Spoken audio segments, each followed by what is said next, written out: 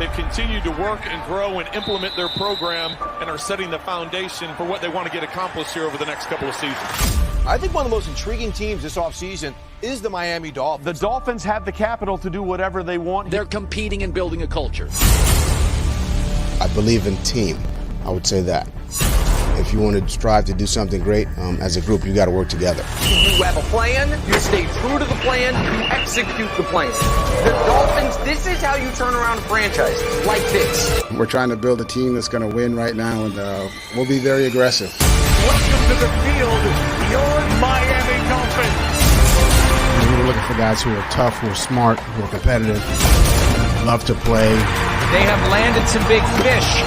Love what the Miami Dolphins did. You're trying to build something there. Patrick throws to the end zone. It is Parker. Darnold never saw the pressure coming, and he is leading. Gesicki wide open. Touchdown. Let's have some fun and play together, man. Win on three, win on me. 1, 2, 3, win. If you can get a group of young men to band together, to believe in one another, to practice and prepare at a high level, then you'll win ball games. Big man, touchdown, picked off by Bobby McCain.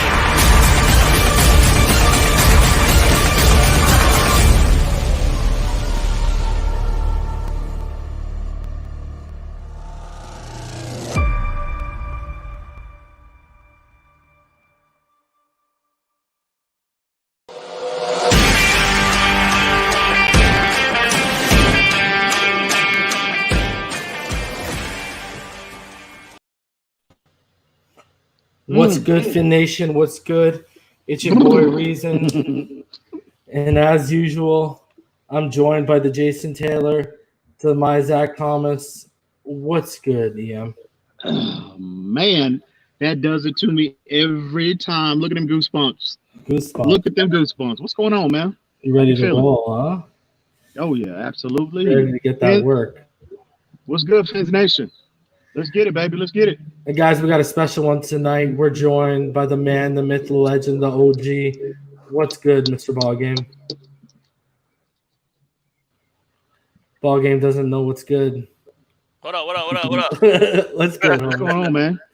Oh man, what's good? No, man, try to send this link, man, so my boys can tune in. But I'm good, man. Hey. Life's good. How y'all, man? We're good. Nico, good. Nico asking the same thing I saw when EM came backstage and was outside. EM got the PlayStation set up outside. Now we're going to go through some news and some discussion, and then we're getting to the game, and I guess he's going to move inside at that time. I wish I had a setup out here, man.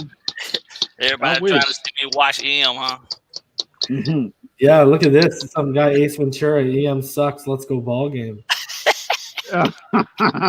Oh, wow. Man, that's probably Quinn Riddle, bro. That's his burner account. Man, my fans follow, bro. My fans follow me. You know what I'm saying? I hear you. Hey, I hope you hollered at your boy Quinn Riddle, and he laced you up on what happened to him about 2 weeks ago. But I'm gonna get into that. I ain't gonna get into that.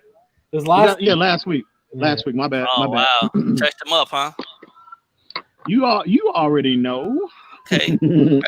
Okay. Well, we'll see what it do.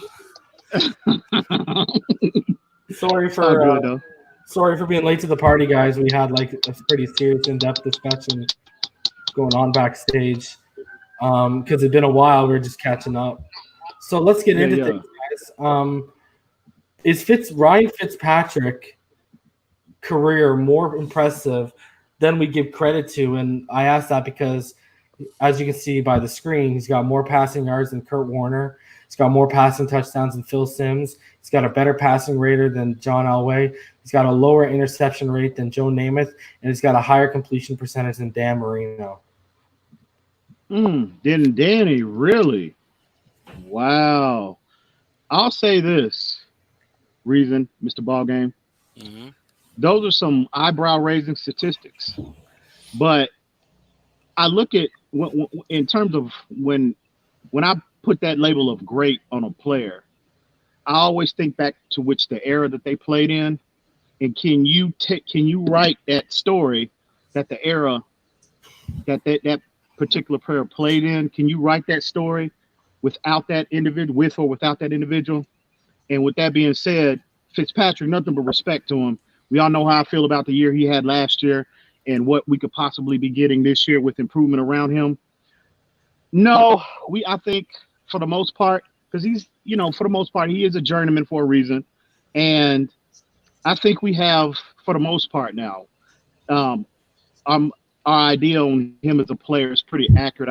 I think he, was a average, marginal player, average type of player, I would say, throughout his career.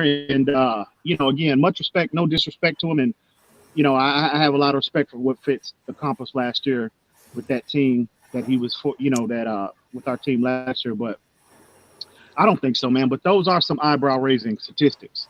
You know what I mean? I'm not going to label him in a bust, and I'm not going to label him as a very good to, great player. He's just like average is what he is, I think, in my opinion. I think of it this way. If I was to wake up tomorrow and reflect back over the days of my 42 years of watching football, would I miss Fitzpatrick? Would I think twice about Ryan Fitzpatrick amongst the Namaths and against the greats? Or would I say to myself, the game still, those guys still would have been who they was, and we would have been just that much better in the NFL with or without him? You know what I mean? And not to say that he hasn't made a contribution, because everybody that's played in the game has to some degree. You got to have some level of talent to play at that level. So I salute him for that. But those are impressive stats. But my opinion of him is still the same. Tough, gritty. You know what I'm saying? The guy you bring in to carry you across the threshold to the next generation, time to take over type of thing. But at the end of the day, man, that's gonna be the culmination of who Ryan Fitzpatrick is and has been in the NFL to me. So I can't under any circumstance list him with them other guys in any other category other than the fact of knowing that he did it the way he did. He's doing it his way. I give him that. You know what I mean? He ain't never changed. He never tried to change. He gonna go out and give you everything he got. And even if that ain't enough, he ain't gonna try to change and give you nothing different than what he got, because he know who he is. So I salute that. Because, like I said, at the top of at the end of the day, there's only a handful of NFL quarterbacks, and he's still relevant right now. So I'll say this though, he's still number one. He's still writing his story is still being written. Yeah, that's number one. And then two, he's been an average. He's been when I think of Ryan Fitzpatrick, the word inconsistent comes up. Because we've seen him at his. We've seen him. I was going to give my thoughts of him, and basically, in a nutshell, he is an average player with a pretty high football IQ, but he plays with the Brett Favre careless mentality, and that's been his downfall. Well, he'll just throw it up, like how Brett Favre used to just throw it up, but Brett Favre had a better arm. You know what I mean? Brett had better instincts and had better arm talent, let alone Brett had that it factor. Yeah. But Fitzpatrick got that same mentality in terms of not only gunslinger but careless at times, right? Yeah. So, but that's what I saw. That's why when I look at, and I've been consistent about this since the end of last season. What I saw the second half of the year last year was he was so much better. He was more consistent, and he was so much better of a decision maker. That's why I'm excited, because I've never seen his game so structured last year. And I know we've said BallGame, you and I, we've had disagreements, and I'm sure probably 85-90% of the fan base disagrees with me on his evaluation last year. I understand that. I get it. But what I saw, if you recall, I would say right around October, I was like, I don't know, man. He just looked like a different player. He was so much more sound in with his mechanics. He was so much more accurate at time. And considering we know he was the most pressured quarterback last year in the NFL, and also he had absolutely not a whiff of a running game to lean on. So I think another year with a system that he's familiar in, with hopefully the offensive line stabilizes, and we all know what kind of weaponry we have, at the skill positions.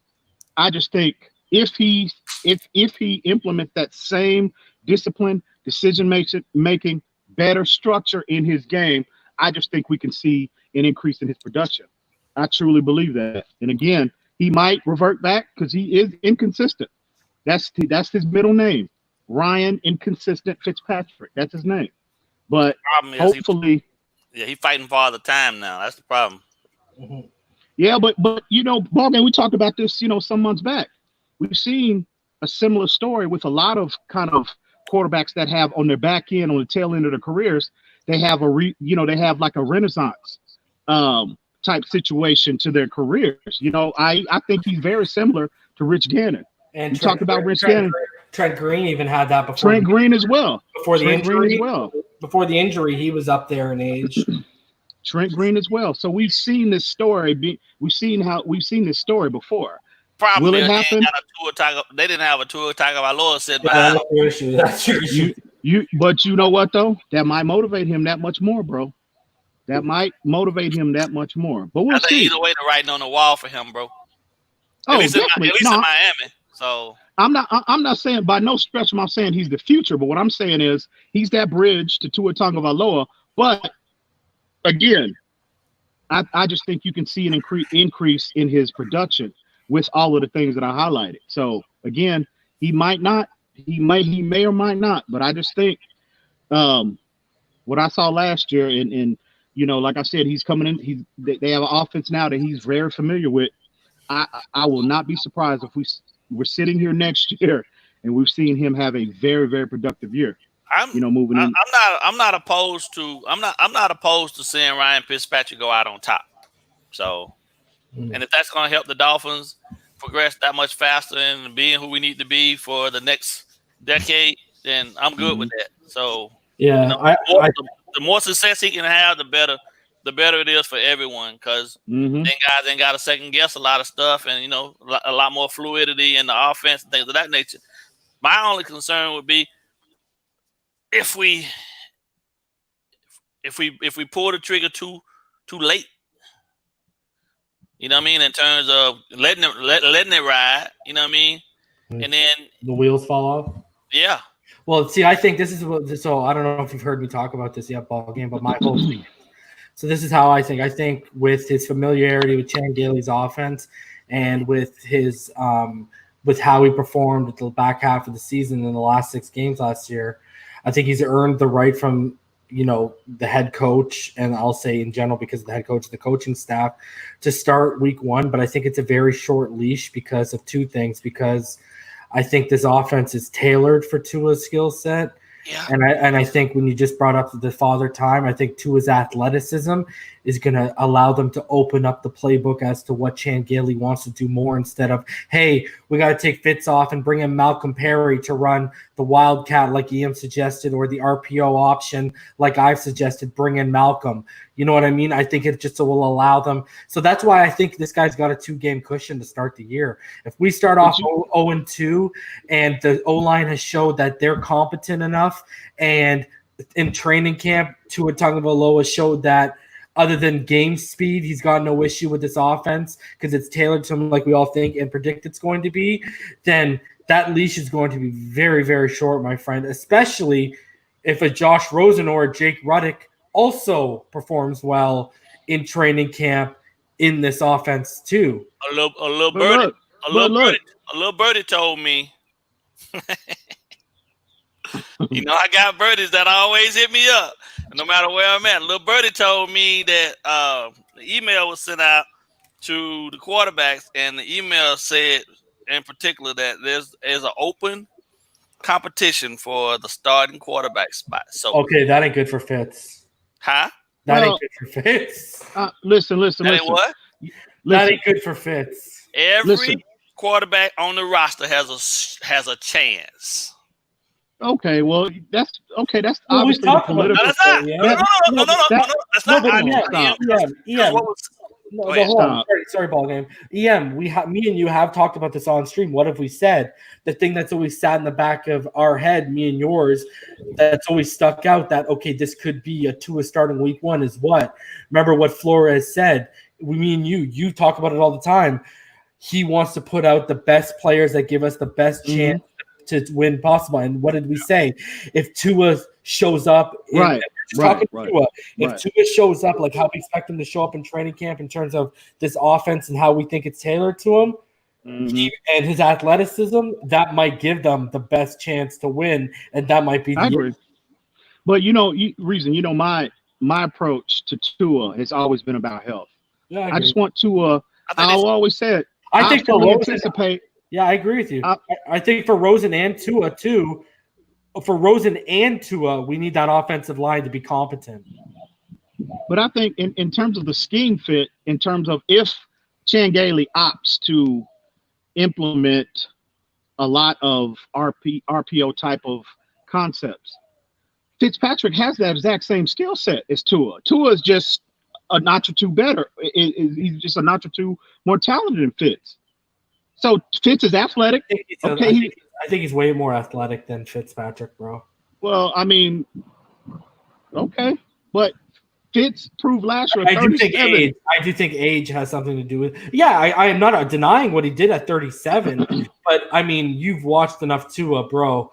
Tua's we talked about. Definitely. I agree. And Tua's younger and he's more athletic. That's going to be I think you can open up the playbook a little bit more with it too. And Tua, I mean, BallGame watched the film. I don't know if he agrees with this, but I've said this on stream before. To me, especially coming out of college, I've never seen anyone run the RPO better.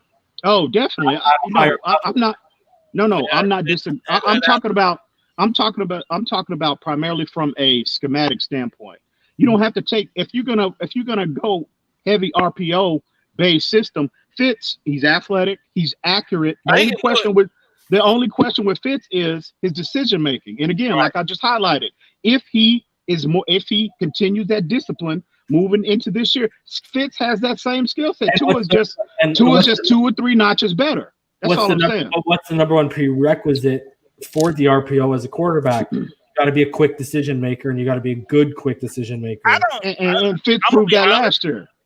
I don't necessarily believe that at this point they feel pressed to push Tua out there right away, because we still got so many young cats on this team that are still learning that we really don't know what we got, in this whole process. So I think I do although believe that when he's saying that it's going to be open, he's saying that, if and when the time comes and Tua is ready, he's going to take over. They're going to let him. But I think they're going to be real cautious with him too, though, bro. Like, real talk. And like, they should. We don't have no reason not to, because they should.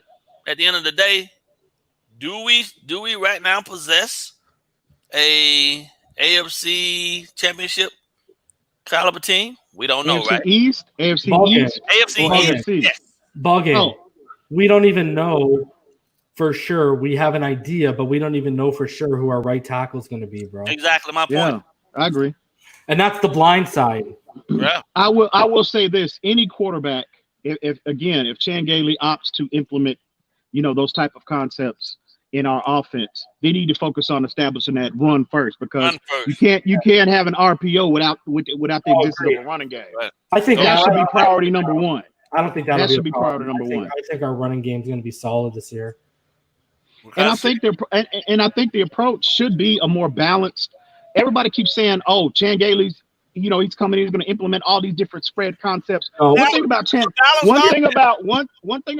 Gailey, Chan Gailey has proven throughout his tenure in the NFL is that his playbook is extremely versatile and diverse. Yeah. So Flores has been consistent since he got here. I want to establish a power running game.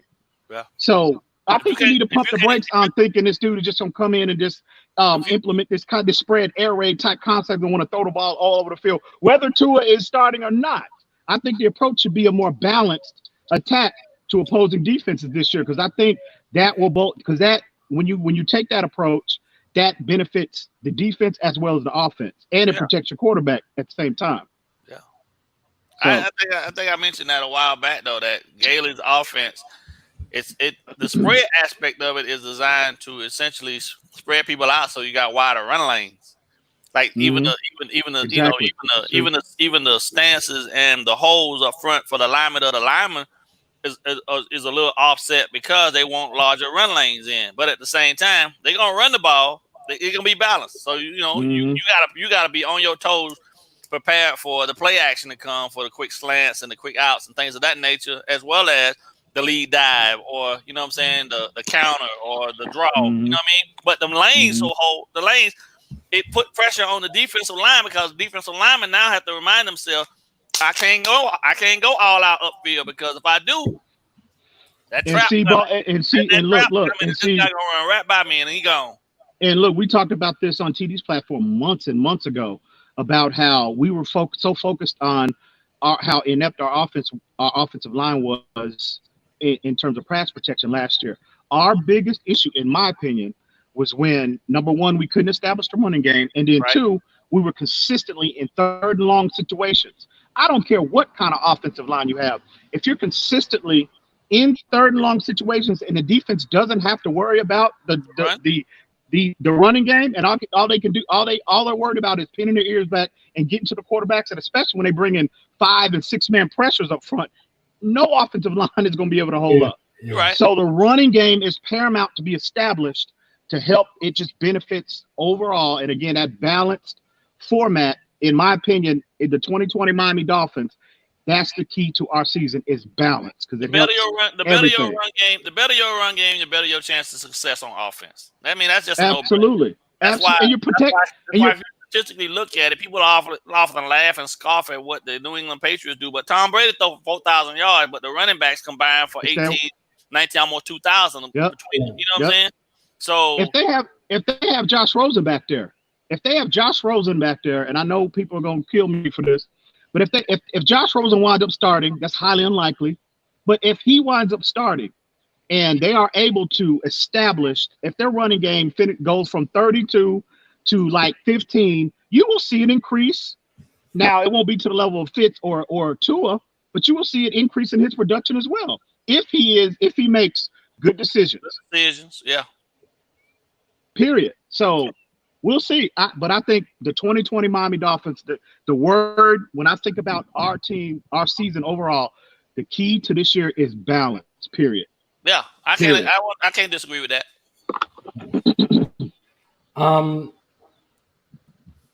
So, I gotta ask you guys in terms of this TB12 thing quickly, and the reason why I'm going to bring this up is because you look at small businesses that are closing during the pandemic. So it just came out that the Boston Sports Journal reported on Monday that TB12, the Performance and Recovery Center, received a Paycheck Protection Program loan in the range of $350,000 to $1 million. And when you look at how much money Tom Brady, Giselle's worth, and then not even that, but Tom Brady's partner, that Alex Guerrero guy, when you look at how much these guys are worth, they're many times over billionaires. While other small businesses can't get this and are closing down, what do you guys think about superstars getting this kind of protection when they have more than enough to cover that loan? I think that's, man. That might be another show. BallGame. That's a tough one, bro.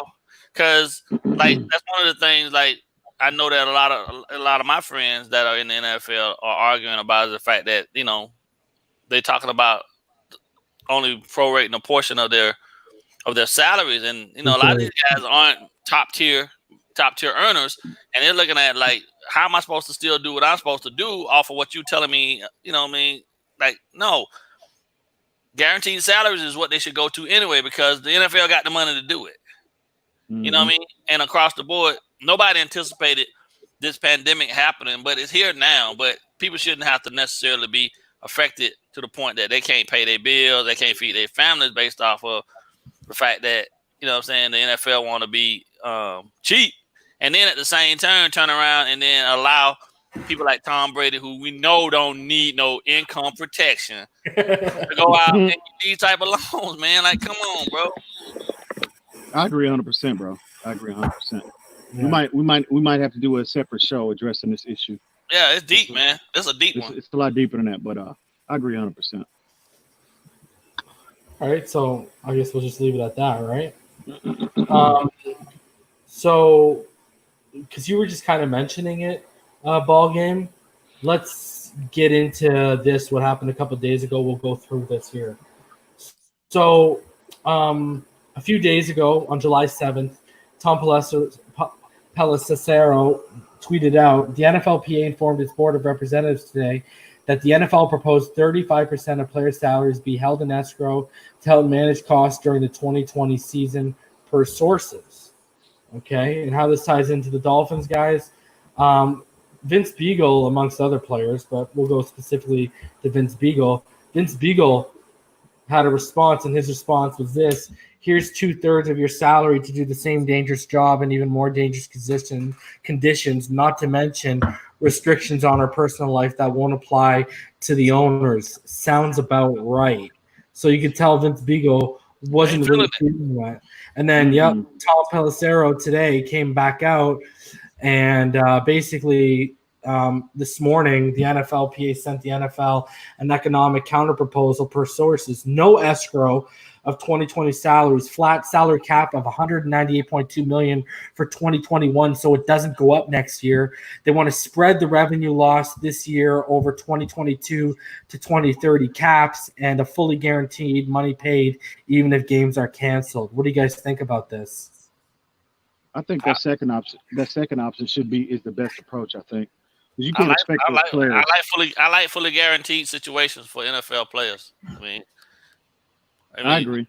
These guys, this should have happened a long time ago. When you think about the nature of the job they're doing, and that baseball salaries are guaranteed, and they're not even dealing with a quarter of the risk. Yep. Yeah, I agree. So yeah, I think that second option would be the best approach. You can't expect those players go out there to go out there and you're holding back. What was it, 35% of their 35% of their pay, man? Yeah. No, you can't ask a player to do that. I think that second option is the best approach. And Beagle talk about it from the standpoint of a guy that ain't even making that way after that's what affects the most BallGame. That's what affects the most. Yeah. After you tax what we paying him, even though he in Florida, right? So there's no state tax. You still got the federal government coming in at 28%. Yeah. Feel me? And now you want to hold 35% of you want to hold 35% of his 1 point.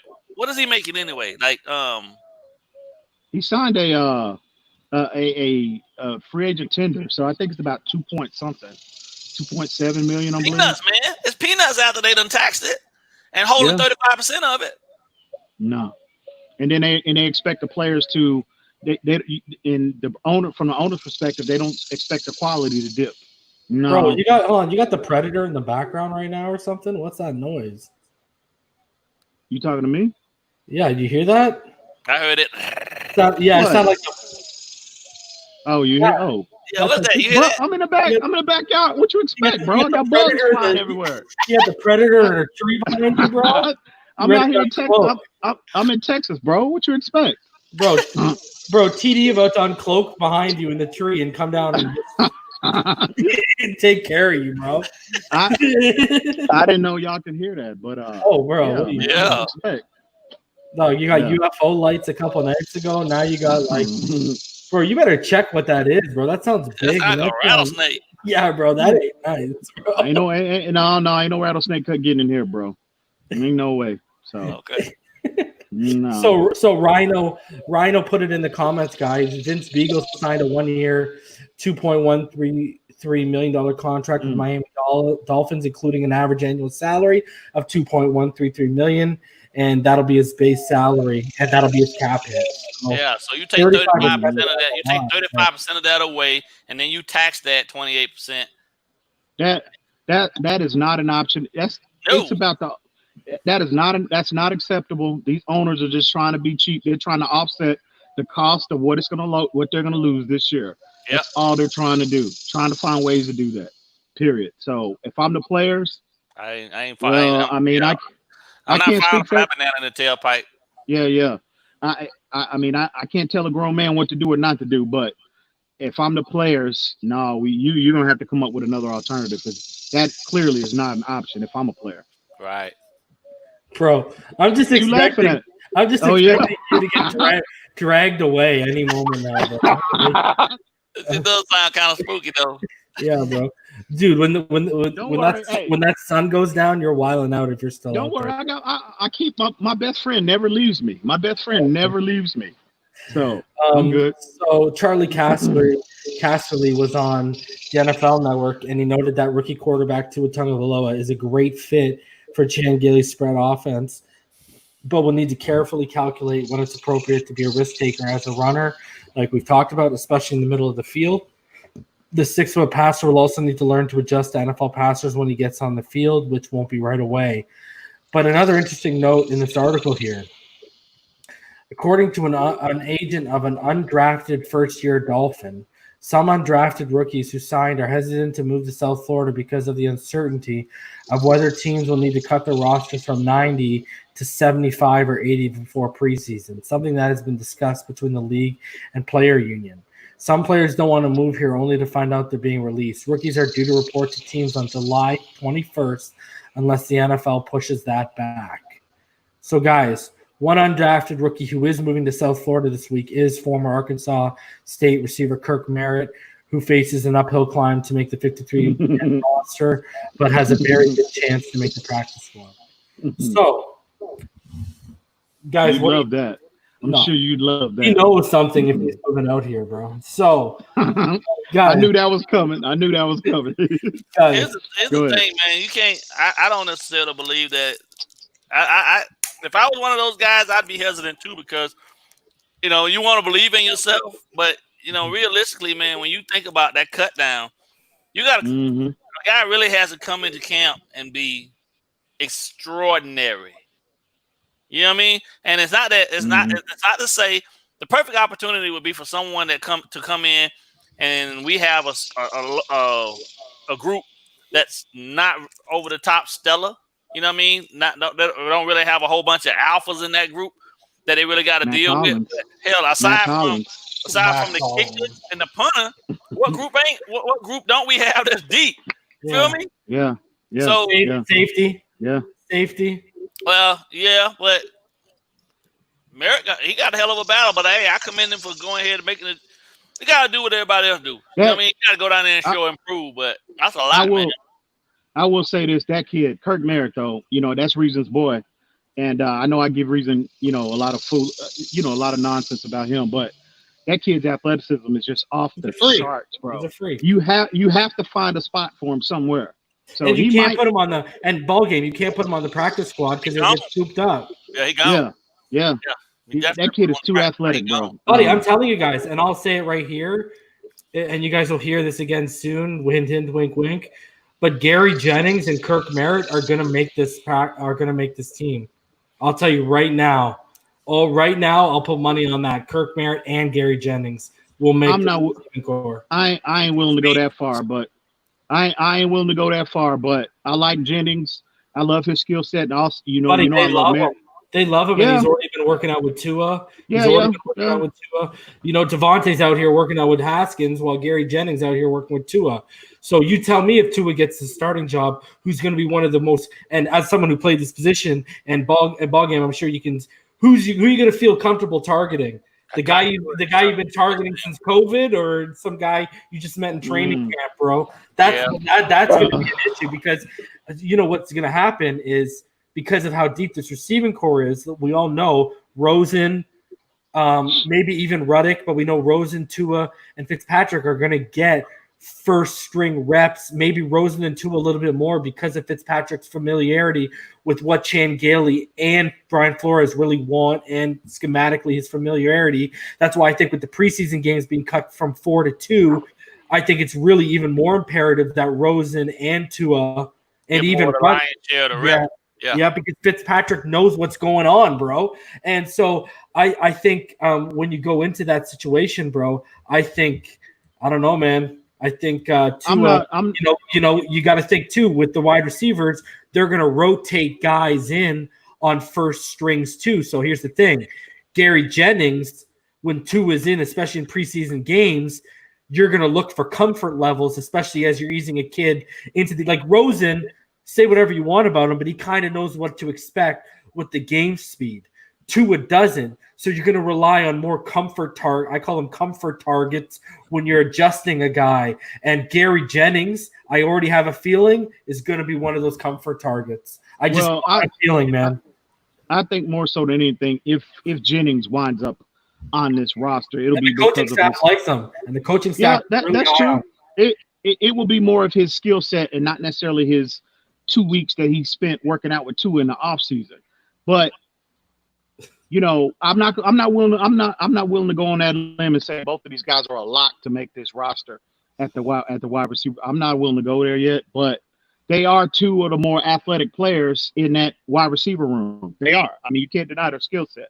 So Gary Jennings, and we know. What do we know, EM? We know Kirk Merritt's been having Zoom sessions with Tua as well, right? And that's been going on for over a month.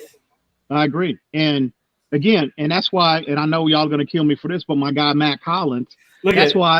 Look at the screen. Look at the screen. Hey, listen. I never said Matt Collins is going to supplant, come in here and supplant Devontae Parker's our number one guy. I'm just saying the kid is ultra athletic. And again, if you want to assemble a wide receiving core, you want the most athletic guys that you can possibly, as many of them as possible. And Matt Collins is in that group, along with Kirk Merritt, along with Jennings, along with Parker, along with Preston Williams. Matt Collins' skill set in terms of athleticism alone, he's in that group. I just like his upside based off his athleticism. But again, we'll see how this unfolds. Are you going to read? Are you going to read the screen? You got to read the screen. It's hard to deny 6'4". Man, this dude I got another one. There you go. Matt Collins should just sleep in his car. Oh, okay. We'll see. You can't. Hey, listen. You cannot deny 6'5 and a half, 225, and 449, 452. He will be the most athletic guy on the IR by the end of the season. I can already see that's it. That's legitimate. Based off his history in the NFL, that's the knock on him. This kid cannot stay healthy. You sneeze on him and he out for 3 weeks. So hopefully that can be remedied. That was the word on Devontae too, though. So yeah, him too. So we'll see. Just saying, y'all gonna owe me a huge apology here in about 2 months. I guarantee it. I guarantee it. All right, so Bleacher Report came out with an article that a lot of people have kind of run with, and it's all about the Browns. They basically went over blockbuster NFL trades that could happen, and Yannick Ngakoue to the Raiders was one, I believe. Who else? Njoku to the Packers was another one, and one they gave a hypothetical scenario for was the Browns sending Odell Beckham Jr. to the Dolphins.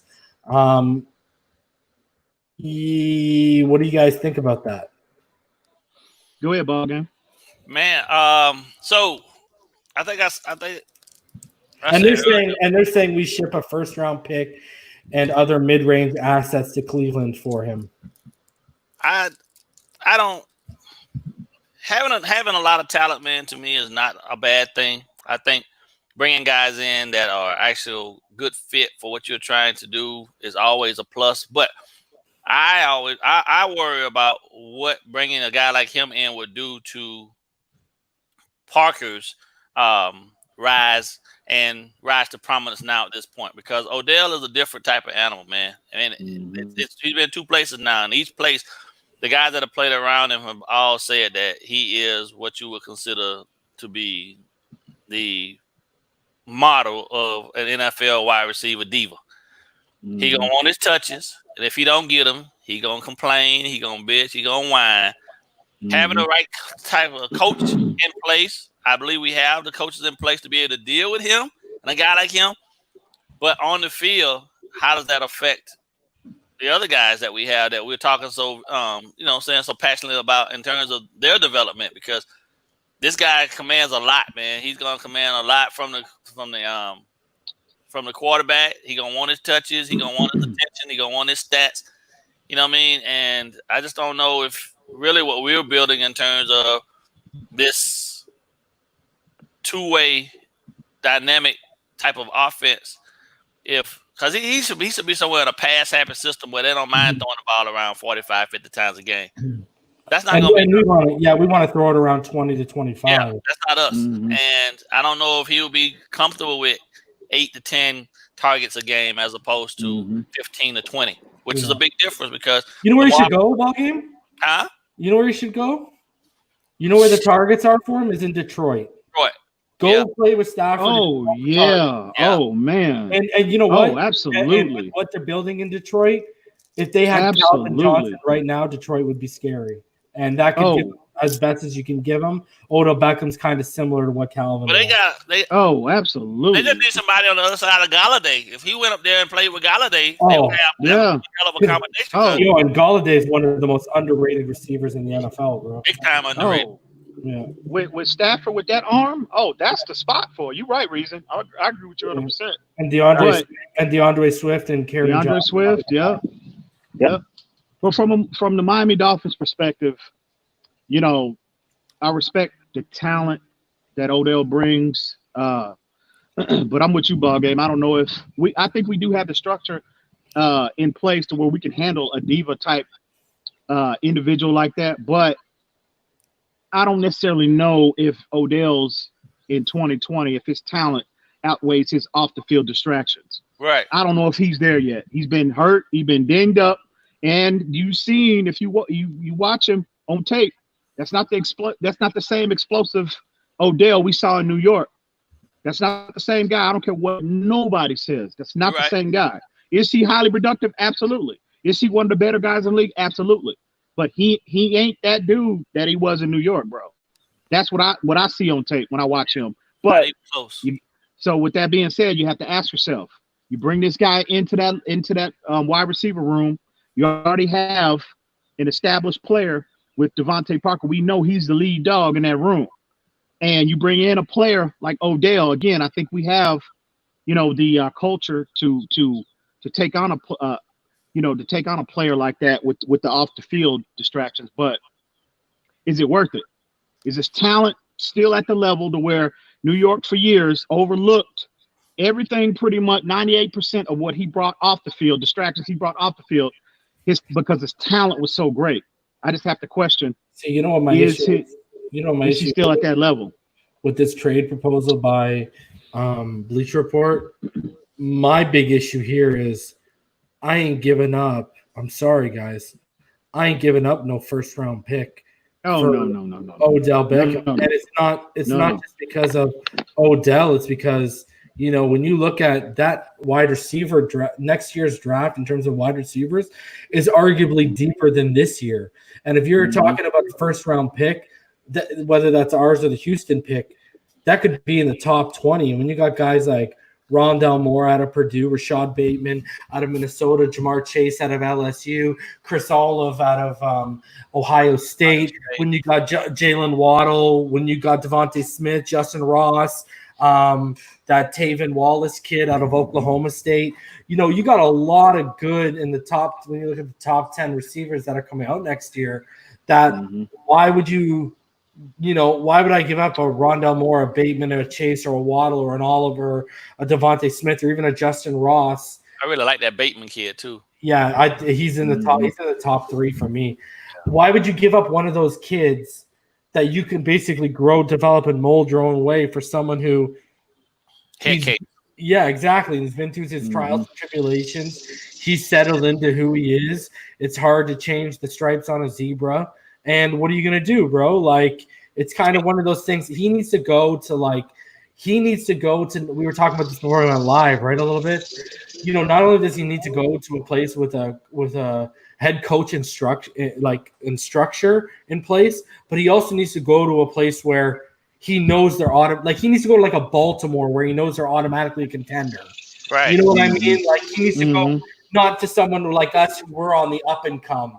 You know what I mean? Like it's kind of mishmashes in that. You know what he is? You know what he is? What? Odell to me is an offensive version of Clowney. Huh. At this point, you got all this potential, right? You've flashed it, you've shown it. The hype was all around you, but to some level, he just still never actually took your game and the professionalism of your game to the next level. You're right there. They are right there in terms of being good and being great. And Odell showed us flashes of that the first couple of years and first couple of years in New York. Then he got dinged up and he got slower. He started dropping balls, you started seeing the sloppiness in his route.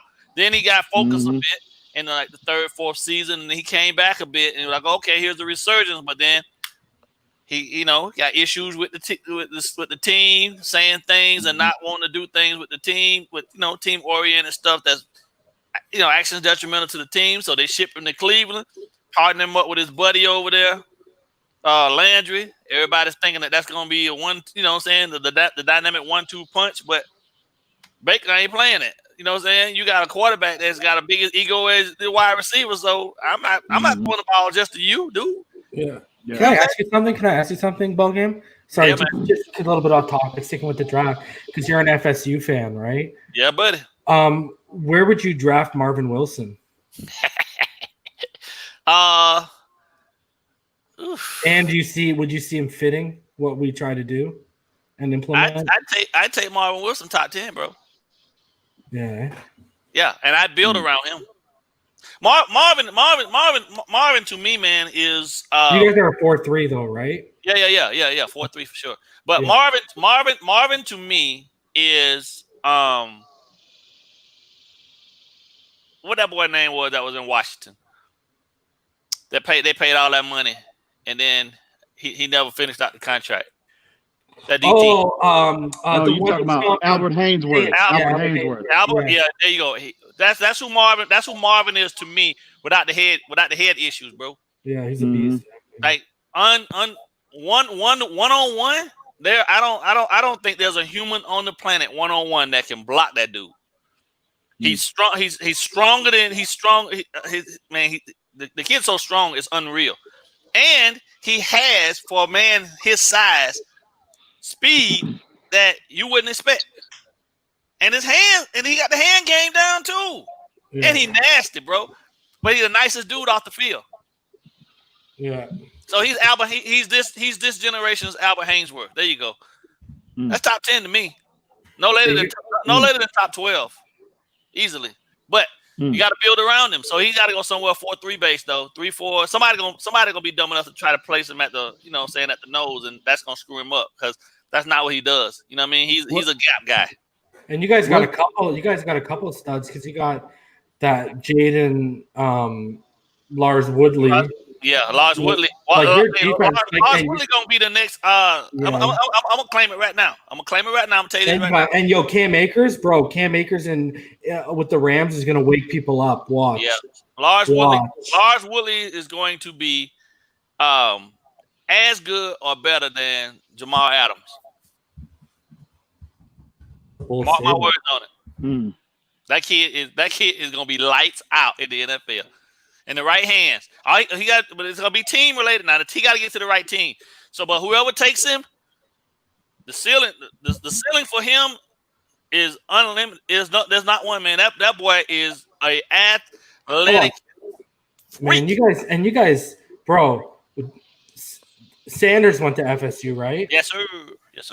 Terrell Buckley went to FSU, right? Yes, sir. Like you guys have produced some big secondary pieces, man. Like Dexter Jackson. Yeah, Dexter Jackson. Yeah. Yeah, Dexter Jackson. Yep. Yeah, you guys have produced some studs out there, man.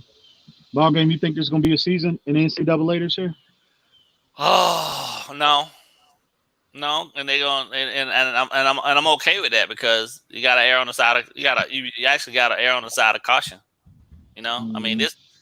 I would be the first to tell people, man. I've been all over the globe, man. I've seen all sorts of illnesses and sicknesses and viruses and things of this nature, man. But it's COVID real, and I was all skeptical, bro, until I finally got somebody real close to that I actually knew and know come down with it and saw how it affected them, and I was like, okay, well, this is for real. I think if we're so stuck as a society on having these kids go out there to play this game, knowing that their health is concerned, and I think that kind of speaks kind of to how messed up we might be as humanity, bro. Because at the end of the day, man, this thing for real, and them being out there, no matter if they're all tested and everybody's clear prior to the games being played, then that's one thing. But they got to have them protocols in place, man. And everybody, bro, like after they've been tested, everybody got to be in the same place, doing the same thing, being monitored. You know what I mean? Yeah. Prior to the game, during the game, and after the game. You know what I mean? Because all it takes is one individual that ain't been tested to go do some dumb shit, and then everybody's affected by it. You know what I mean? And then shit go haywire, bro. And I don't know if I have enough faith in any. I don't have enough faith in the NCAA or the NFL to put a system in place. Yeah, that's going to. Well, the NFL more because they got the money. Yeah. But I don't know if anyone can contain this. Bro. You know what I mean? So But they're arrogant enough to think they can, bro. They're arrogant enough to think they can. They're saying conference games only. Yeah. Yeah. But I mean, that is not saying to the protocols that they putting in place. So it would have to be some ironclad stuff in place. Some football would be nice, man, but not at the expense of these kids' lives, man. Because this I agree. This COVID for real. I agree. I gotta ask you this BallGame, just back to the comparisons. Yeah. Do you think Cam Akers has a chance to be, because you're an FSU guy, does Cam Akers have a chance to be better than Dalvin Cook? And two, next to Jamal Adams, my favorite safety is Derwin James, even though he got hurt last year. Who's going to be better, Derwin James or Lars Woodley? Okay, so I'm gonna give you my honest, upfront, no bias, because I know Derwin on a I know Derwin. I love his play, I've known Derwin since he was 9 years old. He's awesome, bro. He's amazing. What Lars Woodley has that Derwin doesn't have is that next level twitch, that next level of being able to get from this hash to that hash and like that. Derwin is amazing because his ability to break down plays before they're actually even starting, and he can see with emotions and things of that nature, gives him an added advantage. But that's something that Lars can gather. But as far as athleticism is concerned, they're not even close, bro. And I just believe that the level of things that Lars was asked to do in the FSU system and what I've seen him do in high school and things of that nature is a little different than what Derwin's been asked to do. Lars can do more, so I think Lars is going to actually be better than Derwin, to be truthful with you. Now, in terms of Cam Akers against Dalvin Cook, I don't think Cam. He's not the athlete Dalvin Cook is. Yeah, they're not the same. They're not even the same type of dude. Like Dalvin Cook legitimately was. I mean, Cam Akers was They had him doing everything, but in the same sense, Dalvin's a different type of runner, man. Dalvin is very deceptive. Like, you know what I'm saying? I'm not going to waste my energy type of getting downhill right away. I'm going to take my time. He got that Le'Veon Bell patience to him. And then when he get in the open field, then there's another gear to it. Cam Akers is fast all the time. And he'll roll right through you, bro. Huh? And he's downhill. He'll go right through you. Yeah. Right. And that in terms of longevity, I think their effectiveness in the NFL, man, can come back to bite him in the ass. Now, I love Cam. Don't get me wrong. I was glad to see the Rams took him, and then when they got rid of Gurley, that puts him right there in the limelight. He's perfect. He's the perfect for the replacement, right? Because he does. He's the number one guy. Yeah. He did the same thing that Gurley did. He at Georgia. He did at FSU, right? Right. Yeah. Exactly. So, I think they're gonna give him every opportunity to be the guy. But Dalvin's special, man. Yeah. I watched Dalvin play high school ball, bro. Like I saw Dalvin do some stuff in high school, man. I ain't ever seen a running back ever do. Hell, I got ran over by Emmitt Smith. I got ran over. I'm talking about like legitimately. Didn't Derek Brooks go to FSU too? Derek Brooks went there too, right? Derek Brooks went to FSU. Yeah. Our boy that me and you have talked about for on length, Peter Warwick. Peter Warwick. I thought he was going to be special when he came to the next level. You know what happened with Pete? What? Bad hips, man. All that cutting. Yeah. Yeah. And his long NFL, speed, man, and everybody else was fast too. And Pete, he cut so hard and so fast, man. He messed his hips up, man, and that was it for him, bro. And Peter Warwick, he never was. His long speed was an issue. Yeah. He never was a burner. He was a more cut. He was. He was a more precise route runner. Yeah. Right. He just didn't have long speed. Man, I had such high hopes for him coming out though, EM. Like me and BallGame have talked about this. Yeah. I remember being so high on that kid, man. He could have had a good career, man, but there was a lot of things that Peter did in college, man, that the coaches never fixed, and then that just never translates over to the NFL. Like you got to be a fluid, smooth cutter in the NFL, especially when the turf. I mean, you're going from grass some weeks to turf the next week type of thing. He cut so hard all the time, bro. His joints just didn't hold up. And you know, when you went, you're talking 9-10 years of that previous to get to the NFL. Now you get hit on them joints. It was bad for him. And then he talks about that a lot too. My brother Rashard and Peter are really good friends, and that's all he ever talked about. Man, I should have changed up my style years ago, man, when the coaches said it at FSU. But it was like too electric. Because he take you one way, man. He make that hard cut, man. He gone. Oh yeah. He wasn't gonna run away from you, but he was gonna make you look stupid. Like that. But all that catch up with you. So No, I agree. These new kids, man. I mean, not that Derwin's that old, but Derwin was a convert. Derwin played linebacker in high school, bro. Yeah. So he was back there to strong safety. I know I always bring this guy up, but isn't that why the Rams converted Barron to linebacker? Because he played linebacker before he played safety. Yeah, because he played safety in high school. Yeah. Yep. Well, if you look at it, Jalen Ramsey played free safety. And that's another FSU guy, right? Yeah. And well, if you look at it, bro, if you look at what they're doing with these like sub packages with a lot of DBs, they're even turning in that middle linebacker. They're just shifting them high, and it's just a DB. It's just a DB who meets that like a Brandon Jones type of size. You throw that guy in that high linebacker role. Yeah. And the Patriots started that trend. The Patriots started that trend years ago. Your exotics, you're gonna see a lot of people. The Rams be more all DBs. The Rams, The Rams in ball too. In BallGame, that's why we talked about this on our stream. A couple streams back about the approach our defense is going to take this year. I think the priority will be to get all four of those cornerbacks. Obviously, Brandon Jones, Xavier Howard, Noah Igbenogany, as well as Nick Needham on the field as much as possible. That's why I think the emphasis was on stop minimizing teams on first and second down. And if you get that, you get teams in third and long, bro, then you can implement those exotics like you always like to. If you got those four on the field, and then you got your free and your strong at that. Now you got 6 DBs out there now, so you're looking at something 2, 3, 6, and if you plug in, if you know without a shadow out, it's third and 13, third and 14, and you ain't got no threat of the run.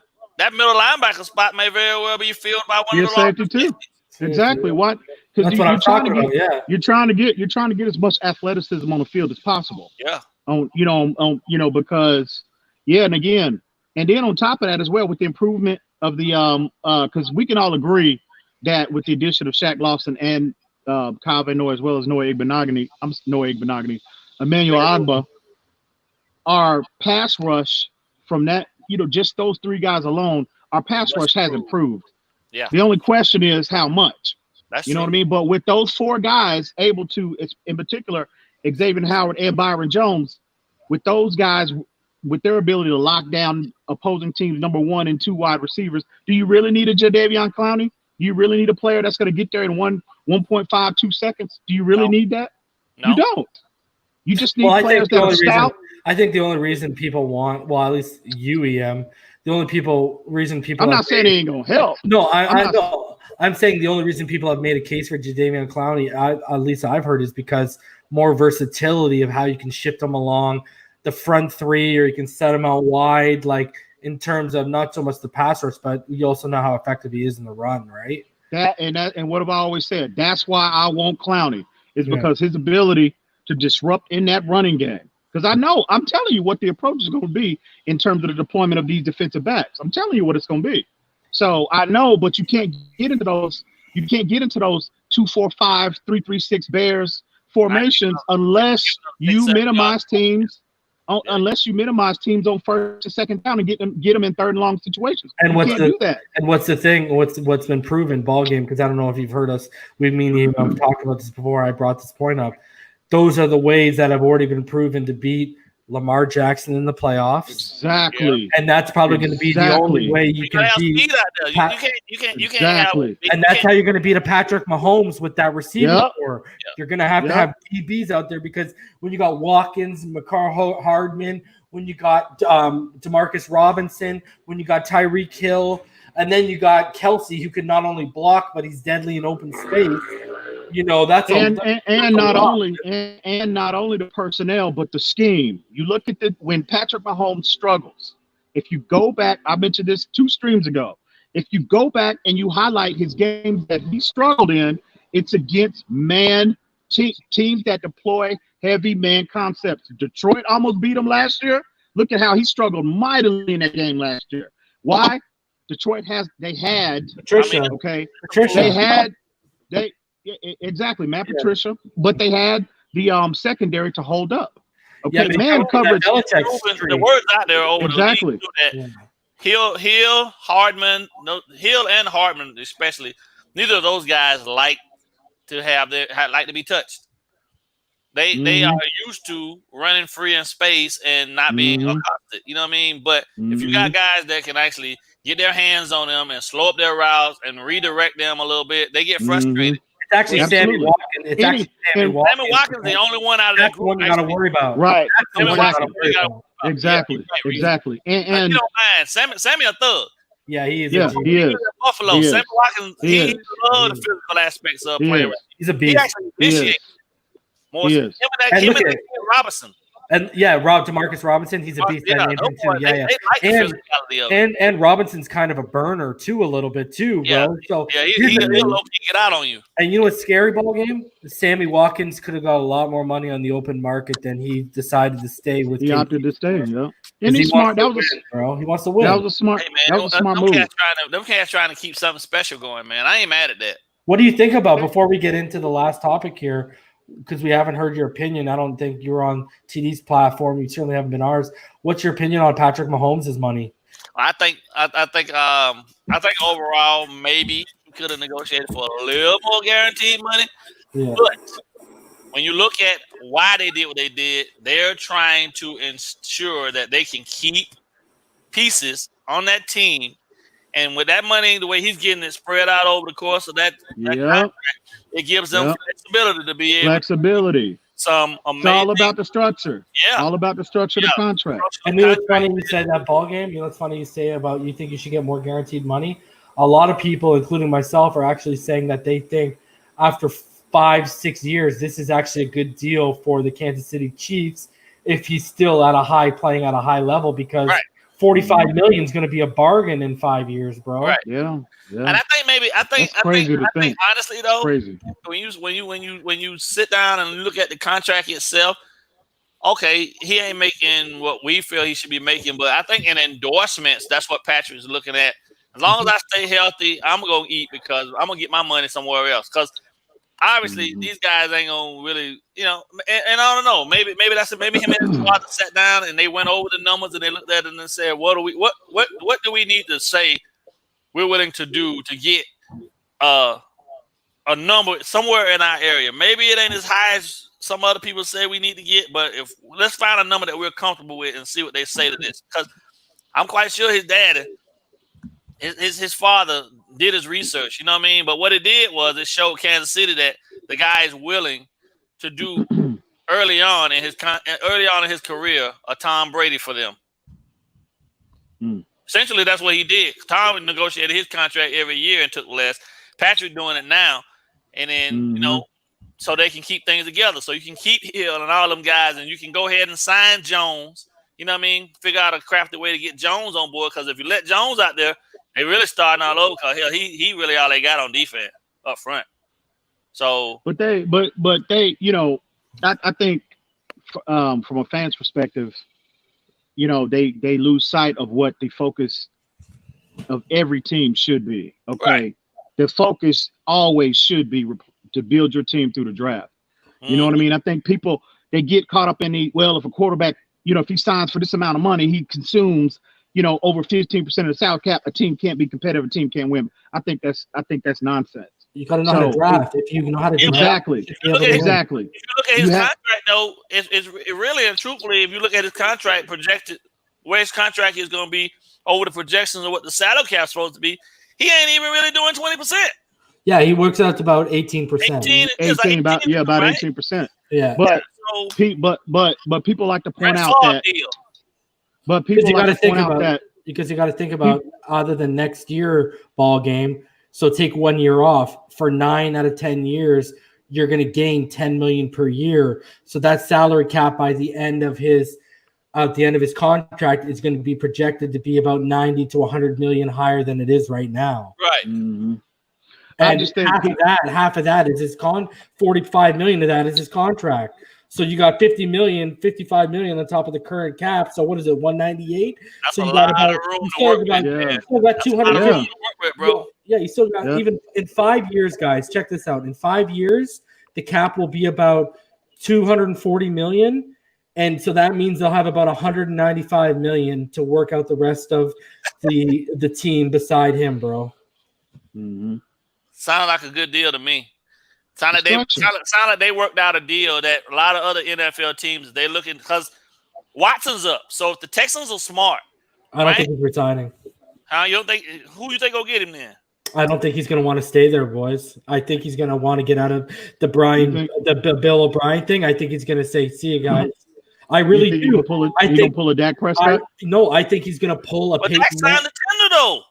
I think he's going to pull a Peyton Manning. I think he's going to go do a tour and he's going to go find. He's got the best offensive line and he gives him the best chance to win, and he's going to go push for that, bro. Yeah, but they're not going to just let that man walk out the door.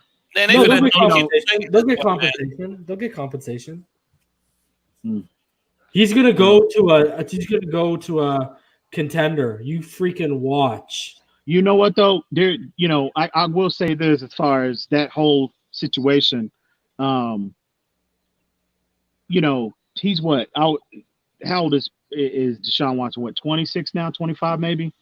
You got to look at if they hit that reset button, and I think they have slowly, they're leaning more towards hitting that reset button. I think you got to ask yourself, okay, when we are able to contend again, Deshaun Watson is going to be on the other side of 30. You know what I'm saying? So it might be that, for them to hit the reset button totally, that might not be a bad, they might need to entertain that. You know what I mean? So, and no, I agree. Yeah, I agree. 24. But they'll get compensation for him. They'll trade him. Yeah, especially. But you know something, to be honest with you, at 24, bro. But you got to look at they're trending down. You got to look at they're trending downward, bro. They're trending down clearly. And a lot of stuff leaked after the DeAndre trade that it ain't looking good for when they want to renegotiate with them. But back to KC for a second, guys. If you look at what they're doing, okay, because Mitchell Schwartz, their right tackle, okay, Mitchell Schwartz is one of the most underrated tackles in the NFL. He's amazing. You guys would probably both agree with that. But look what they did this year, BallGame. They drafted the guy that I wanted us to draft, Lucas Niang from TCU, the right tackle. You know what that tells me? Hey, Mitchell, we appreciate you, but we're starting to groom this guy because we're not going to be paying you because we're not going to – and you can tell – and I think Mitchell's going to be up not this season but the season after. So they're starting that cycle 2 years early. Yeah. So he's on the other side of 30 anyway. Yeah. So, but this is the stuff that you need to be like. This is what separates the men from the boys, right? You start pre-planning, not the year before. You start pre-planning a couple years before. And we talk about Houston now with Deshaun Watson. Man, anyone can read a room that, ball game with me and EM have talked about this. They're one injury away from that being a top 5 pick, whether it's Tunsil or it's Watson. One of those two guys go down and they're effed, bro. So our whole thing is right now, why would a guy like that, if we can notice that, if we can see that, and let's look at the receiving core ball game. Kenny Stills, okay? Who else? Will Fuller. Then Kuti, and then they just brought in what's his face? Brandon Cooks. All these guys, other than Kuti, have durability issues, and all of them get hurt every year. It's just a matter of when and if these guys, when and what part of these guys are going to go on the IR. But if them jokers can stay healthy, it's a track team, buddy. Yeah, but if you sneeze on either one of them, they're on the IR for 4 weeks, bro. So you're right. Good luck with that. But they're definitely trending, in my opinion. They're trending downward, bro. And I'm not saying I love Deshaun Watson. I'm not saying I would be looking to get rid of him. But I mean, if they have to wind up, if they're picking at the top of the draft, well, they won't be. We will be. But well, to recover to get to get that, Deshaun Watson will bring you 2 first-round picks. What can you think the Chicago Bears wouldn't give up 2 first-round picks for Deshaun Watkins? Oh yeah, absolutely. So to recover what you lost in that Tunsil trade, if we are wind up picking in the top 5, you got to hit in my opinion, you got to hit the reset button at that point.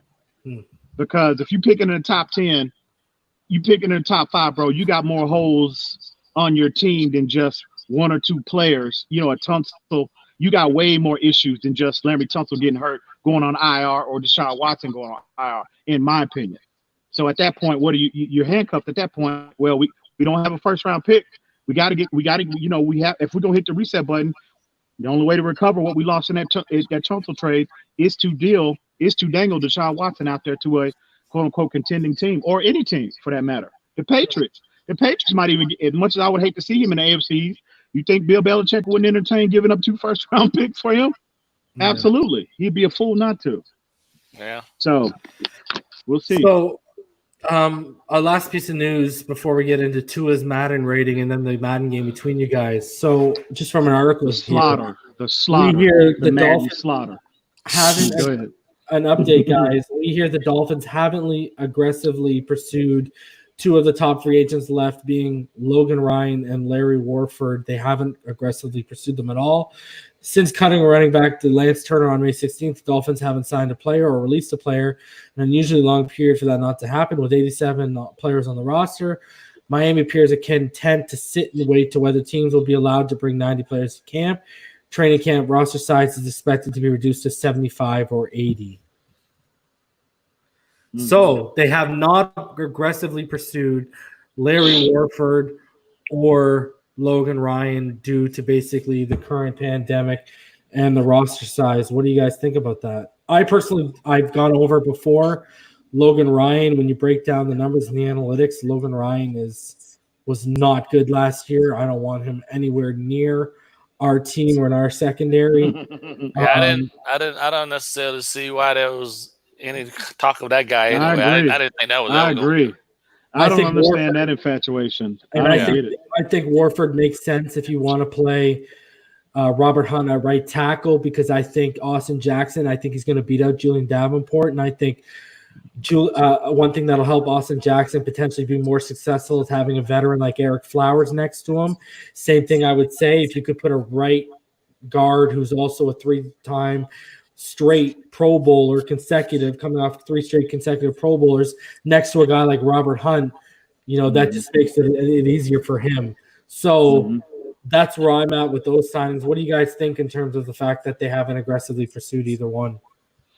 Well, in terms of Larry Warford, I said this a while back. I think the reason why maybe, now again, I don't have sources or anything like that, but I think the reason why they haven't been aggressive as far as Larry Warford is concerned is because I think there's a level of uncertainty of where Robert Hunt will actually play.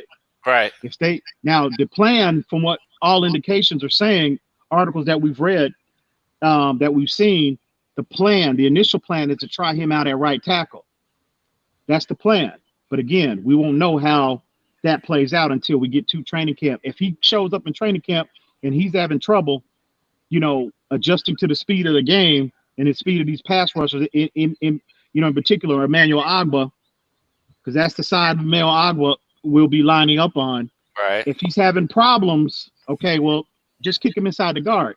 So if that scenario plays out, there will be no need for Larry Warford. Where you gonna play? You gonna bring somebody in for $10 million to what? You're not gonna bring a guy for $10 million to sit behind a rookie. Absolutely not. So just slide him in the guard, play Jesse Davis at right tackle. Now, Logan Ryan, I'm with you, BallGame 100%. I don't understand the infatuation with this player. His tape is garbage. Yeah. I don't understand this dude. He's not a fit. He's not a man fit, in my opinion. If they were gonna, maybe I would entertain him at free safety, maybe. But again, he's a slug bug though, man. Yeah, exactly. So you're gonna pay him $9 million. Now you're gonna make a $9 million investment in a player that really you don't know how he's gonna translate that position. No, I'm passing on him. But I think with Robert Hunt, that is Larry Warford. That is, in addition to this COVID, the climate of the NFL, what's been going on. That is why they're not as aggressive. I wish, they're not as aggressive towards, signing Larry Warford. But can I just hit you with something? BallGame? Yeah. Check this. So Logan Ryan was targeted 114 times last year, which was the most in the league. He gave up 80 receptions, which was the most in the league. He gave up 12.3 yards per reception, 1.2. Check this out, BallGame, because you'll appreciate this analytic. He gave up 1.24 average yards of separation and allowed a QBR of 106.9 when he was targeted. I'm not surprised. He also gave up 5 touchdowns. I'm not surprised. I don't understand. Garbage, like Logan Ryan, maybe in year 2 and 3 was fairly decent, but I've never ever. BallGame, as a secondary coach, can I ask you this? As a secondary coach, how many battles are you going to win when you're giving up 1.24 yards of separation on routes? I mean, you're going to get chewed, man. Yeah, you're going to get ate alive, yeah. So basically what that's saying is anytime they threw at him, it was they felt comfortable, right? Yeah. You the garbage man. We gonna throw at you. You ain't do nothing. You trash. Yeah, exactly. I don't understand that one, bro. I really don't understand that one. But who was the other guy? It was Logan Ryan and Warford. Oh, just those two. Okay, well, yeah. I don't get it. But I would love. That would be an ideal scenario if Robert Hunt can get to training camp and prove that he can actually hold up at right tackle, and then you go and you bring in Larry Warford and then slide him in next. You got 3 established veterans on the interior of your offensive line. Oh man, bro, that would be the worry is. You know what the worry is, bro? The worry is because of where he played. They haven't seen him against elite speed rushers, so they're worried about how elite. That's the worry about whether Robert Hunt can hold up a tackle is because you have not seen him take on elite, speedy edge rushers. Right. You know he's got the power in the anchor to hold up against power guys coming off, but you don't know how he's going to be against those elite speed guys who got a dozen moves they can throw at you, and just come off the edge like a bull. You know what I mean? I think Emmanuel Ogbah in practice, that'll be good. That'll be a very good experience for him because Ogbah is one of the more athletic DNs. He can get you with power and he can get you with speed. So that'll be a good test for him early on. But then maybe it might be one of these things. Maybe one of the reasons that they haven't even thought about even going and get dude was just actually what I had said a couple weeks back too, was the fact that, man, if you bring a guy like that in, man, somebody gonna be sitting. Like somebody ain't gonna get the lion's share of the carries to have, they gonna get the lion's share of the reps. The young guys, somebody gonna be sitting behind this dude, hoping to get an opportunity to get in. You feel me? And if we build it, if they want to see exactly everything they can get and push these rookies to move and matriculate as fast as possible up there, and get their growth speed it up. The best way to do that is through experience, not sitting behind a guy and hoping that maybe the guy gets injured so you can get in. You feel me? Because we're still technically rebuilding. You feel me? But you know some ball game. Yeah, I don't think that's the mindset of this staff. You don't make the moves. You don't go out and spend that kind of money and bring in the quality of players that you brought in if you feel like you're still in a rebuilding mode. You do not do that. I don't care how much cap space we had. I know we had, a surplus of capital, but I'm telling you, I do not believe that's the mindset of the staff. That's why I said when free agency was done alone, and now that especially since the draft is, but when free agency was a lone ball game, when we were all on that Byron Jones stream, remember when we made the signing? I said it looks like they've gone from a 2-year rebuild to they're creating a 3 to 4 year window. And you think about it, what are they doing? Like they gave out all these contracts, and the longest one we're seeing is 4 years because they're preparing themselves for when these rookies this year are up, they're going to get paid and guys are going to be coming off the books. Another thing too is you got to take into account next year's draft class. And that, if they do it properly, that could extend that window a little bit longer because even when we lose guys coming off those 4 years, we may have so many other holes filled between this draft and the other draft. Like, look at Ogba. Like, I don't know if you agree with this ball game, but I've said this on our streams. To me, it looks like they're getting ready. It looks like they're already setting up his replacement to be Curtis Weaver. Yeah. You know what I mean? Like it looks like I think personally, or people could disagree with me on this, but I think personally, every one of those veterans that they brought in is there to teach one of the guy behind him. I agree. So in that instance, that's why I said still the rebuild field, but they're gonna go out there and compete to win as many games as possible. Yeah, but really, to be honest with you, I don't know if you've heard this too. We think, from what we're hearing, Beagle and Van Ginkel are going to have very big roles. And me and EM privately, at least, have talked about how we think one of Van Noy's roles is going to be basically the mentor, specifically Van Ginkel and Beagle along with their games, right? Absolutely. My boy, there's big things on the horizon for my boy, man. I'm telling you. Who was that? Which one is Van that? Ginkel, man.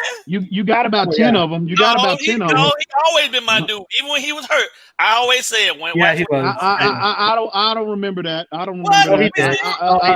He did. No, I'm kidding, bro. I'm kidding. I remember. Yeah, I got you. I'm kidding, bro.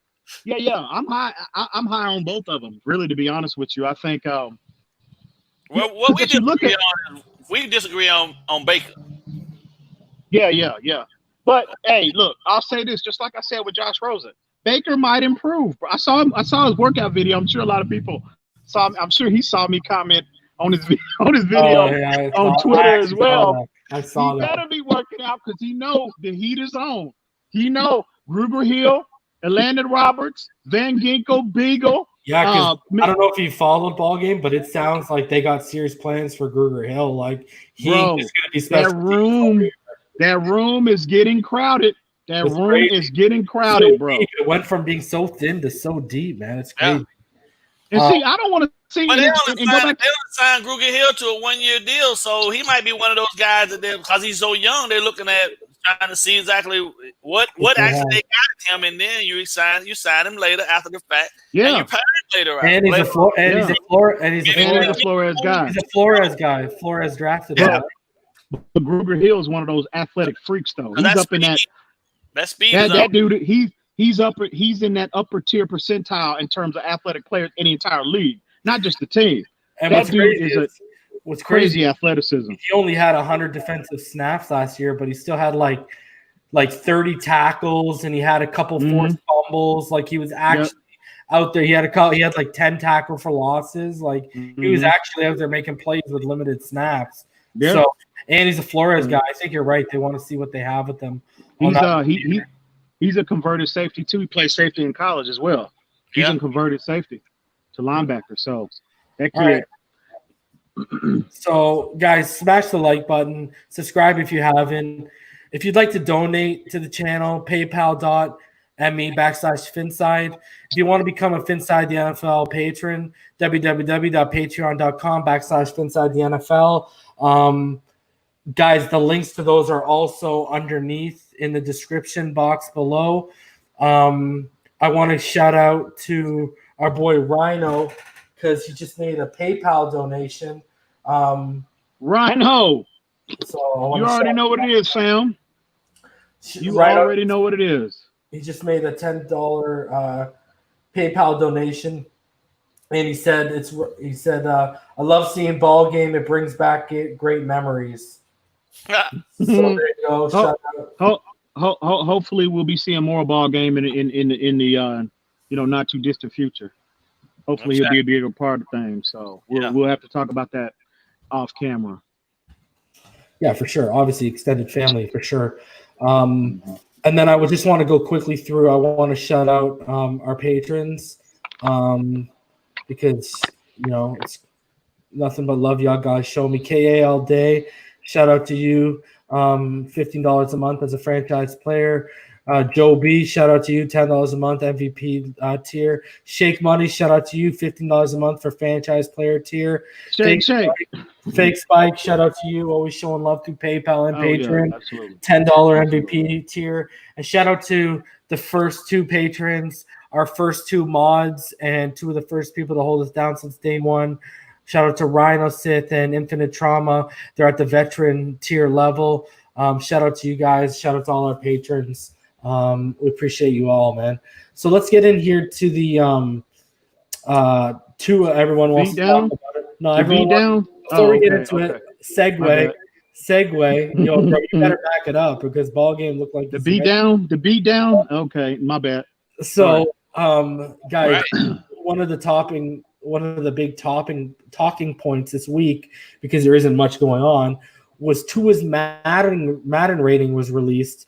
If you guys remember, I said Joe Burrow would be between a 75 and a 77, and Tua between a 73 and a 75. And wow, 76 and a 73. But shout out to my boy Jordan Love, who I told all y'all. Man, come on, Reason, are you serious? Oh, y'all. Shout out to my boy Jordan. Don't nobody want to hear about no damn Jordan. Shout out to Justin Herbert down a notch. I told you. Oh my God, he will not let that die, bro. Anyways, nobody wants to hear about Jordan Love. Bro, they'll be hearing about it. Don't worry when the NFC's popping off in a couple of years. All right, so Tua, bro, simmer down there, bro. All right, man, put the Coke down. You're getting excited, bro, and by that I mean Coca-Cola. I mean Coca-Cola, guys. Chill. I hear you. Okay, I'm talking about a sugar rush. All right. So Tua 73 overall, short accuracy 86, mid accuracy 81, deep accuracy 80, which is crazy because all of those he's better than Joe Burrow at. But okay, EA, you obviously don't watch film. Run, Joe Burrow got that sneaky athleticism. I don't know, 86 overall sneaky athleticism run, but Tua got the 82. And then when you look at a couple of his other stats, kind of did. What's the speed rating? I'm going to bring it up right now. Hey, Joe. I thought Joe Burrow had 86 speed, bro. Running. So 81. 81 in speed, and they gave Nah, bro. 81. That's plenty. That's plenty. That's plenty for me, bro. That's plenty. And then accuracy, they gave 85. Strength, they gave 63. Agility, 79. Awareness, 76. So yeah, man. How is 81 plenty, when freaking Gruger Hill and you got to play against them? Like, man, I'm gonna be busting your head in 21. And okay. 89 speed, Gruger Hill 91 speed. You feel me? Like, no. Throw power. They gave him. They did give him more throw power than Joe Burrow, 88 to 86. Come on, they should have gave him at least 91. Bro, here's the funny thing. No, here's the crazy thing. Here's the crazy thing. Guys, and I know y'all watch tape. How do you give I got to talk to someone. How do you justify 87 accuracy to Justin Herbert and 85 to Tua and 86 to Joe Burrow, and Jordan Love even has 86 accuracy, but Tua has 85? Is that short throw accuracy? No, that's overall accuracy.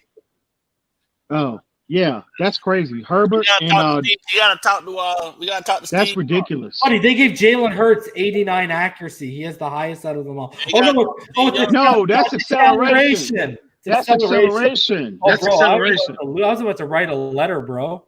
No, that's acceleration. Yeah, I was like accuracy. I was like, hang on. Yeah, that's acceleration. Okay, yeah, here you go. Hold on. Justin Herbert is 83 on short, 78 on mid, and 76 on deep. That's about right. Jordan Love is 84 on short, 80 on mid, 81 on deep. Tua is 86 on short, 81 on mid, 80 on deep. And then overall pass accuracy, like PAC, pass accuracy. That's play action. Oh, play action. So yeah, Tua is 84, Justin Herbert's 84, Joe Burrow's 83, Jordan Love's 82. And then on running, Jordan Love and Justin Herbert are 81, Tua's 82, and Joe Burrow. That's throw on the run. And Joe Burrow's 86. They're shortchanging the homie Tua, bro, on that deep ball. Nobody throws the deep ball like Tua Tagovailoa. Absolutely nobody. So for them to shortchange my man at 80, bro, is ridiculous. But I will say this, I do disagree with a few of those categories. But when you're the kind of player that I am, I can make it work. It's plenty for me. A player of my caliber, I can make it work, and I will make it work as I'm about to show the world right now. Here in about 5 minutes, BallGame. Here in about 5 minutes, BallGame. But they didn't do him dirty. I just say they shortchanged him in some areas. You better be worried about the fact that it just turned dark and we no longer hear that predator insect making no more noise, bro. Because I'm about to go inside. Okay, you go inside. You get ready, bro. Let me go inside. All right, I'll see y'all in a minute. Yeah, this guy's too much for me, bro. Finna wear him out, man. Oh my god. I want to shout out a couple of people in the comments. I see all y'all. King Mill, what's up, Vic? What's going on, Havoc? What's up, Powerhouse? Welcome to the stream. Larry L, what's good, homie? Infinite Trauma, what's good, buddy? Who else we got going on in here? Fake Spike, what's good, my brother? We got 54 people in the room. David Solomon, what's going on? Shout out to all y'all in the room who aren't even in the comment section here just watching. Appreciate all y'all for showing up. What's up, Chachi Wilcox? What's up, Samp1?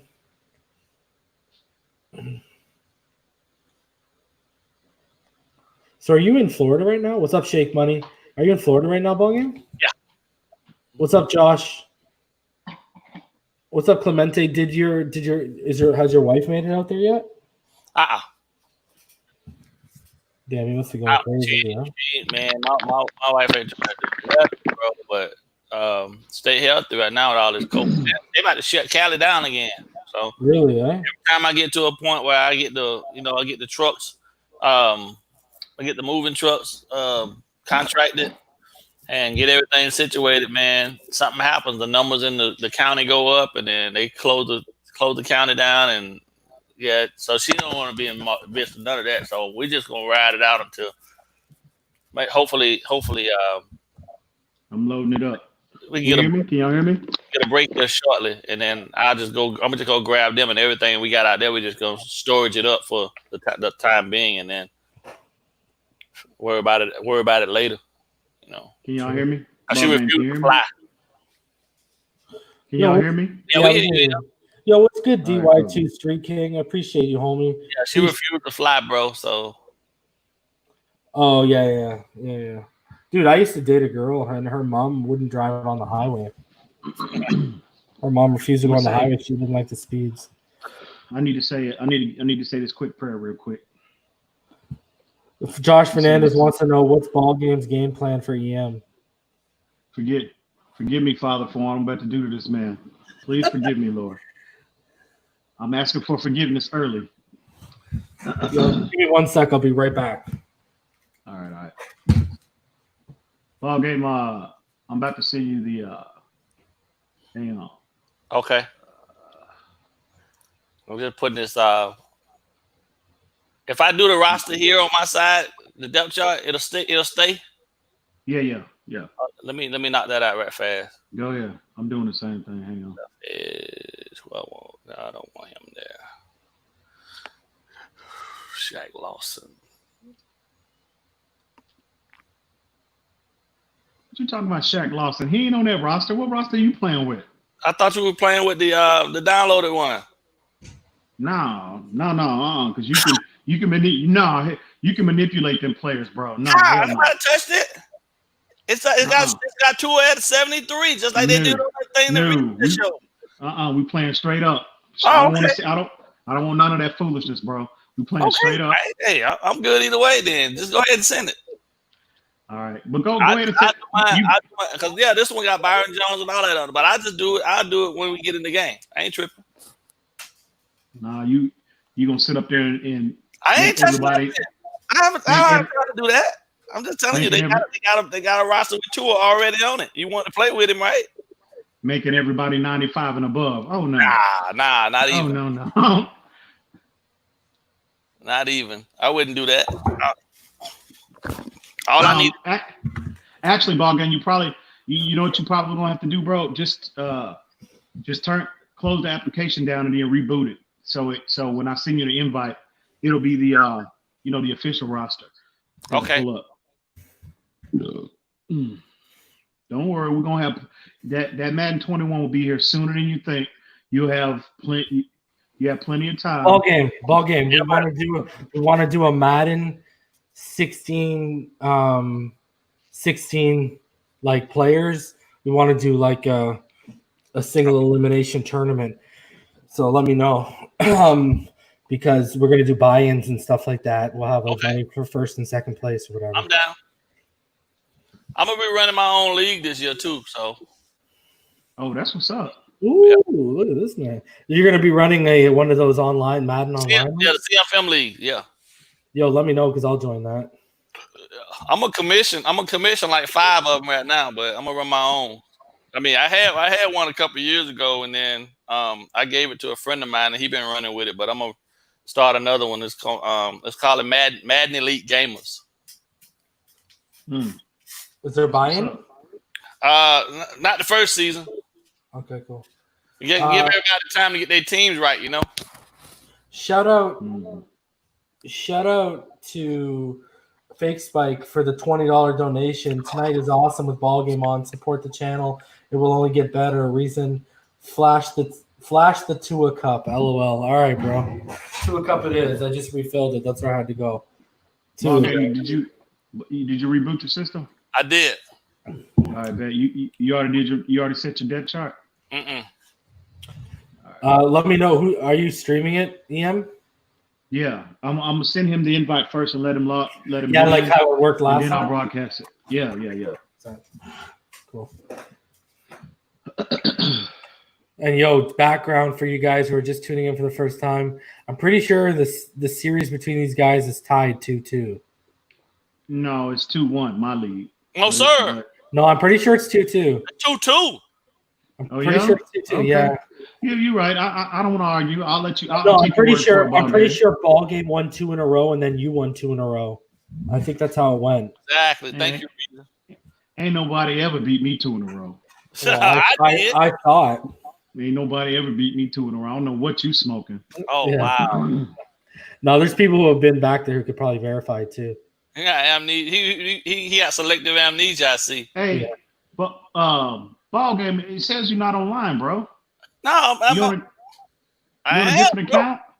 Huh? It said when I'm going to send you the invite, the light is red. All I see is Havoc online. I see Tunsil. Hold on. I see Quinn. Let me go from I'm in incognito mode right now. Oh, that's why he hasn't. That's why we haven't noticed him on. We've been like, where's BallGame at? We've never seen him online. And then I see you. Oh, this guy's going Black Ops on the PlayStation 4. All right. Oh, okay. I see you. All right. Okay. See me now? Well, this guy went John Cena, bro. Well, we don't have to play with injuries, but I play all Madden 6 minutes. That's fine. Fatigue on. I bet. Turn the accelerated clock off. Yeah. No, dude, that's take too long, man. No. 6 minutes. 6 minutes. That turns the game into like 15 minutes, bro. Did you get that? The people want. I got the invite. The people wanted to turn accelerated the clock off, bro. They keep saying, man, no, bro, that take too long. I don't sit here no 4 hours playing this game, bro. Bro, what's 6 times 4, bro? 24 minutes. Whatever. Oh, hold on. Let me see. Uniform. Don't be a jabroni, yeah. I'm playing. You're playing Fugazi way. Let me see. Where is it? What you I'm all white. Man? I'm all white. Yeah. All right, hang on. Go online, brah. I figured out how to share with audio, so I can actually put the audio a little bit.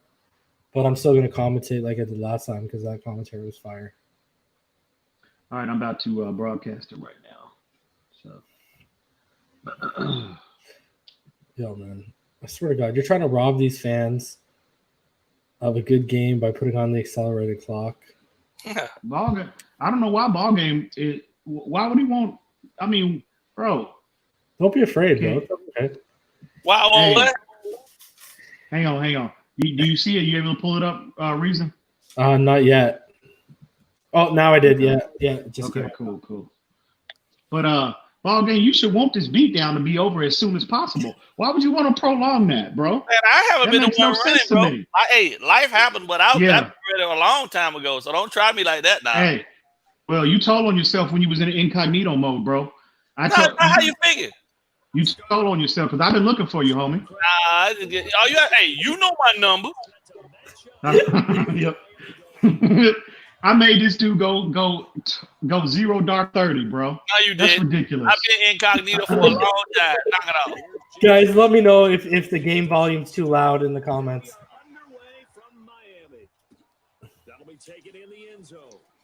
All right, let me do this real quick. Who's white? BallGame's white, right? You should have took care of that. You should have took care of that before we got in the game, BallGame. I did, man, but then I loaded the other roster, bro. Like it ain't gonna take that long. Playing with that roster, he done juiced everybody up to 90 and above, bro. Man, what are you talking about? I told you that's the roster that they got online, bro. I wouldn't do that. Go to he already trying to set me up. I'm glad I caught that. Why you put me on the clock, bro? I'm glad I caught that. Why you put me on the clock, man? Hold on, man. All right, I got you. All right, I got you. Got it, man. Oh my God. God so hold on. Are you starting Josh Rosen BallGame? Oh yeah. No, he ain't. Yeah, I am going to. Well, I know this is gonna be quick work. I know this is gonna be quick work. I know. Guys, Rosen versus Patrick, the seasoned veteran versus the meat that hasn't even got seasoned yet in the NFL. So let's see what we got here. BallGame, you got 2 in you? Huh? You got 2 in you tonight? Or what? Yeah. Well, we'll play it by. We'll see. BallGame. You know, if you win that first one, that second one's he's gonna be wanting to put money on it, eh? So, he's supposed to have money on it. I don't know what he's talking about, but it's okay. Wow. Yeah, I got 3 cash apps available. It's that selective ready and waiting. It's that selective again, isn't it, BallGame? Uh-huh. I got 3 cash apps ready and waiting at all times, homie. Yo, I'm not PayPaling him from the Phinside account, bro. I don't know what you think. I'm not covering your gambling losses, EM. You're degenerate. All right, let's go. Let's ride. You sure now? You sure? Yeah, go ahead. Okay. Guys, Infinite Trauma. He's been the point spread guy. I want you to give me the point spread of this game. He gave the point spreads for the Quentin Riddle ones. He's pretty on point. So, Infinite Trauma, what's the point spread?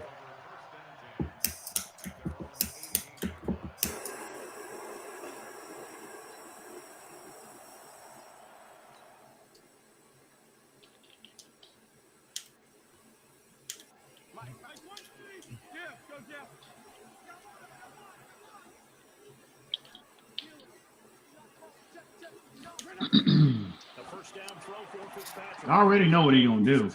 You do? Before he does. Yeah, before you know. Okay. I already know. Fitzpatrick hits the out route. You shouldn't have any issues then, right? Do I ever have any issues? You have. That's why you lost 2 so far. Wow. You can feel the tension building. Able to get 7 on that first down pass play. 2nd and 3. Oh, I see you. I see you. Motion to the right. Where you going, McCain? Hand off. Balaj finds the hole. I see McCain you. comes back and makes the tackle. This I isn't see Quinn you. Riddle. BallGame is making the tackles. Oh, yeah, I'm definitely not Quint. Yeah, he was missing those open fields, and it was killing him.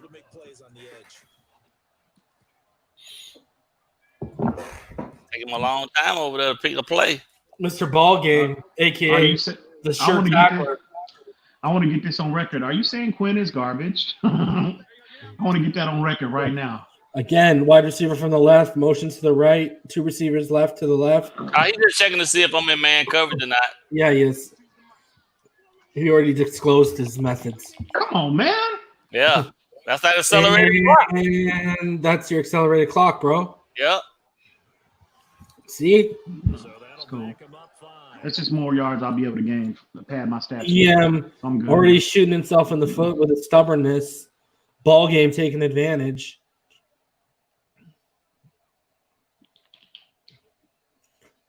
Infinite Trauma's got the spread at -3 EM, so EM is the slight favorite.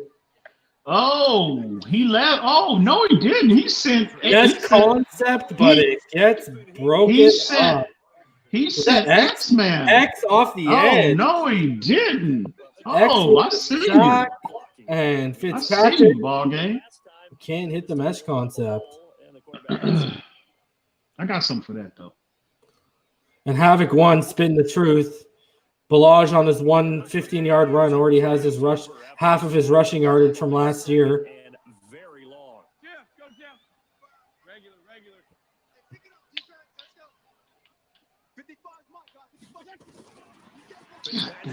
5 receiver set.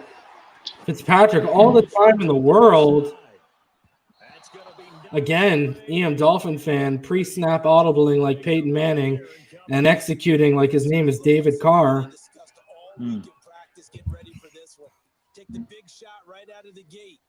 Double coverage, not happening. BallGame with a smirk on his face because you can already smell the money that EM's willing to bet on the second game. Don't mind EM's nice shot of his curtain, everyone. 5 receiver set. Fitzpatrick in the shotgun.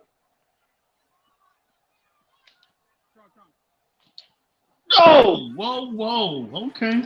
Let's see. And another sack off the edge. This time, Jerome Baker. I see. Wow.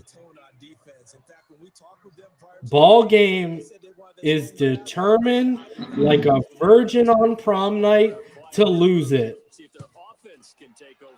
Come on, man. Really? And a terrible punt by EMdolphinfan.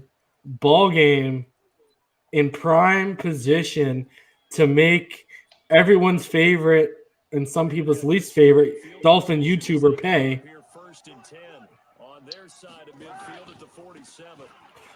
Balaj out wide, and he has got nothing but green in front of him and is taken down at the, what is that, the 13-yard line. Wow.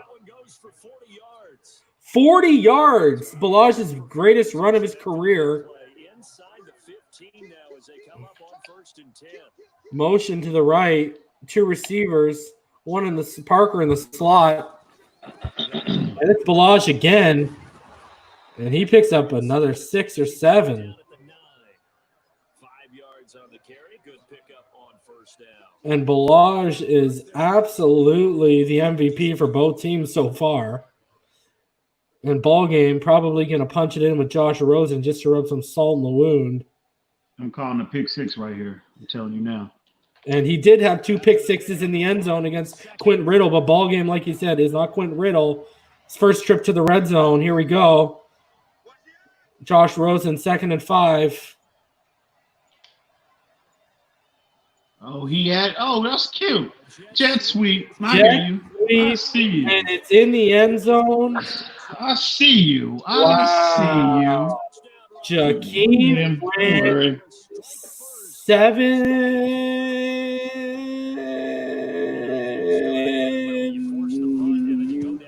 Nothing ball game. Wow. I see you, man. All right, I'm going to stop playing for real now. Okay. Be serious.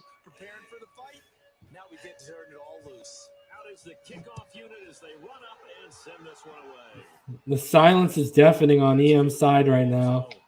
You can hear a pin drop.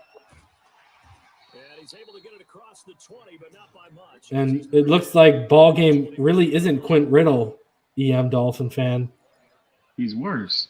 Wow. He's worse than Quinn, bro. You really going to give a man more motivation when he's already up 7-0? All right. What do we got here? The magic of Fitzpatrick. Ballage with a few up the middle. 4-yard gain. Just something to build off of. That's what they're looking for here. Wow, the house looks to be coming. And it is. No huddle. EM Dolphin fan, no sack. Like what he saw enough to go to a no huddle offense. To the left, to the right. Ballage motions to the left side of the backfield. And now he motions out to the inside slot position. Yeah, you better back up. 5 receiver set. Trying to bring the heat off of him. Shotgun formation. Go get it, baby. Go get it. Wow. Go get it. What a reception by Jakeem Grant. Go get it. Go get it. And that was a user reception, as you saw. Wow. Big reception. Now EM is on the other side of the field threatening. Ballage has gone back to how he really is. Reality has set in for Kalen Ballage on EM Dolphin fans team.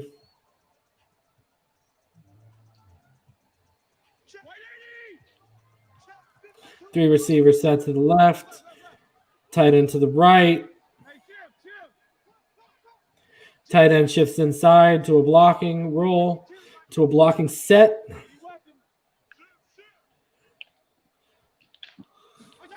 Get out of the way. Get out my way. Get And out Ballage of my way. goes up the middle. Makes the man miss and gets back to the video game style he can run.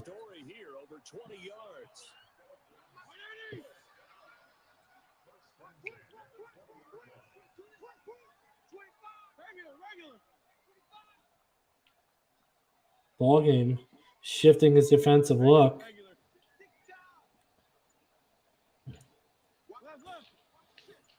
Fitzpatrick. Ballage up the middle. It's about 5. Despite the blitz, they're still able to pick up a nice solid gain. The disadvantage of blitzing often alters the normal spacing and run fits and leaves creases like they were able to exploit right there. Look at Ballage. Just grinding away the yards. 7 rushes for 55 yards. What world are we living in? You couldn't be more confident as a ball carrier. And guess what? You're going to go back and tell your offensive coordinator, I like to keep carrying. You can feel the tension rising, guys. Ball game. Oh, Bola. You have got to be wow. A touchdown. With a lot of open space in front of him. He has to settle for a field goal on 4th and 2. You out of your mind. He's going for it. Wow. With the accelerated clock, EM out here playing like he got all the time in the world. Ball game just being silent like the Gene lasagna. And just waiting. No signs of the field goal unit. They're going for it on 4th down. Tight 4 receiver set. Ballage out the backfield. And the underneath route. Patrick Laird, 1st down. Huge conversion. EM's offense and this drive lives to see another day. 3 receiver set, 2 to the right, 1 to the left. Now the Laird motioned out. They're all tight. And he goes to Ballage underneath in the screen. Oh, to the 1. Wow. The screen almost got him in. Good yardage on 1st down. Now can they punch it in on The line in front of him stacked up. Can Ballage put it in? Ballage goes wide. Ballage is in for 6. This has to be a video game, people, with the way Ballage is running for both teams today. This can't be real life.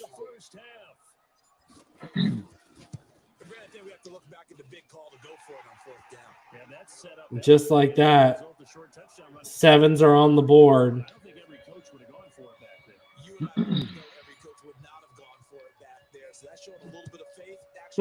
Rhino says Ballage going to the Hall of Fame with this.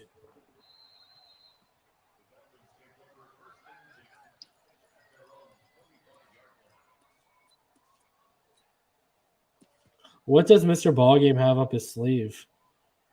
Nothing. Brave enough to start Josh Rosen. Absolutely nothing. I'm saving everybody the suspense. Absolutely nothing. Brave enough to start Josh Rosen. Bold enough to rely on Kalen Ballage.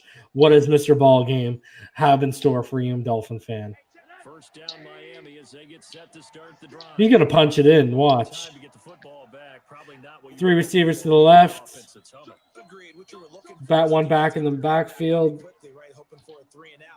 So that didn't happen. You can't yell at your D for that. They've got to take care of their own business. Come on. I knew he was going. Come on, Colbert. Oh, that should have been a pick. Double coverage doesn't work out well. Incomplete. Could have been worse. Hit him right in the back. An incomplete pass leads to 2nd and 10 from the Josh Rosen. Oh, come on, man. You give up that. And right up the middle, Kalen Ballage for about 17 yards. Wow. That's cool. Wow. So Josh Rosen hasn't really been a factor, but Kalen Ballage has been tearing EM up on the grass. And he's seeing things before they even open and hurtling through them.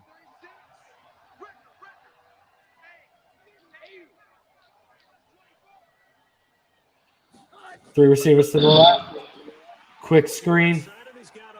Grant gets about 8 or 9.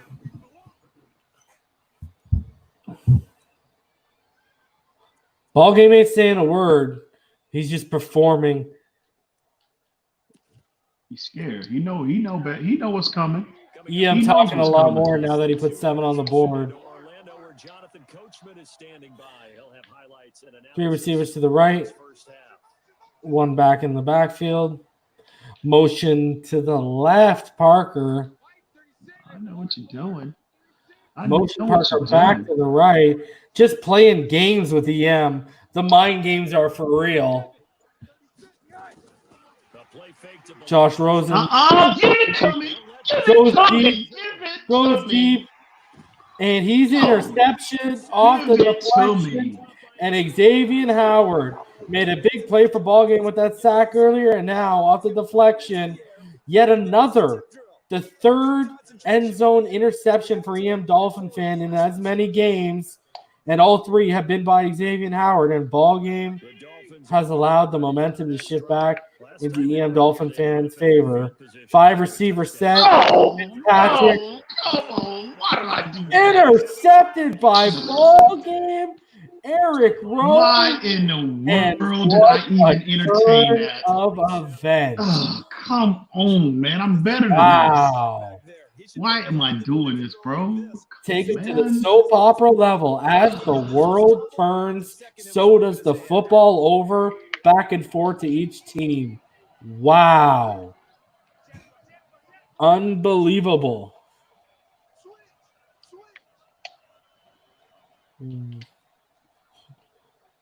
Tight package, 2 receivers to the left. Looks like the tight end is blocking. 1 to the right. Ballage up the middle. And he gets a good chunk of yardage, about 15 yards. Wow. Tremendous blocking by the interior of the offensive line. They didn't just gash him there. They blasted Wow. for him to gallop through. Everyone's still in shock over the turnover. Man, I can't believe I did that, bro. Careless with the football. EM Dolphin fan thinking Fitzpatrick is Brett Favre.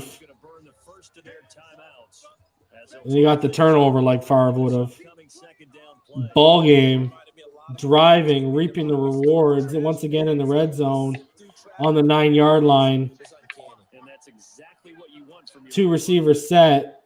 Parker in the slot. Looks like it's Jakeem out wide. Fullback and running back in the backfield right now. Heavy power run.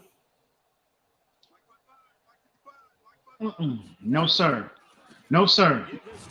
And Ballage is taken to the ground immediately behind the line.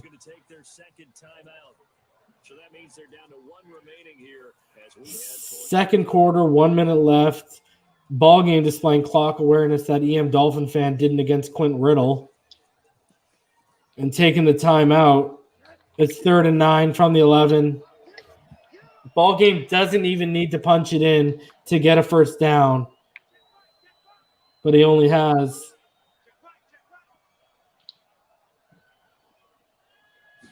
Oh, come on, man. That should have been a pick.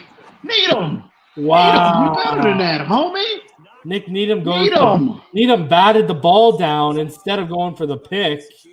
Needham puts one hand out. Man. You better than that, homie. That should have been a pick the other way. Going for the field goal. He's not reckless like EM. He wants the lead. Come on, Needham. And does BallGame take the lead into halftime? We'll find out. EM showing he's classless as well.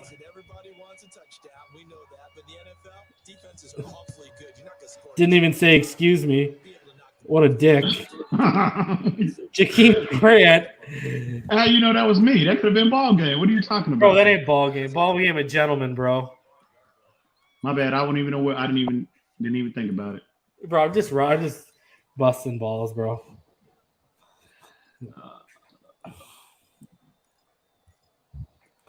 Havoc says Needham needs that stickum. Man, that should have been a pick the other way. Instead, it's a ball game lead. 4 receivers set. 2 to the left, 2 to the right. Ballage in the backfield with Fitzpatrick.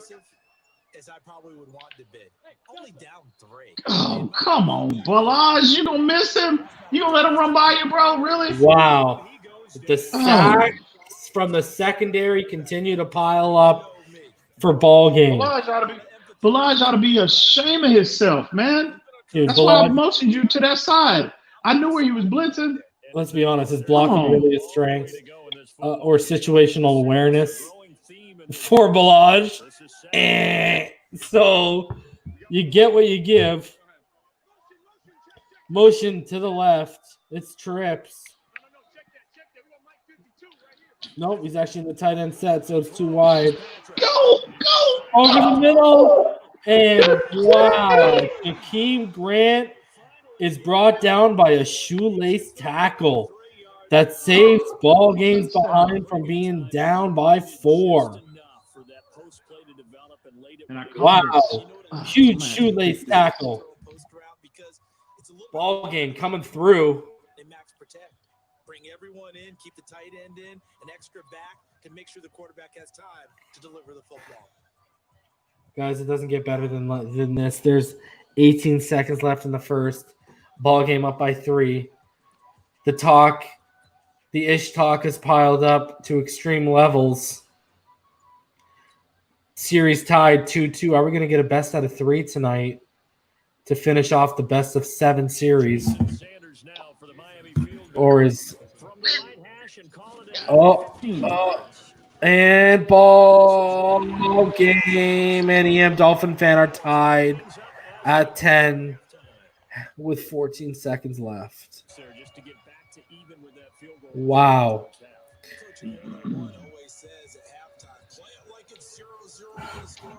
We are back to an even game.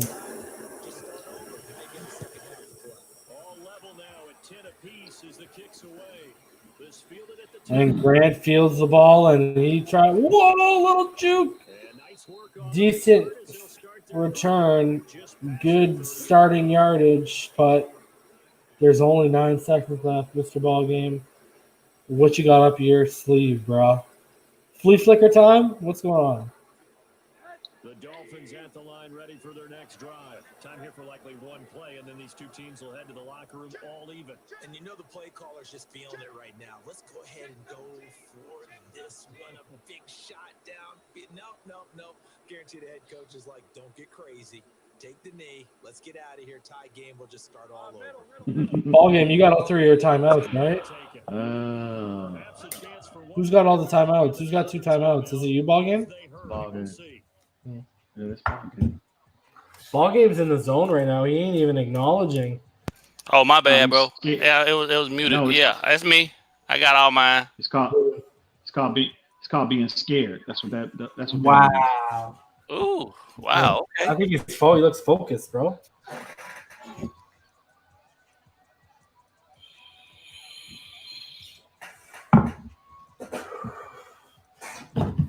Shout out to Infinite Trauma for the -3 spread, because we got a 10-10 game.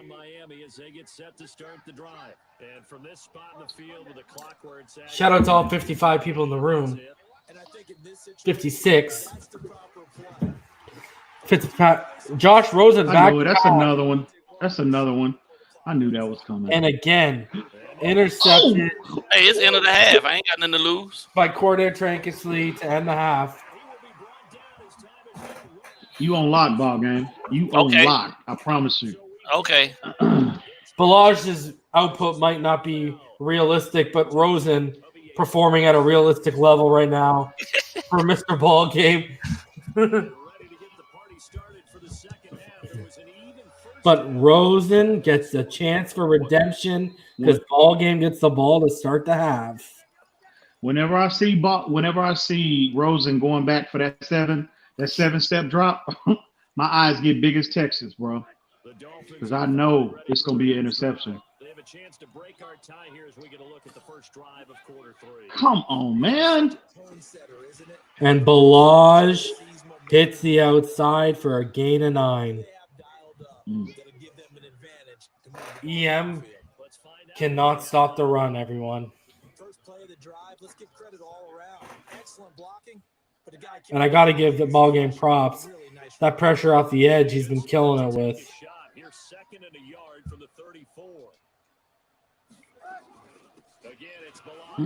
Balaj juking and jiving, getting the first. Look at this guy. He's vying for the Madden cover.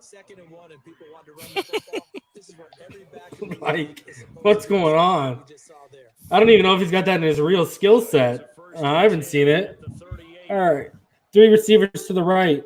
1 in the backfield. Rosen, shotgun. No, sir.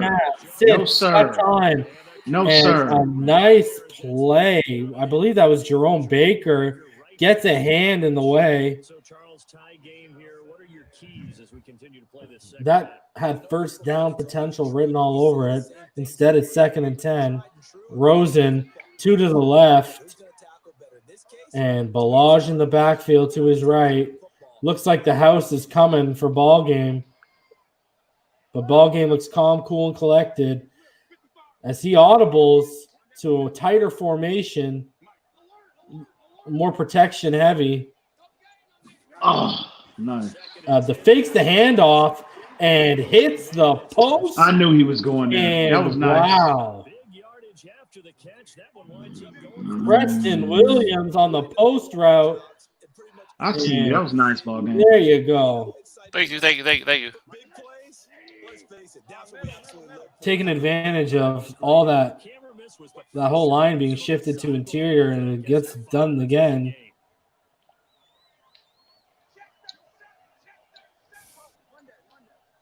Rosen, 2 to the left, 1 to the right. One back in the field with him. And Ballage up the middle. Gains about 5.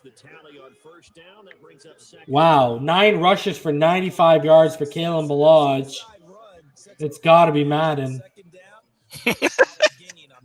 Like, what's going on here? BallGame establishing the run. EM just can't do anything to stop it yet. The first down run got 5. Here's 2nd and 5.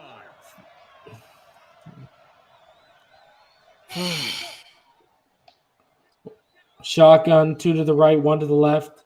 Ballage in the back with backfield with Rosen.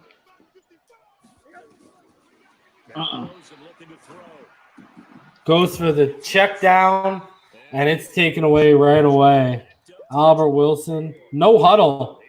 BallGame saw something he liked that he can expose.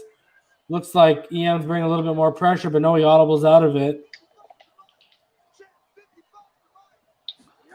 Oh, this should have been a Brings the house. right. Rosen throws it over the middle to Parker, and instead of reaching in, Parker gets stopped at the 1. Wow. I don't know why Madden is doing me like this, bro. Are you serious? Wow. Oh. Josh Rosen has come alive. On the 1-yard line, 1st and goal. BallGame in the driver's seat.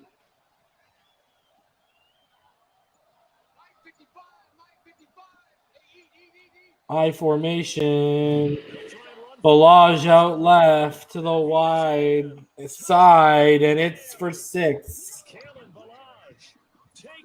BallGame came to play. An EMdolphinfan cannot stop the run.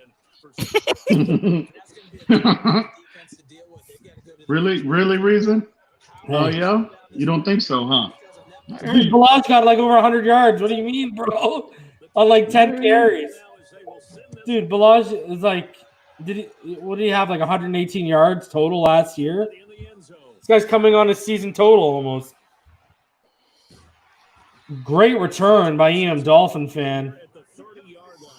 Takes it all the way to the 30. Man, I can't believe I gave that pickup, bro. It's ridiculous, man. Now you got to put 7 on the board. Trying to be too cute, man. It's all good. You got to put 7 on the board. The heat is on the First down Miami as they get set to start the drive. Is the pressure too heavy for EMdolphinfan's shoulders? No! Oh, Patrick Laird. Fitzpatrick.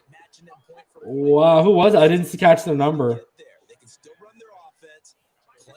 Over pursued the interception. So that sets up 2nd and 6. Now a handoff here to his running back. And there's the real Ballage, guys. That's what we're used to seeing. Look at BallGame and EM are like evening each other out on the Ballage factor. This home crowd, they're growing a little restless here in the second half. And I think they just got to look at how they're trying to move the football. Yeah, you want to run it, but maybe you spread it out, maybe some swing passes. 4 receiver tight set. It's the underneath route. It's Jakeem Grant, and he gets stood up by Xavier Howard, but he gets the first down. It'll go as a gain of 6 that time, and it moves the chains as well. BallGame like a shark circling a wounded swimmer out in the middle of the Pacific Ocean. Up by 7, tasting the blood in the water. Can EM get thrown a life preserver by scoring a touchdown on this drive? And he hits Laird out. And Laird, wow, Laird's making men miss up the sideline. And he's finally taken out of bounds at the 21. 40-plus yard reception for Patrick Laird. Huge EM. Huge. I absolutely love Laird's skill set. You needed that. I hope he you know, him and Matt Collins makes away for you. Yeah. 2 receivers set, 1 out wide on each side. And Ballage taken down. Gets about 2, maybe 1.8. Oh, no, he got 4. Good for him. He got pushed forward. He ran 1.8 yards, and the defender pushed him another 2.2.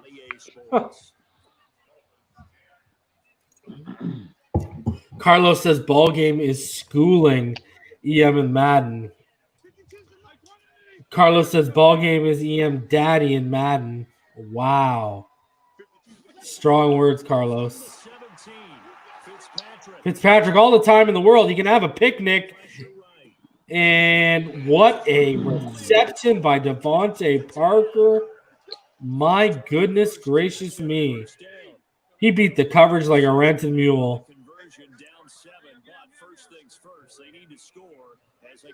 Laird motioning all around the field. 3 receivers tight to the right. Nope, Laird moves back. There's 2 receivers in the backfield. Nope, Laird moves to the left side. Pass interference. I didn't touch you. Come on, man. I didn't touch you. Really? Come on, man. Hey, there's a low bump. 5 yards. EM Collins. Man, come on. Where's the pass interference, bro? They're staying in their pocket like a hot girl not giving a number to a loser at the bar. No flags hitting the turf. Tight 3 receiver set, 2 to the right, 1 to the left. 2 backs in the backfield. What does EM have up his sleeve? And he has got Laird to the right for not very much. 3rd and goal. Only 3 yards there on the completion. That'll lead to a 3rd and goal. Havoc says EM needs to get the roster update and put Matt Collins on wide receiver 1. You got to think this is likely 4-down territory anyway, but they'll try to punch you. 3rd and goal. 4:40 left. EM. What do you got, son? Motions the back out of the backfield, wide right.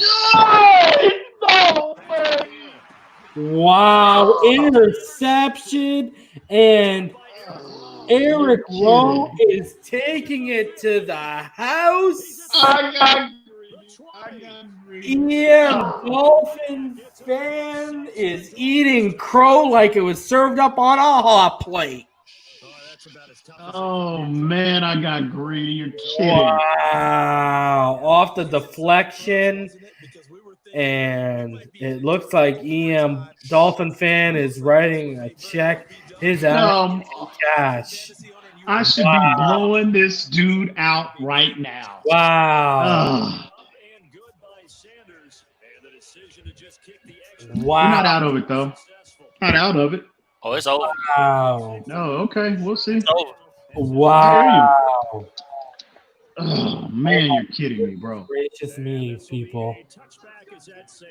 Wow. And it's domination. It's 24-10 right now. It's a 2 full scores. With an accelerated clock. EM. Again, the people want to know where you at, homie. Following the pick 6, and they have decent field position in throwing that pick 6. We'll see how they attack this drive. And I think all you say to your And the declaration of being the best in the world may not be heard through the streets of YouTube and Twitter tonight by EMdolphinfan. But I mean, BallGame is just gonna let the man run right by him. Edge again for his second sack of the game. He's gonna let the guy run right by him, bro. This is ridiculous. Wow. I see. Wow. And time is not on EMdolphinfan side. He is being called a choker in the comment section. And a big throw. Incompletion. Could have been sacked. Wow. Man, I had him too. He gonna let the man run right by him, bro. Come on. EM. Ridiculous. EM. I hear you, man. You go. Let's go. Put 7 on the board. Let's get some dignity here. 3rd and 18. Like 4 receiver set. BallGame, the non-X factor for EMdolphinfan in the backfield.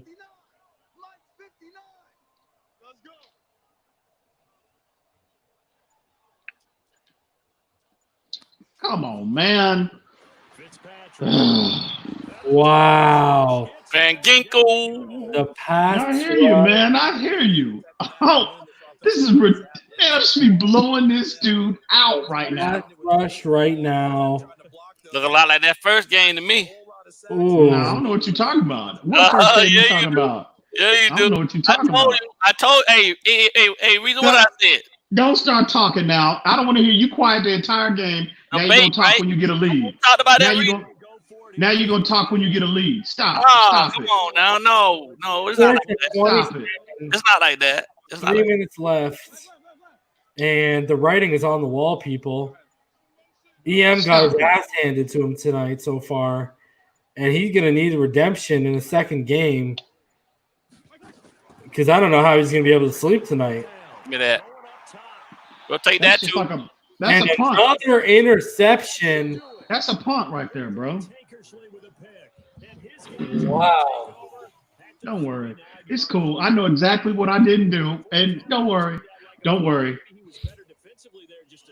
I should be blowing this dude out. We all know it. We saw the game. I'm losing this game because of what I did. Nothing what you did. Okay. Absolutely nothing what you did, bro. I thought he took the ball away a few times.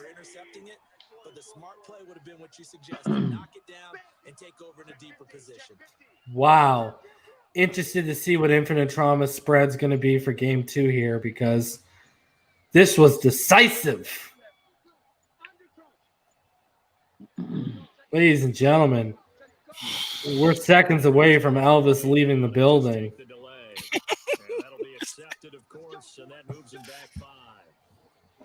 I should be blowing this dude. This dude is trash, man. I should be blowing this guy out right now.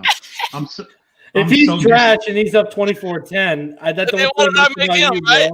I'm so disappointed in myself right now, man. Yeah, you should tell you right now. Yeah, you should put some money on it. I'm not even in my playbook all the way. Yeah, wow. Stop it. Really? Stop. Stop it. You should put some money on it, EM. Come on, Josh. I need you, baby. Josh goes down for EM's first sack of the game. Vince Beagle shows up. Where is it at? 2nd and 23. BallGame's just playing with his playbook right now. He can do whatever he wants.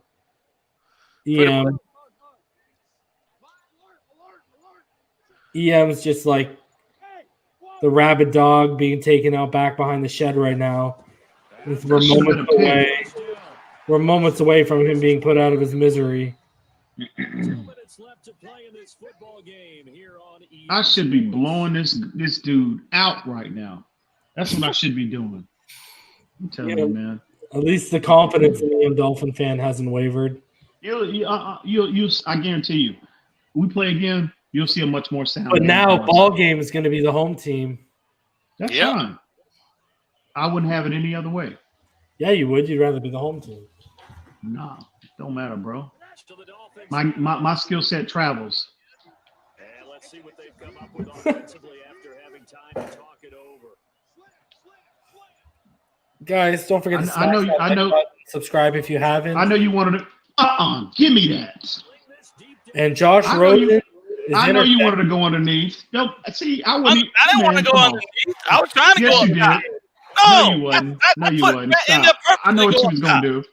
I know what you were going to do. But again, that's fine. You won. I give it to you. You won a cheat game. It's nothing you did.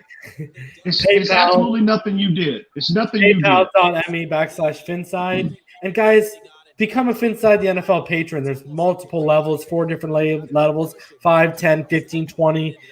Shout out to our 6 patrons that I shouted out earlier. I love it when a lot of big YouTubers only have about 18, 19 themselves.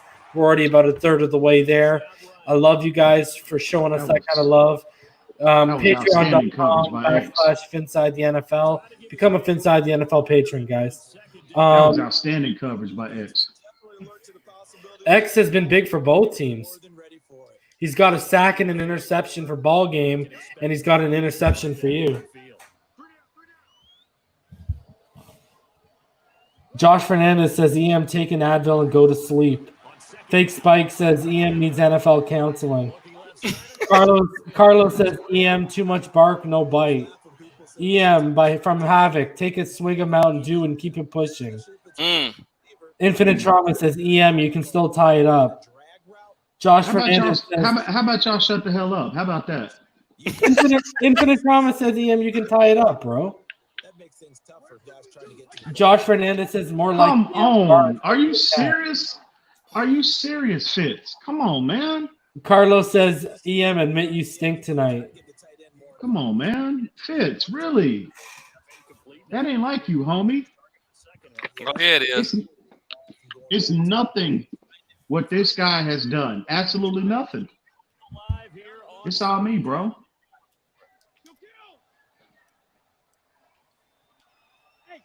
Fourth and inches. You at least get the first. And sacked again for, I believe, the 6th time. But it reason it ain't nothing I did. It's nothing. Absolutely nothing. Dude, the secondary has bro. I'm already trying plays out for next game, homie. I believe that. That's what I'm doing. Oh, that secondary. That's what I'm doing. That's what I'm doing, bro. That's secondary. This gonna be another pick too. If he passed the ball, this gonna be another pick right here. I know what he's doing. Watch. You'll see. Yeah, you better go underneath. With all the time in the world, takes the underneath route. Preston Williams. And Infinite Trauma is right, EM. Maybe you should have ran the ball because it was 4th and inches. Don't you worry. Don't you worry. EM losing the game and some dignity and some self-respect tonight if he can't win that second game. BallGame out here. Don't do it, BallGame. Killer. That was a tight window. That was an actual tight window throw from Josh Rosen. Makes the connection with Preston Williams. Stop. And there it is. Man, I cannot believe I should be blowing this dude out now. But you're not. I should be killing this dude. You're getting killed. I thought it'd be tighter, man. That first half was really good, but EMdolphinfan hasn't managed a single point in the second half. And Balaj don't they call that a shutout? Makes it a 3. Don't they call that a shutout reason? BallGame has outscored EMdolphinfan 21 to nothing. I'm telling you, BallGame. You should save some of these points. I'm giving you freebies now. I'm giving you freebies, bro. You should save some of that.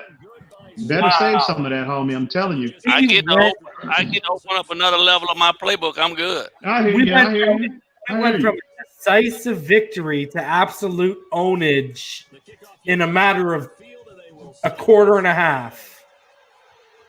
My Lord. EMdolphinfan better respond. Respond with what? They ain't got nothing for me. Wow. A -3 spread in favor of EM has turned into a 21-point lead with 18 seconds left from Mr. BallGame. Wow.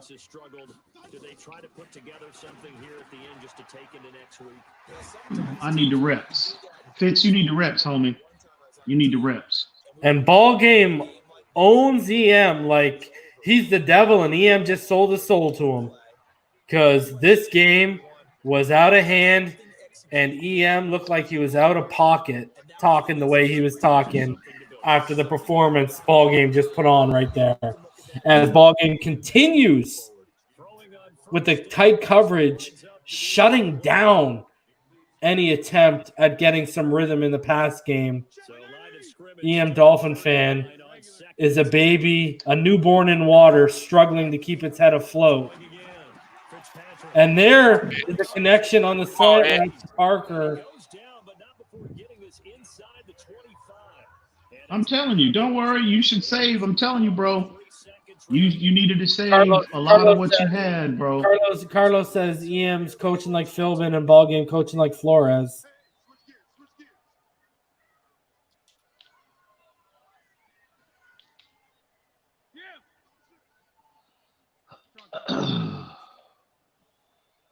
Does BallGame have EMdolphin's number like it's number 1 on his speed dial?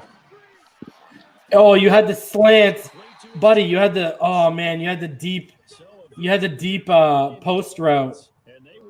Just I told you, I'm just trying stuff. I'm just getting the reps for the next game, preparing myself mentally for the next game. That's what I'm doing. 3-2. Go ahead and send the invite, bro. Do you want me to send it, or you gonna send it? I got it. All right, bet. Are you gonna stop? Are you gonna stop sharing EM just so you can, so it works, so you make sure it works? Oh yeah. Okay. I mean, Randy, yeah, BallGame beat EM with Josh Rosen, but Josh Rosen threw 3 interceptions and Fitz threw 3 as well. Oh no. Nah. I'm just saying. It wasn't Josh Rosen that beat EMdolphinfan. It was Kalen Balaj and your defense, your secondary, because your secondary, I think you had 6 sacks, and your secondary had like 5 of them.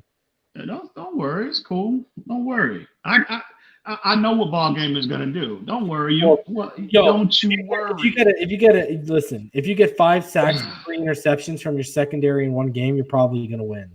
Like that's in a 6-minute accelerated clock game, you're probably gonna win. I just gave you a blueprint of what BallGame likes to do, and I didn't adjust. I got cute, and he made me pay for it. Kudos to you, my friend. But I guarantee you that won't happen again. I promise you. So go and send the invite, BallGame. I'm coming, man. I want to make sure this. I'm just setting up the depth chart, so we ain't gotta waste no time on that. If y'all better start brewing, it stays the same. Y'all better start. No, mine didn't. Y'all start brewing coffee, because if EM wins, we go into a 3rd game. Not tonight. We not. We go into a 3rd game. Well, you know what? Unless EM's worried that he can't pull out 2 in a row. We'll see. Come on, man. This thing taking too long. That's you. I'm waiting on you. Man, they got all these dudes out of place, man. Got dudes playing freaking DN that don't play DN. You should know your personnel, bro. That's do. Your fault. I don't play with these rosters, dude. I'm a CFM guy. I built my team, so I rally. Again, that fantasy football that explains a lot of what your football aptitude is. That Madden Ultimate Team, 2 a.m. Sports Center highlight mentality. I was at fantasy football when it's the actual roster of the team. We start with the actual roster of the team and then build every season after that. Well, I've never played that. I've never played that before, so I'm making the assumption is that. BallGame, do you import the roster? Do you import the people who do the rosters for every year? I got a guy. I got my own guy that. Yo, you know what I played? I'm not gonna tell you, BallGame. I played one season, the latest season I played, bro. I played so deep that I drafted Archie Manning Jr. Arch Manning. But yo, did you notice once you get that deep, the salary cap starts getting messed up? Yep. Like, I don't know if you noticed, but the salary cap starts getting all fugazi when you get really deep. That's because of the That's because of the number of X factors and superstar development players that wind up coming into the engine. The CFM engine can't sustain itself with all those because it's built to only handle a certain number. I just said it, Oh, I was getting ready to say, bros. All right, bet. Oh, so yeah, that makes sense because bro, like, and I'll tell you this. Oh shoot! I'm going all orange. I usually get like 3 or 4 first-round picks a year. Yeah. So like my cap is ridiculous. Like, year 5, year 6, like when my Tua came up to get paid the second time around, like the whole cap situation was ridiculous. Like it's just like everyone's in minuses and like you just can't even like afford to keep players. It's crazy. Havoc says hashtag fix Madden franchise for sure. That was trending a couple days ago. Yeah, I started out with CFM before the rosters dropped with a Josh Rosen, man. I got him all the way up to 94 overall with the Omaha ability.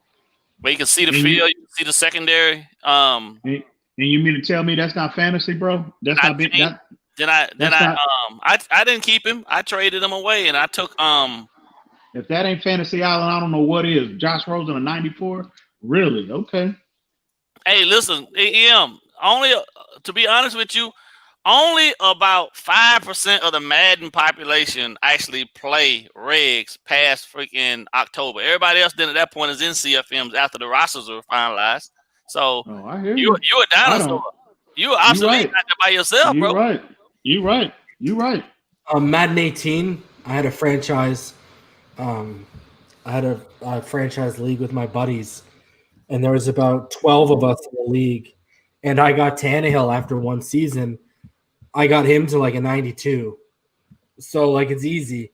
All you got to do is if you throw 45, 50 touchdowns and you hover around 5,000 yards, you're going to like greatly boost. And all you do is because after every game, the way franchise works, because you said you haven't played a EM, you get after every game and after every performance, the better the player does, right? You get points. So the more skill points you have. So like if you throw 50, 55 touchdowns in a season over 17 weeks, you're going to have a crazy amount of points. And then every year I went to the Super Bowl and I was always playing my buddy who ran the Seahawks. So like I was just getting crazy points for Tannehill, bro. So that's how you can get those guys up there. It's pretty easy as long as you perform well with them consistently. Nah, bro, I just play straight up. I mean, I don't even like playing Madden. I don't even like playing with players that's not on the roster, man. I want it as realistic as possible. So, well, it is. But the thing is, now you're getting into year 2022, 2023, 2024. So what there's actual rosters, and I've done them where you can like import. Like I said, that's how I got Arch Manning. Like you can import. I think it was up to like. From what I saw last on Madden, they had up to like the next 7 years of rosters done. And what they do is they basically have the guys who are in college right now, but then they go through guys who are committed and who are coming up by the time that. That's where we pull our rosters from. But I got a guy, I got a guy that specifically. Yo, are you sharing this Twitch, EM? Oh, snap! My bad. Yeah, y'all missed it. Y'all missed it. Don't. My bad. I'm so sorry, bro. Slacking. My bad. Y'all just missed it. They gave him a touchdown, so he stopped whining. Yeah. I know. You gave it to me. I know. I mean, you had to see me run inside. Yo, BallGame. Do you play fantasy? Huh? Do you play fantasy football? I do. Yo, I'm gonna be running a fantasy league this year. Do you want in? Okay. But I do like quarterback. So starting, I do like quarterback, 2 running back. So don't. Go ahead, bro. 2 receivers, a tight end, a flex. What's Rashad Jones doing in there? Your defense, your kicker, and then I also do defensive players, bro. Okay. So I do. Hold on a sec. I do like 2 defensive linemen, which can be edge or interior guys. I do 2 linebackers, and then I do 2 DBs, which can be corners or safeties. Gotcha. So I'll send you an invite because I do it through Yahoo. Okay. So when it opens up, because I'm going to just do it with people in this community and stuff like that, and I'm going to open one for the channel too if people want to do it too. Because EM doesn't play what's going on here? EM doesn't play fantasy. Easy touchdown. I hear you. All right, here we go. Mine was much easier. I ran inside. That's the only reason you got outside. So we'll see. That's your fault. Whose fault is that? That's not mine. I say I gave you the touchdown. My bad. Oh, okay. So I gave you that one. Let's see how many more you get. Let's go. Okay. Oh, we talking. He really talking. Really ball game. Okay. Let's go. You earned it. You earned it. I gave you one. I gave you one. No, I earned that one now. But I'm not. No, you didn't earn jack. I gave it to you. We all know if I don't throw that, if I do not throw that interception, I'm blowing you out of the game. We're not talking about. Hey, last game gone. That was already recorded. Focus on this one. Okay.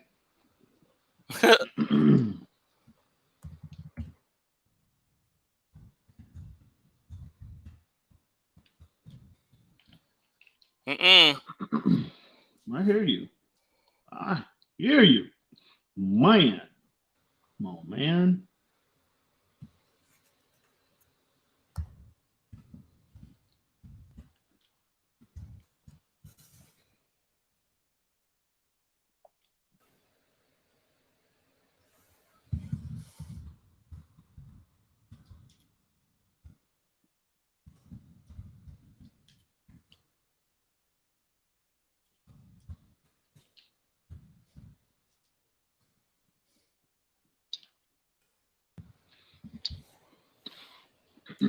Tankersly, boy, I tell you the truth. Keep doing it. Keep doing that. I will. I got you. Keep doing it. I will. Keep doing it. Keep doing it. Keep doing that. Make sure you keep doing that. I got you. Don't worry.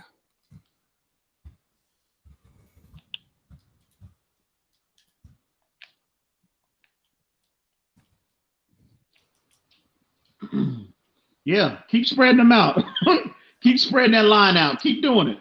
Keep spreading that line out. Come on now, let me blow this dude out.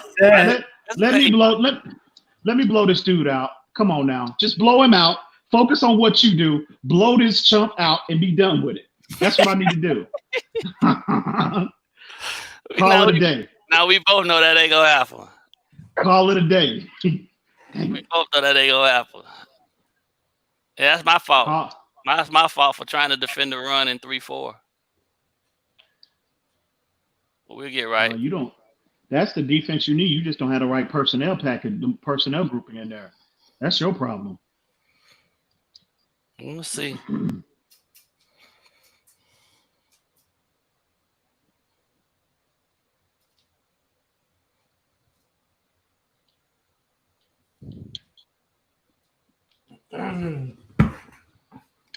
Yeah, I got Infinite Trauma too. Yo, I'm literally making a list, boys, of who wants to be in the league. So far, I got BallGame, Damien. What are you in there for, man? Get him out. I have it. Yeah, BallGame, Havoc, Damien Deese, Chris, Infinite Trauma. Get him out the game. All right. If y'all want to be in the fantasy league right now, we'll do a video about it. But just email me at Phinside the NFL. I'll have 2 leagues, a $50 buy-in and a $25 buy-in.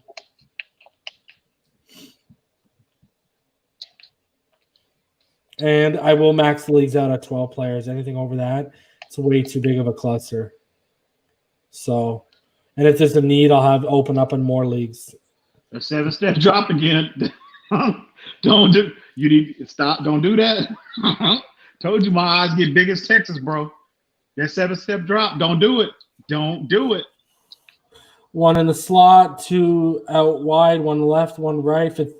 Rose got all the time in the world and hits Parker over the middle. Rosen, 2 right, 1 left, 1 in the backfield. I think we got a delay, but I'm losing it. I'm losing it, so I can't wait to see what happens. Rosen snaps the ball with an empty backfield on 3rd down. Goes out to the left all the time with this wild throw. And you got to be kidding me. What was that? You have got to be kidding me. Rosen contorts. Man, I'm telling you, man. Rosen contorts his body in a way we've never seen before and makes EMdolphinfan pay. Kills YT, I got your email about playing EMdolphinfan. Hit me up on Twitter, bro, at @the_real_reason. Oh, he caught it. Get big. Come on, man. Snapping the ball. You got to be kidding me. Get big. Come on. 2 receiver set. Got this, dude. You see, I bet he put it on All Pro. Which one? I bet he put that on All Pro. Did you put it on All Madden? Wow. I bet you put that on All Pro. There is It's no way in all the world, Madden. Josh. I don't play on no All Pro. There is no way in the world Josh Rosen should be making like the last 2 throws. Come on, man. Stop. So you didn't see me. You didn't see me click on Preston Williams and catch the ball.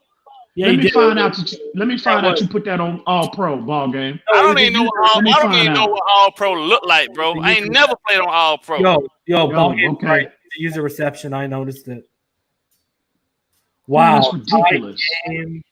God, man, you kidding me? Don't worry, I'll get him. Don't worry, I'll get him. Josh the Nightmare Rosen for EMdolphinfan. BallGame rubbing salt in the wound. I'll get him. Don't worry. I Ace promise. Ventura is popping back up to say got him. Yo, Kills, just hit me up on Twitter, though. All right? I got your 1 email. I haven't got anything else. So just hit me up if you want to talk, if you want to be in, or if it's to confirm facing EMdolphinfan, I got that. Yeah, Damien. Y'all going to get – this ain't no Botty Boy fantasy league that I run. I run real-ish over here with defensive players. A lot of people don't do that. I got them all pointed out. So I won my league last year, my personal league. So and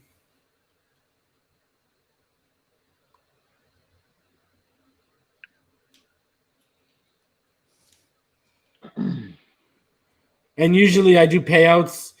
If you finish first in the regular season, you get a payout. If you finish first in the championship, you get a payout. And if you finish second in the championship game, you get your buy-in back. So, but I'll give you guys more details because I don't, like I said in the comments, I don't even think Yahoo's open yet. I'm part of Sleeper Headcube with a couple people in the Dolphins community, like guys from Fin Addicts Network and Fin Maniacs and stuff. And it's a little bit different. I don't like the layout as much as Yahoo. But here we go. Can EMdolphinfan on 1st and 10, he gives it to Ballage for a massive pickup. And BallGame just sitting like a cobra, waiting in the wings, ready to strike whenever, playing the same game he did last time. Let him think he's in it by having it tied.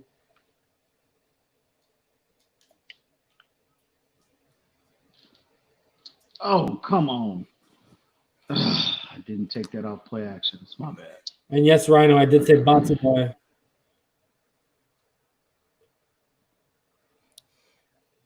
Two of my groomsmen were Jamaican, so I grew up kind of around Patois because I've known them since I was a little kid. And their parents, that's all their parents spoke was crazy Patois. It was nuts walking in after school and you got parents arguing at each other in Patois. It's good times. 3 receiver set, trips to the left. Gesicki lined up the block, Lodge in the backfield next to Fitzpatrick.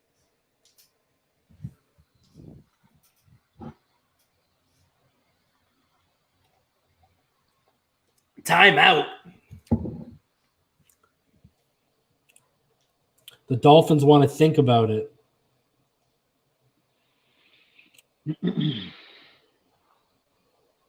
How you feeling, EM? How you feeling, EM? Outstanding, bro. What's your blood level like? What's your blood pressure level like? I'm good, homie. Fitzpatrick, quick throw underneath the Ballage. Straight Gucci. Ball game, lean back, all comfortable and cozy. 4 receiver set, 2 to the right, 2 to the left. Ballage in the backfield to the right of Fitzpatrick. Can he? No! Doesn't sound like it. Wow. Interception. Bobby McKinnon. He got him. And he takes it back it. to the house. I got greedy. Oh, I knew it once I left it. It's all good. I got him. Wow. You said that at the end of last game, EM. What happened? Oh, I got greedy. Man. Oh. Wow. And all ball game can do is laugh. Don't worry. Like a hyena that just feasted on its dinner. Come on, man. Come on. Oh, man, I can't believe I threw that ball, bro. I can. Oh, I got greedy. And once again, EM is getting put over the table to be paddled like a teacher to a student in the 1920s. What's good, EM? People want to know, where you at, bro? We might have to end this series early because ball games out here just absolutely humiliating EMdolphinfan. Man. EMdolphinfan went from the top of the world after Quint Riddle crashing down to it looks like he's about to be put in the coffin, nailed shut, and 6 feet under God's green earth by Mr. BallGame. Quite a parody when you look at it. Josh Fernandez says EM out here playing like TD. Oh, nice one. Fitzpatrick finds the open man along the sidelines. Albert Wilson. Havoc says, take it to the house like Trick Daddy. I guess that's the Bobby McCain touchdown. Ace Ventura continuing to rag on EMdolphinfan, saying, told you EM sucks.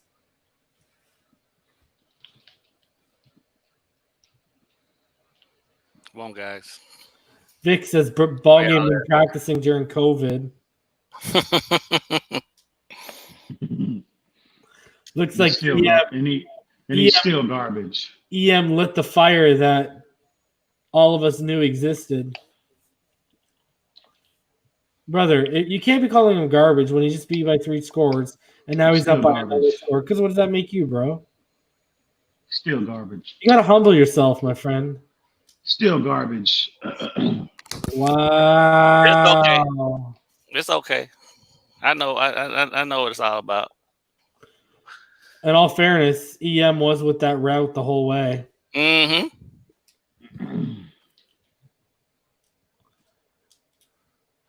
EMdolphinfan, though, when you look at all of the talking, he's choking like he just ate a sandwich with a bunch of bones in it. And Ballage gets about 1.8.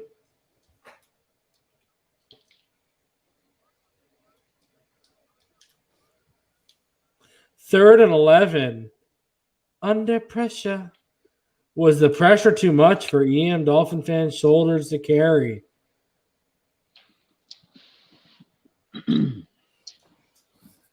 And there's the open man just sitting there for the first down. I believe it's Jakeem Grant as well. Yep. And EMdolphinfan dusts his shoulders off like there was dirt on them and says, give me that first down.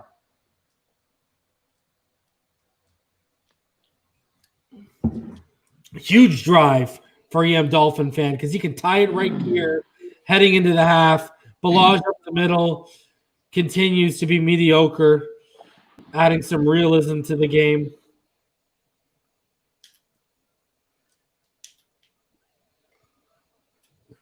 EM was talking trash a couple streams ago, and BallGame was watching and listening, says Josh Fernandez. Carlos says, EM, go back to the training board and fire Philbin.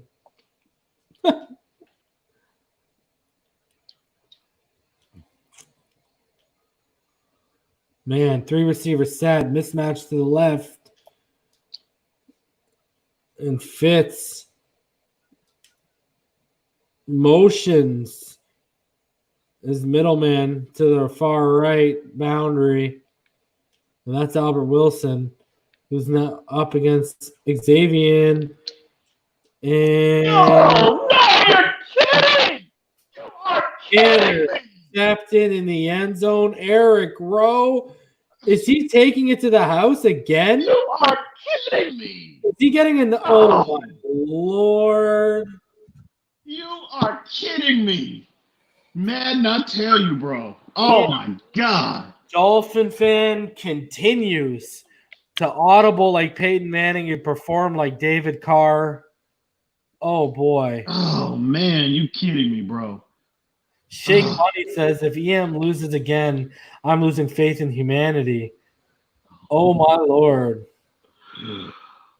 The deflections and bounces not going this way. Josh Rosen fires a dart down to the 4-yard line. Wow. Josh Rosen under BallGame. You are kidding me. Why on earth? I just can't believe that, bro. Guys, I just cannot believe let's be honest with ourselves. The difference in this game right now is under BallGame's tutelage, Josh Rosen is succeeding, and under EMdolphinfan's tutelage, Fitzpatrick is struggling mightily. Wow. Has Elvis already looking for his car? Oh. And instead of tying the game, heading into the half, he throws an end zone pick to Eric Rowe. He throws a pick to Eric Rowe that EMdolphinfan is now down. Listen, let's be real. Can we all agree? It's nothing he's doing. I'm making the mistakes. It's nothing he's doing. He's doing nothing. The difference in the last game was turnovers on my part. That's crazy. I'm being real. That's crazy. Nothing you're doing. That's crazy. Okay. Come on, man. I'm better than you. Better than this, Fitz. Come on now. Oh man, I tell you, bro. Disappointment. Absolutely nothing this dude is doing. The disappointment in EMdolphinfan's performance is similar to not getting Christmas presents come Christmas morning. It's unbearable. I'll send you my cash out. Wow. Two pick sixes. Wow. Bro. And then, come on, man. Stop. And then he says, I'll send you my cash app. Wow. BallGame is ready to put money down because you don't think you got it, bro. Wow. The money game was out. The money game was supposed to be in the 5th one. The one we just played previously, but I let him off the hook. I don't even want his money. I just want everybody to see what's going on. Oh, come on. They seeing me throw turnovers. I'm on your goal line. Hey, that's on you. That ain't got nothing to do with me. I'm playing defense. I'm on your goal line. All I know is EMdolphinfan picked the Miami Dolphins, but he's playing like they're the replacements. So let's get it rolling here, bro. Can Josh Rosen make it a 3-score game and humiliate? Because right now, the point differential tonight is BallGame plus 35. So, oh boy. No, it's EM giving him points. That's what it is.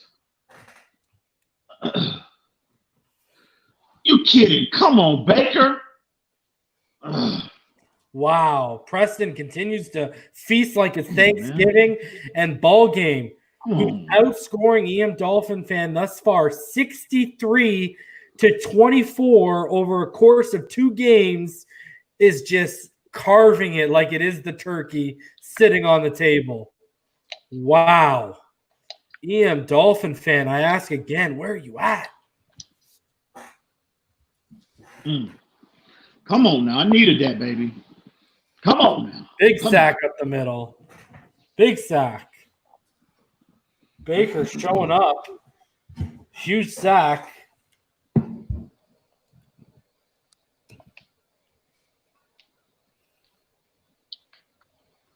Wow.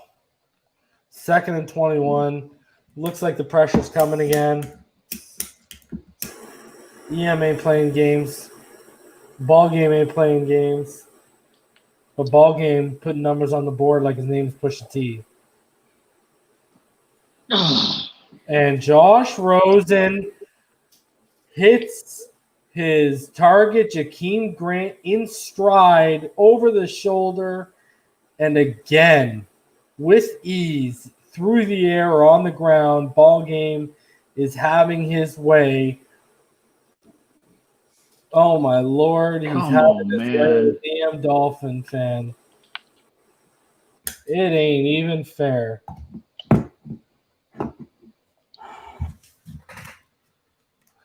EM talking, but BallGame doing the walking, people.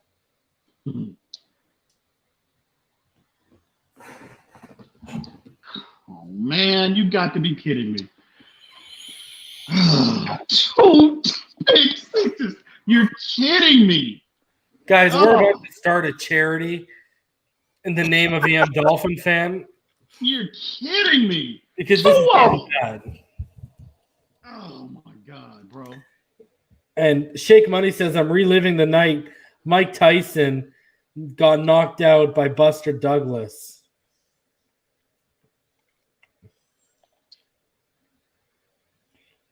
Wow. Where are you at, EM? Come on, man. You're the best in the world, BallGame the best in the universe. And it's now a total of 70 points. 2 big six. 2 of them. How that? I never do that, bro. But you got to ask yourself, what about the other 56 points? So it's 35-14 instead of being 35-10. At least the EMdolphinfan showed up a little bit better than last time. I even spotted him 7. You didn't spot Jack, bro. I'm giving you points. I'm giving you points, just like last game. Guys, it's only the 3rd quarter here. Let's put that into perspective. Is there a mercy rule? Hey, man. Are we dealing with a mercy rule here?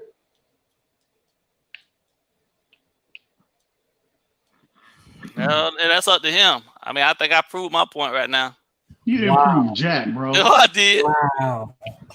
Wow. Come on, man. Where my boy at? I want to know. Where Mike at?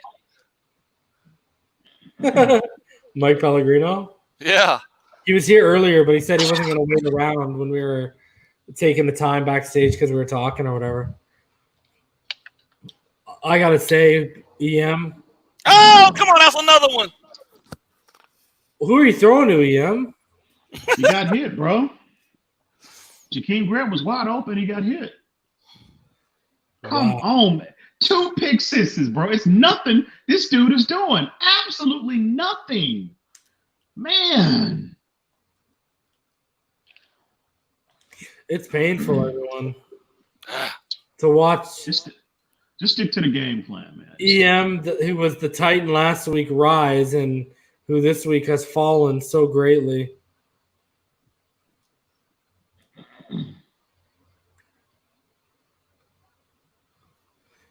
Two games in a row.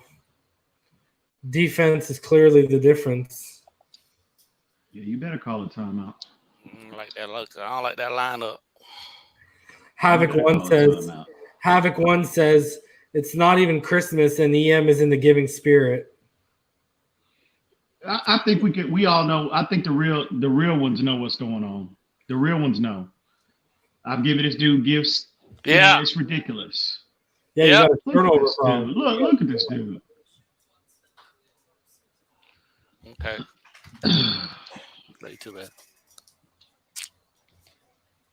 All right.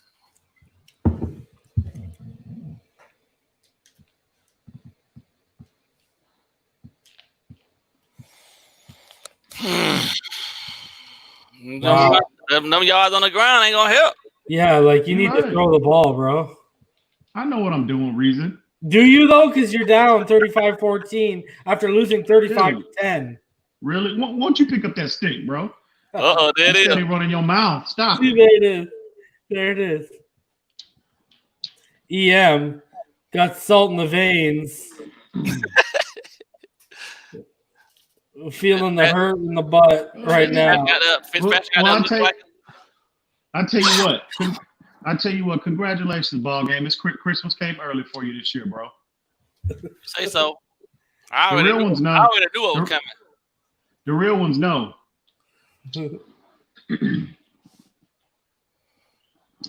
Wow, nice throw. Incomplete.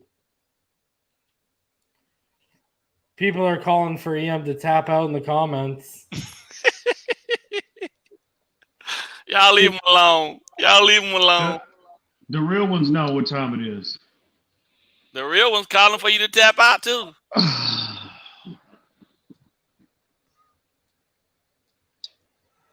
Oh, this has been no, sir. Hey, what can I say, bro? It ain't my day, homie. It ain't my day, bro. What could I say, man? We've been here before, Reason.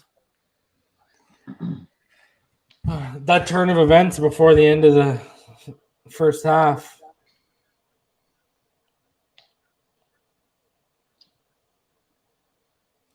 So he started off 2-0 and he's gone 2-2 over the last 2 weeks.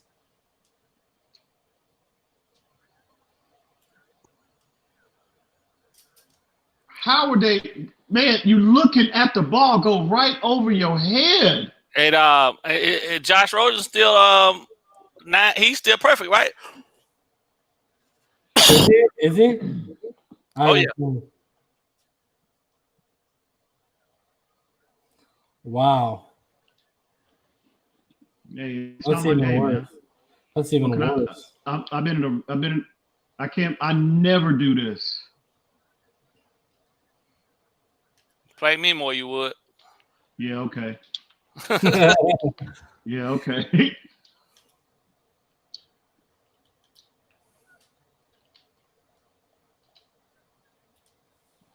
See, I'm not doing none of my. Oh my God, 2 pick sixes! I could not believe that, bro. I'm better than this, man.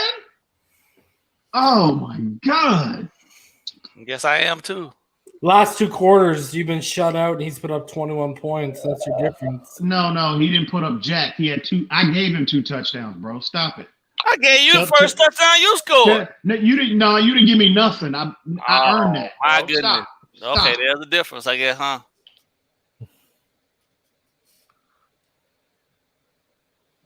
Come on, way to fight him, Needham. Way to fight him, Needham. Way to fight him. Way to fight him, homie. That's my fault. That's my fault. Like an early 2000s WWF pay-per-view, no mercy being shown by BallGame here.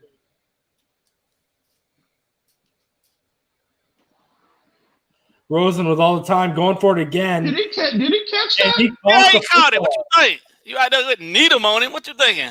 He caught the football, and he's down to the 1. Wow. Over the shoulder, perfect placement. BallGame's tutelage has made Rosen look like a superstar. But what a catch by Devontae Parker, though. Where are you at, though, Ian? Should have been a Teddy.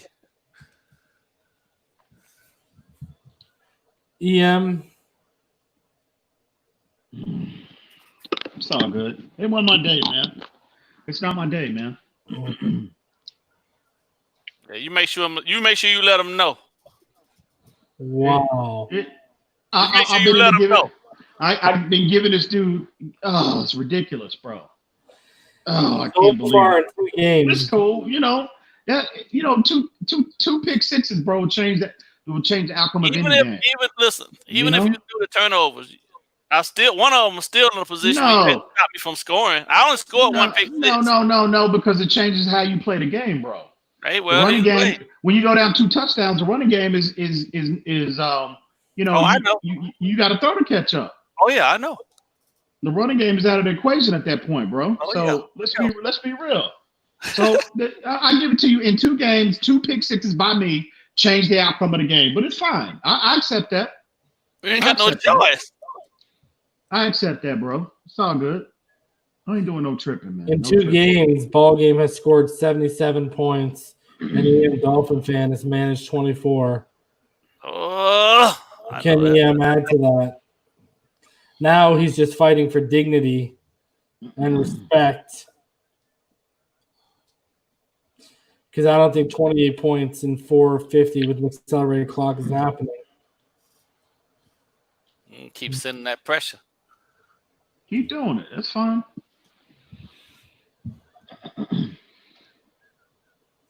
EM, how do you plan on redeeming yourself? I'll get him next time. I'll get him next. He know it. I'll get him next time. He know it. Trust me on that. He knows it. He knows it. I'll get him next time. All I gotta say is next time we're gonna put something on it. All I gotta say is BallGame laid the whooping like. Well, I tell you what. Father to his son that just. I tell you what, BallGame. If you, let's put some on it. Let's run it back. Wow. I'm with it. You ain't saying that. Bet. Oh, we're going for another one here, boys. The one that means something. Are we going for? Hold on. Are we running this back? Yo, end this. If you guys are just running another one, end this. Yeah, I'm good with that too. Cool. Okay, hold on. How much we 20 a game, bro? We're gonna do 20 a game. We're gonna do 20 a game. Wow. Oh boy, guys. Everything that just happened doesn't even matter. We're now at $20 a game. We're gonna do 20. We're gonna go 20 head up, baby. For all y'all who always doubt my football predictions for some reason, when I have when I have a good track record, for all of y'all who doubt my football predictions, even when I have a good track record with the draft and such, did I not call that this would get to a point where BallGame beats him twice in a row, and he says let's put money on it? So let's get to the real. I'm telling you right now. I'm telling you right now, bro. Okay. Let's get to the real game now, man. So we're shaking on BallGame. We shaking on it, right? There you go. He's shaking his hand. Put your hand in the video. Go ahead. Shake your hand. Matter of fact, you need to. You know what? Reason you need to hit the mute button, bro, because you distracted me, homie. You need to hit that mute button. Is what you need to do. You need to mute. I got a channel to run here. I'm gonna send it. Yeah, I'm gonna send it. BallGame. Where you sending it to? Huh? What? The invite. My bad. I thought you said the invite. I'm trying to blame everyone else except yourself, EM. I got you. DFS Hobby, you have missed in 2 games.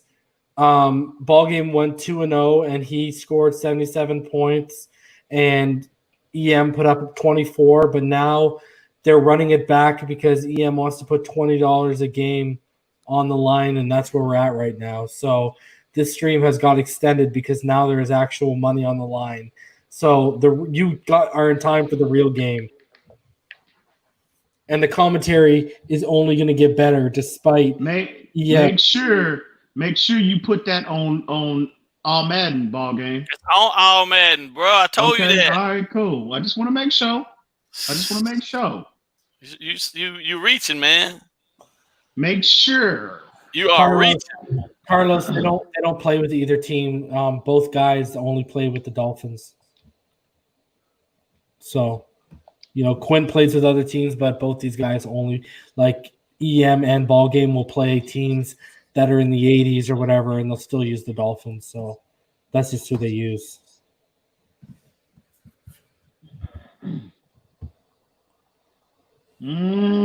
Let's up the ante a little bit. Let's up the ante a little bit. Remember to share. Remember to hit the share button when you're on. Okay, my bad.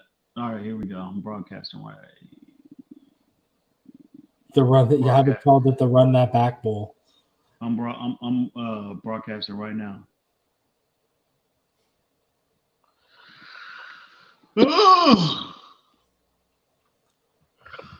Wow. The stakes have been elevated, my friends.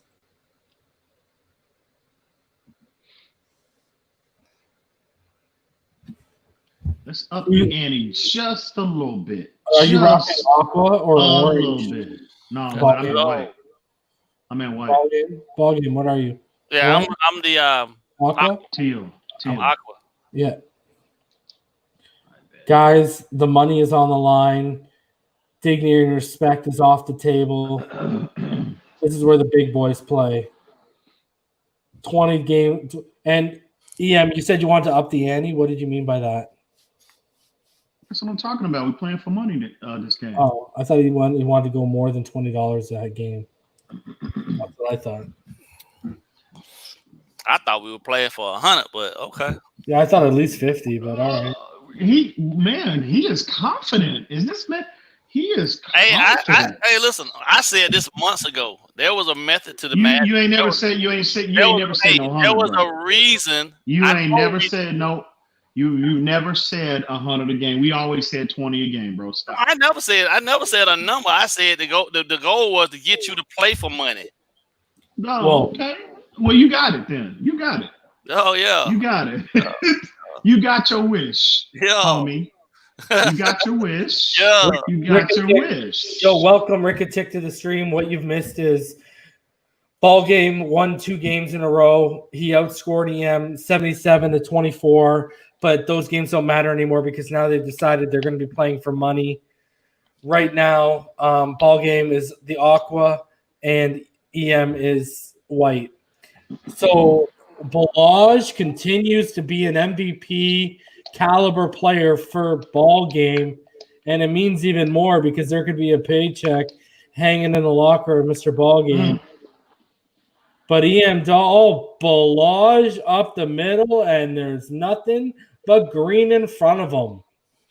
And just like that, it's 6-zip. 66 yards for 6 points. He missed it. Ooh, did he miss it? Did he shank that? Ooh, okay. Yep. Okay. Oh, okay. And the extra point is shanked. I had to cough. BallGame. Yeah, man. You are putting the pedal to the metal right now, my friend. Yeah, man. You came to play. See, that's why he went incognito, EM. He went incognito because he went training like a ninja in Madden. No, none of us would bug him, bro. Always, bro. This always. No, he was running. He was running. That's what he was doing. He was running. He know it. Yeah. So let's have your best performance of not only the night but the last couple of weeks right here. Let's go. I want to see a competitive game. And Balaj gets about 1.8, but they rounded up to 2.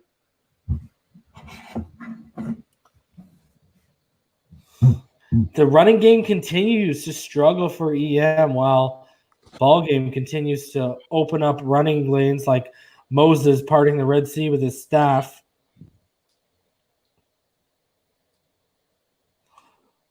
EM's got to have something up his sleeve, though, because money is on the line.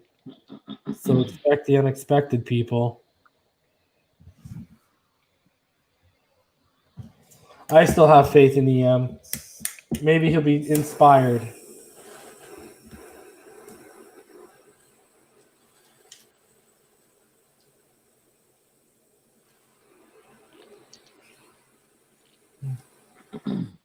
Handoff, fake the screen, gave the handoff.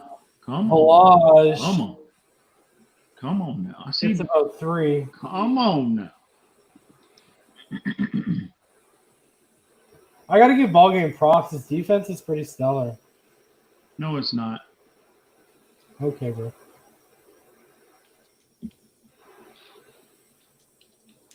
To the right, Balaj up the middle, bounces out to the left, and he makes a couple people miss.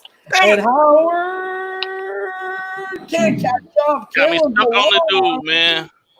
For both teams, back-to-back massive yardage, and that was 75 yards after having a 66-yard touchdown run for Mr. BallGame. Holy moly, if we could get this in real life, people. But then again, it is a video game. Impressive, and the missed extra point has EMdolphinfan with his first lead since the beginning of last game. Can EMdolphinfan continue to build and capitalize on this? Or is Mr. BallGame going to continue with his smash mouth culture and running the football down EM's throat like he's stuffing spaghetti down a 1-year-old's mouth?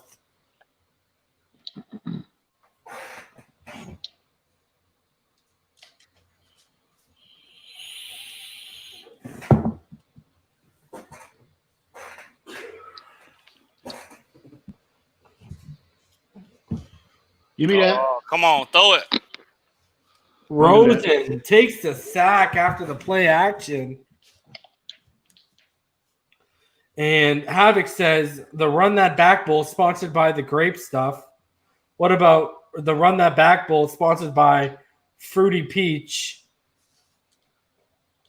Come on. There is no way. You got 3 dudes sitting right there looking at the ball, bro. Okay, BallGame continues to find the open seams on the outside of the hash marks, outside the numbers. BallGame has been feasting with Josh Rosen, which is impressive because those are NFL throws, people. I promise you, though. In the second half, I promise you.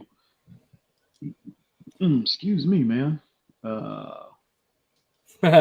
Finn's up next, TT. I have no idea what you're talking about.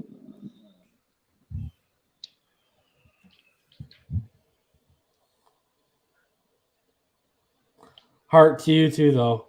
Love. I'm Canadian, guys. I mean, I don't know what you want from me. But I still am in full denial of any allegation.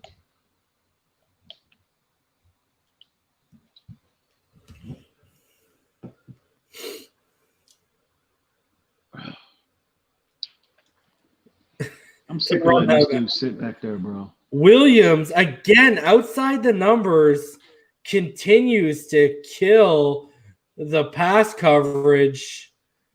Finn's up next. Yo, hey, bro. Hey, YouTube reasons, brother. I did not have relations with the dabs. Do I mess with Drake? I messed with Drake like back in the day, like EM knows. I was actually in the music business for a while, back from about 2008 till 2015-ish, and I was actually there when Drake and Boy Wonder were coming up. So I was actually at the Battle of the Beatmakers where Wonder Girl won because she's from Toronto and she Boy Wonder's protege, and she ended up actually producing, after she won, she produced Crown by Jay-Z. So yeah, man, I knew Drake when he was like Aubrey. Same thing with The Weeknd. Like I knew The Weeknd and The Weeknd's people before he even blew up. He's from a city right near me. He's from Hamilton, Ontario. So yeah, man. Like I never called him The Weeknd. I called him Abel. So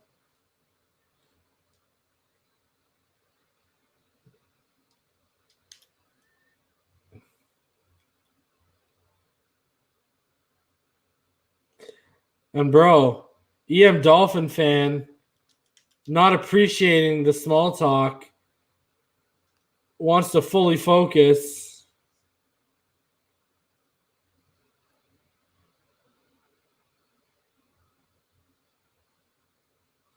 Is he dodging out from possibly having to face his maker in Mr. BallGame? That's the real question.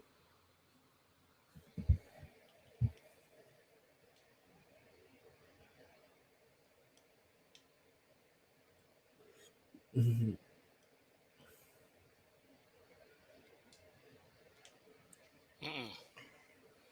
Blage, shut down. The run game continues to be a strength for BallGame and continues to be somewhat of a weakness. Aside from that one massive run for EM, he hasn't really utilized the run game successfully like our boy Mr. BallGame has. Hard to punt. Say again? I said it'd be smart if he punted, but I mean, he got to do what he got to do, I guess. Isn't he up by 1? I'd punt. Yeah, I'd punt.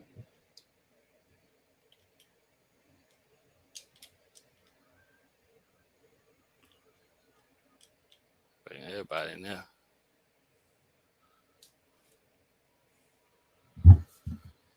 Yo, Infinite. I'm actually not an Eminem fan, bro.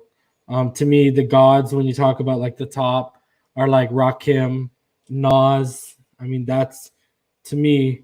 I think even like I think Prime Big Pun. I think he could have handled Eminem. I think Prime Jadakiss would have been a real problem from Eminem. So yeah, I don't really. I'm not a huge Eminem guy. I think he was more of a shock value product of the machine type of thing. So I appreciate his skill and how diverse and how he changed things up. But, I do think there's, Common. I think Common, Black Thought from the Roots. These are guys who I just think those are just off the top of my dome that I think the better. Even Jay, I'll put Jay. Oh, you should have punted. Yeah, he should have. Sack off the left side. Was that Jamal Wiltz? Yes, sir. Jamal Wiltz. Huge off the left side. And BallGame continues to feast on those sacks with his secondary.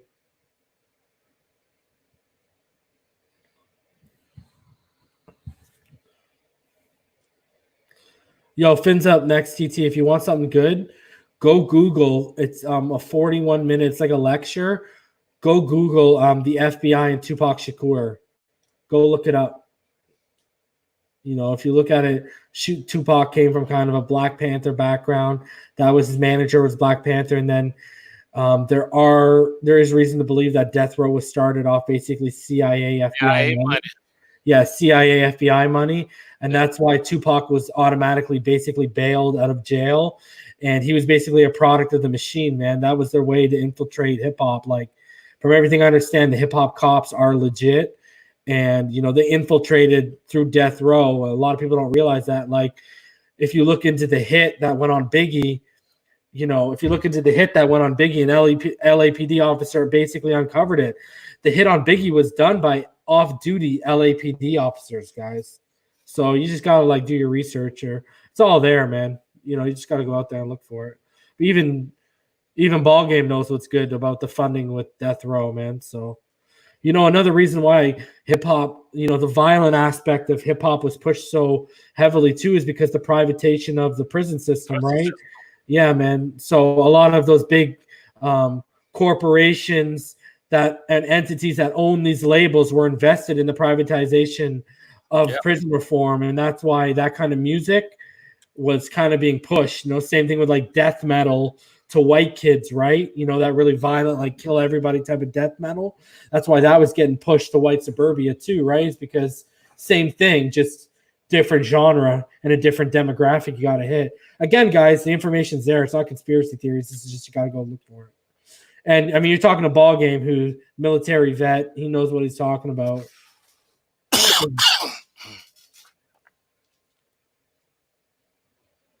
Where you trying to go? Stretch run?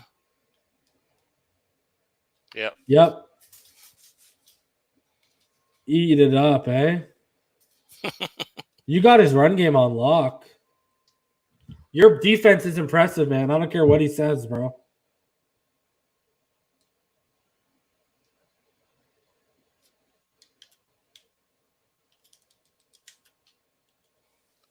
Come on now. See, what's crazy about it to me with EM as I watch his offense, he likes to gain yardage off underneath routes, but when the time comes, instead of taking the underneath route, he'll go for the covered deep route that you probably shouldn't be taking. You know what I mean? Yeah. So, and that's what kills him in the red zone. Havoc says EM has gone into a bunker. Uh-oh. Like Oh, he threw it away. He threw it away. I'm surprised. I'm hella surprised. Wow. Personally, I rely on my defense right here, but I'm gonna let him do him. But he go for it here and don't get it. This game over. He's not going for it, is he? Yes, he is. Oh my God. Pride is a big thing, boy. I tell you.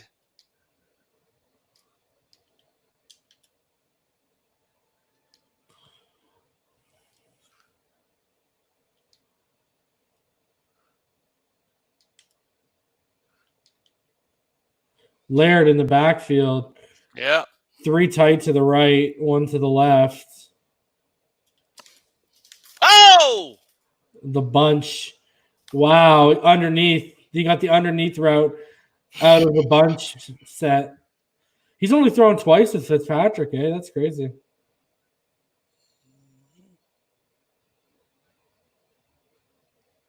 DFS hobby. From what I see, I got my money on TD beating EM.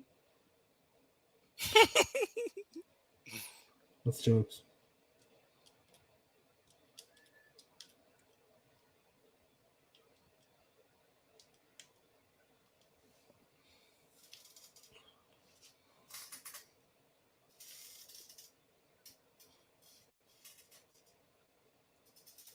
Man, he just cannot get it going with Ballage, eh?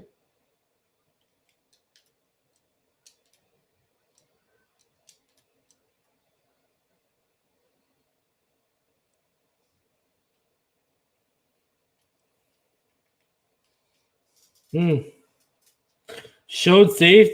Yo, you showed blitz with the safety and then sent him back into coverage, eh? Yeah, buddy. And I was watching it because you've been killing him with the blitzes from the secondary. You still got him. Damn. Was it Wilts again? Yeah, man. Oh. Bro, I don't know if I've seen someone run the sack total up with the secondary like that. Jeez.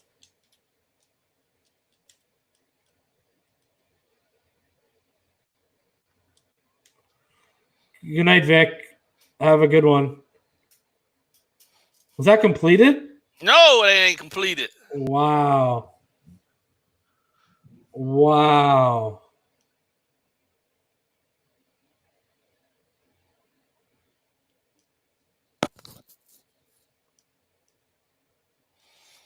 Yep, here's the dagger. Wow. He done went quiet on us over there, huh? No, I think he didn't like the fact that I was talking to the people in the comments. Oh. Because the money's on the line, bro. He ain't going to have no excuses when he loses anyways, because it was 7-6 when he backed out. True. Bro, dude, look at you, bro. The dog. Who are you going to run next year? He's going to be your one in this game. Are you going to go Howard or Breda? I'm going to go no, neither one. I'm going to trade Howard and run Ballage. You're lying to me.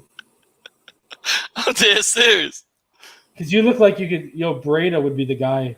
Yeah, I'll Breda's my guy. Yeah. Do you play the have you played the quarterback, the Be a Pro mode too? So what now? Yeah, no, I don't play that mode. Wow. Devontae for 6. And it looks like it might be 20 in the bank for your boy, Mr. BallGame. Shorty, what you drank? Wow. BallGame with ease. with Josh Rosen, imagine what he'll be able to do. I told him I'd do this, man. Them two games he won was me filling him out and allowing him to believe that he was actually worthy of getting on the sticks with me. Now he can feel however he want to feel about that, but at the end of the day, I do this. Bro, are you going to use Tua? Yep. That's the real question everyone wants to know. Yep. Yo, you'll be able to get him into after one season, you'll be able to get him into the high 80s. That's the plan. Yeah.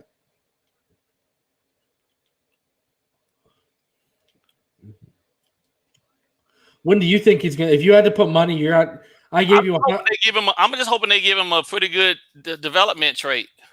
That's the key. Oh, he will. He will. Him and Burrow. Him getting a good depth trade. He get a good depth trade, it's going to be on and popping. He will because it's a top 5 pick. Okay. I'm hoping. Yo, let me ask you this. If I gave you $100, I sent you to BallGame. I sent you to Las Vegas. How much and I said put it down on when you think Tua will be starting. What week would you put that down on? Week 10. Wow. So what do you think it's going to be by the time he starts? I think they're going to give something similar to possibly 5-4.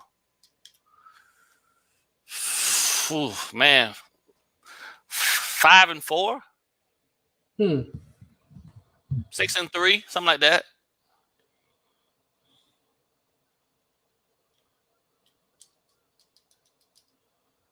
Have you heard anything about?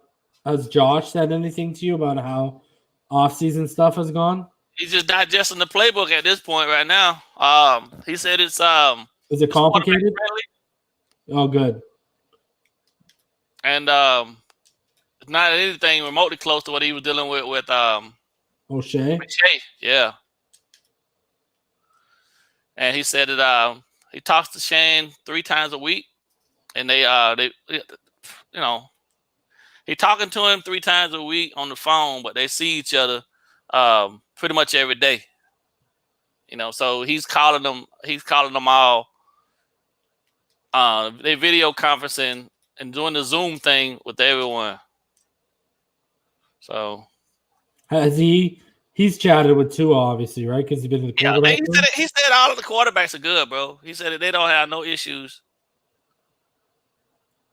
They don't have any issues as far as them communicating and whatnot. He know that everybody got to compete, but he said the biggest thing is right now is that the questions they all have are similar, but Tua has a lot of questions. So he's helping him as much as possible understand some of the other terminology and some of the concepts that they didn't run at Alabama. Yeah. And he said that's been huge for him because he was in that role and still in that role with Fitzpatrick. But at the same time, when you're able to teach someone else something that you're learning as well, you have a lot more. You retain it a lot better too. You know what I'm saying? Mm-hmm. So he said it's been a good experience. All in all. I'm trying to block my blitz, but you can't block my blitz because the running back sees that I'm manning the running back up, so the running back is worrying about the guy that's man up on him. I can't believe Balaj held up in the block. Wow. I sent it different that time, and he's shifting his line to that side of the field. But I'm gonna show him something here that's gonna really upset him. He ain't gonna know what to do. BallGame calling his shot. Yeah, I'm gonna go ahead and put him out of his misery here real fast. So do you see the season even happening this year? No. To be truthful with you, no. Because I don't see how they're gonna I just don't see how they're gonna actually be able to safeguard the public and the teams. You know what I mean? It's hard enough people out here tripping with just going out and putting their mask on, going to get regular stuff. and you want them to do it at a football game where they feel like they should have the ultimate amount of freedom, it's gonna be rough. Yeah. You know?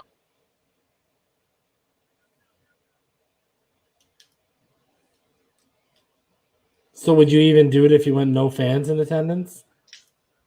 Say that again. Oh yeah. If they did no fans, then that's that's completely different circumstance. But even then, the question is, would they? You know what I mean? Because they're looking to generate as much. They're looking to try to generate as much revenue as possible, and not having people in the stands is kind of. Yeah, they talked about tarping off parts of the stands with sponsor logos and stuff, though. You could do that, I guess, to make some money back. Ain't no barrage, baby. That's why you punt the ball. Wow. How many times I gotta tell him?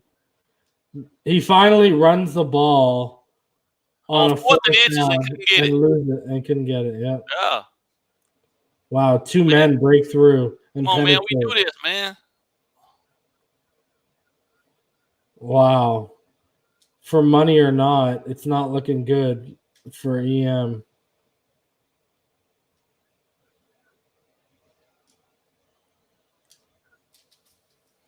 All right. I see what he got going on. That's fine. And what's crazy, too, is if you look at the NFL last year, their revenue was about $19 billion, and fans only accounted, in terms of ticket sales, only accounted for about $3 billion of that. Right. So you can still survive at $16 billion, Right. Especially if you make some more money with the tarped off sponsorships instead of fans.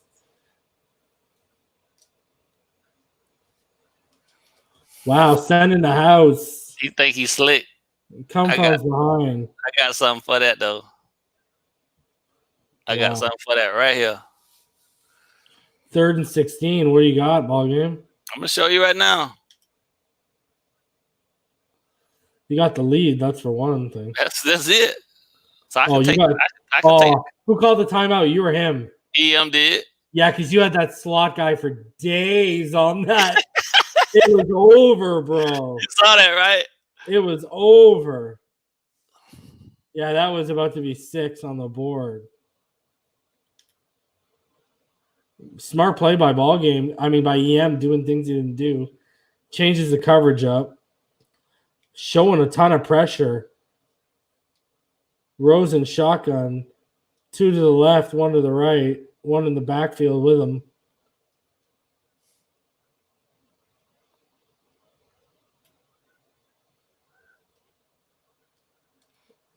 I'm too cold, bro. I'm too cold.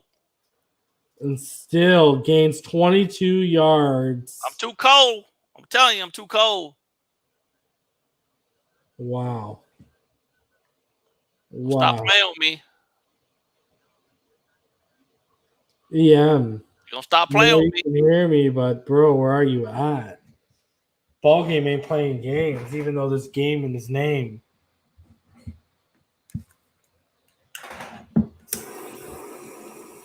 Stop playing with me. Ooh. Was that Laird? No, that was the King Grant right there. Hey, go Laird right here. Okay, there's Laird. Yeah.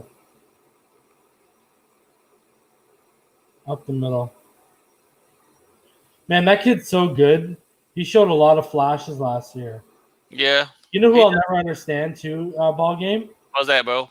How good was Myles Gaskin in college, eh? When you actually look at how good he was, bro. Gaskin was a beast. Yeah. But I don't think it's going to translate because it doesn't have that speed, eh? That's true. Shit, I'm going to take my points. I'm going to do what EM didn't do. We playing for money, right?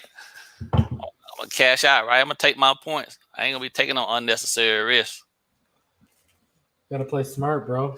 Yeah. Hey, make sure Mike Pellegrino understand that EM went 0-3 tonight, and he had to pony up a couple dollars.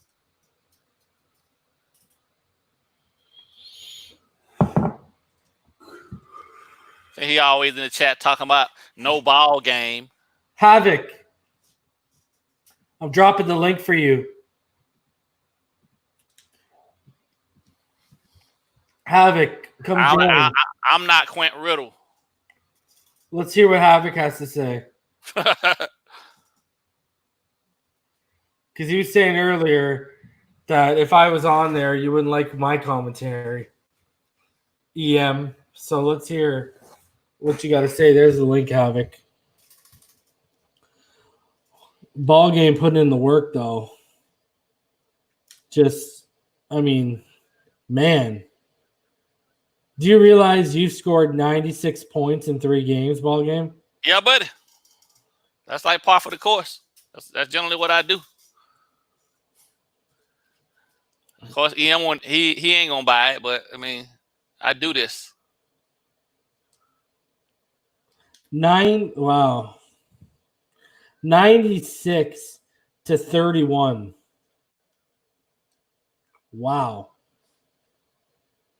Wow. EM. It's painful to see this happening. It's gone from interception. It's gone from BallGame taking your pride and your dignity to now money out of your wallet. Oh boy. You're not helping this. You're not helping the process at all, bro. I did the same to Quentin Riddle. I got to be objective.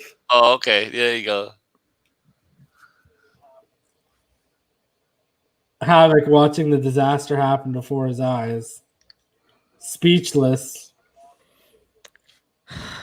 As BallGame lays a whipping to EM. How's it going, everybody? What up? What up? I am here watching the Bring That Back Bowl, sponsored by Kraft Mac and Cheese. Man, I'm having a good time. This is devastating, though, I have to say. Bro, what's EM got left? That's what you got to ask yourself. Man, he went into the bunker. He's got no pride, no dignity, and now he's gonna have no money after tonight. I mean, look, I ride for EM, but homie, it's not over, homie. That's all I gotta say. I mean, it is, but it ain't. But it isn't on the phone. Yeah, for sure. Yeah, but I'm just out here having a good time, man. Trying and lighten things up. You know what I mean? It's just like not, especially here in New York City, things ain't exactly open up the thing. Yeah, things ain't exactly open up the way they may be around the country. So, out here just biding the time, trying to make some, trying to make a dime out of a nickel. You know what I'm saying? So, oh yeah, for sure. That's it.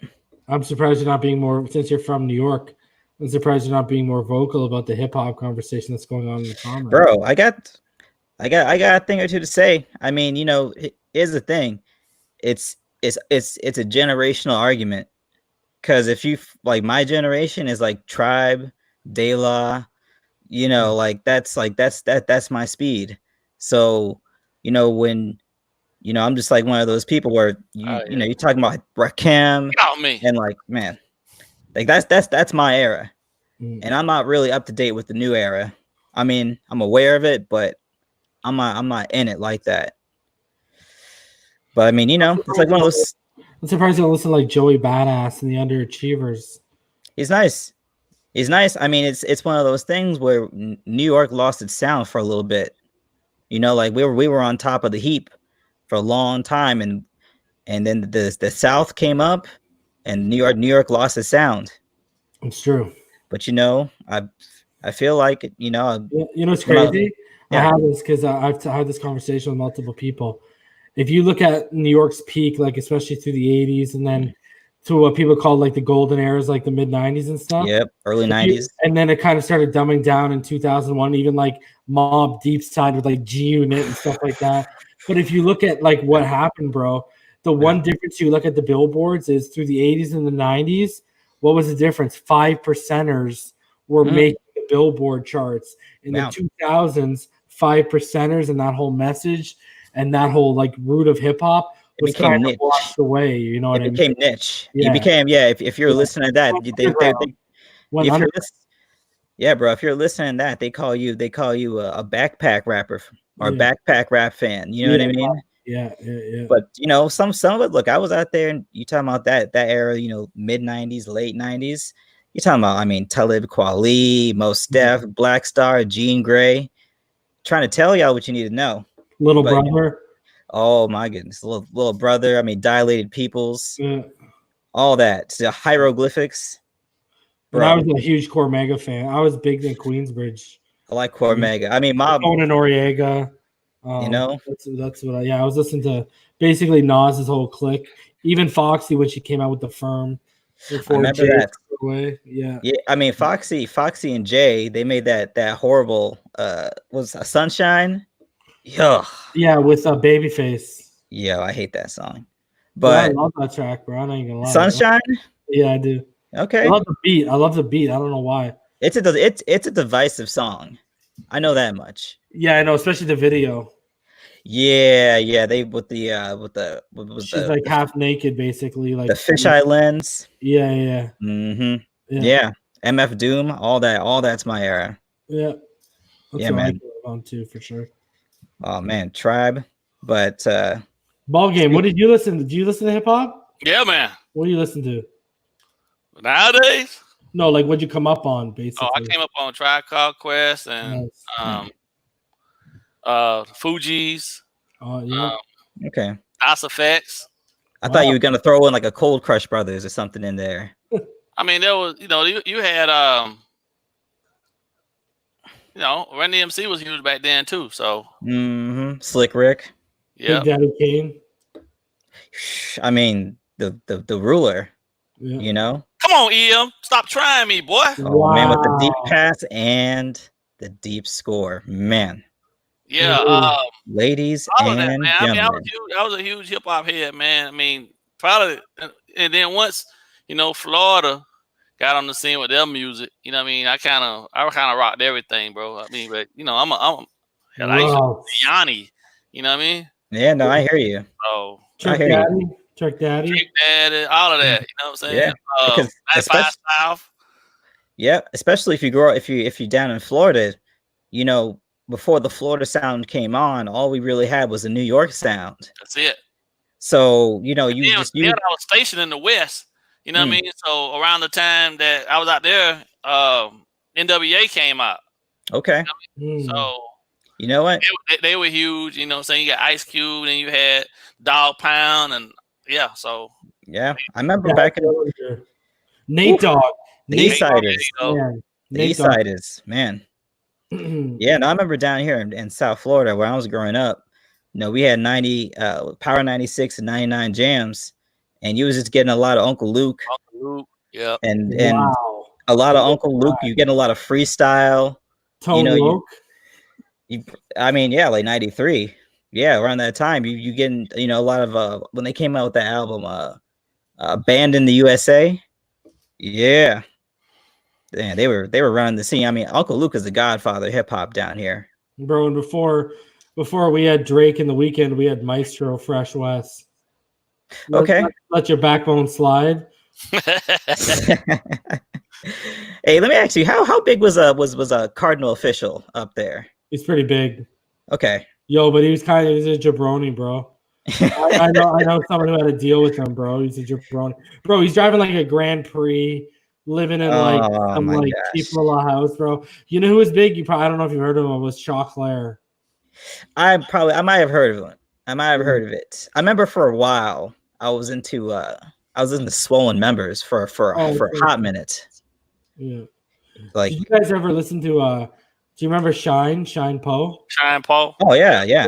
Okay, so you remember the track he had with Barrington, the two tracks he had with Barrington? Bad Boys. Yeah, and Bonnie and Shine. Yep. Yo, they have a have you guys ever heard of Chaos?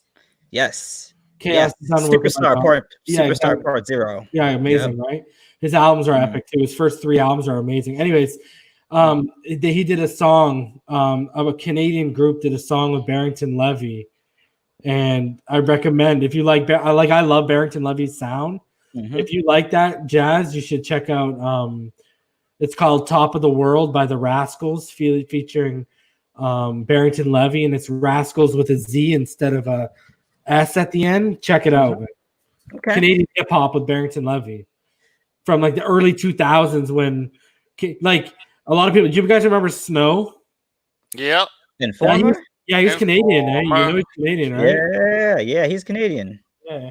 We had like a super group. We had a super group, and he was part of it. Like the whole Cardinal was in it. Choclair was in it.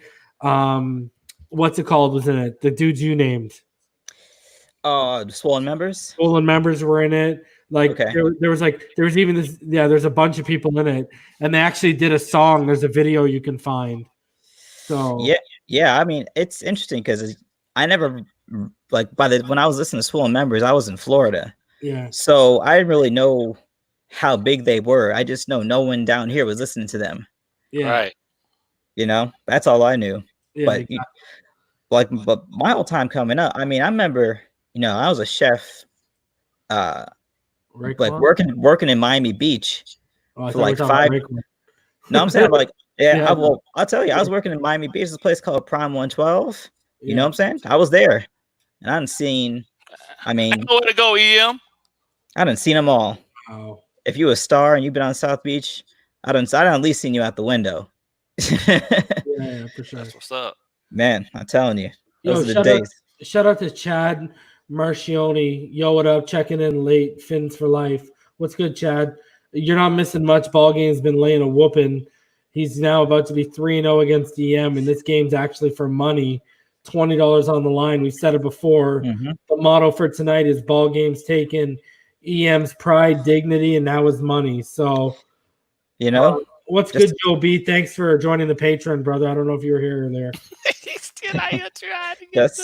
We had 2 matches before this, and they decided to raise the stakes a little bit, and then we ended up with the Run That Back Bowl, sponsored by Sunny D. And it's been illuminating. Yeah, and right now, as you look at BallGame putting up 26 points, he has now scored 103 points over 3 games, while EM has only managed 31 points over 3 games. So quite the disparity in points put on the board. And yes, Joe B, to rub it in, BallGame has been using Josh Rosen the last 3 games, and these last 2 games specifically. He's been pretty good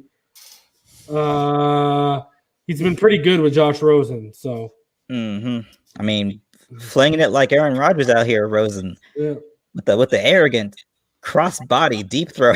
Yeah, BallGame is having fun now. Man, 2 minutes left. Game in one hand, money in the other. BallGame feeling good. Margaritas on BallGame tonight, boys. Yeah. Wow. Oh, and my to God. the house. Bringing the pain. Oh, and he adds in the celebration dive into the end zone.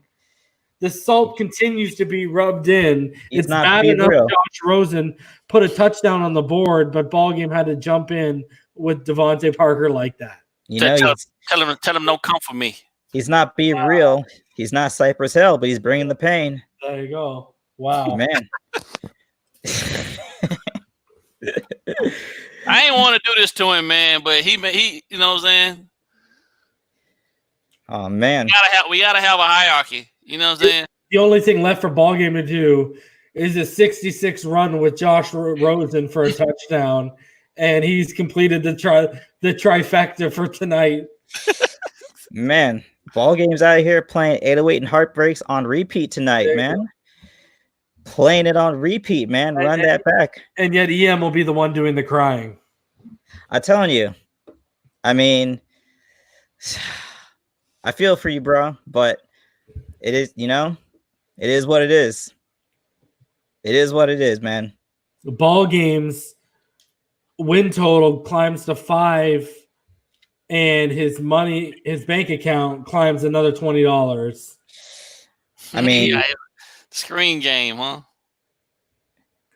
Quentin Riddle wants to say thank you, BallGame. He welcome. Oh, man. Ball games out here still flinging it too. That's EM. That's EM. My bad. And he takes the flag. Was he outside of the pocket? Oh man, No. What'd he do? He was still in the pocket and he threw it away. Oh wow! So he wasn't outside the pocket.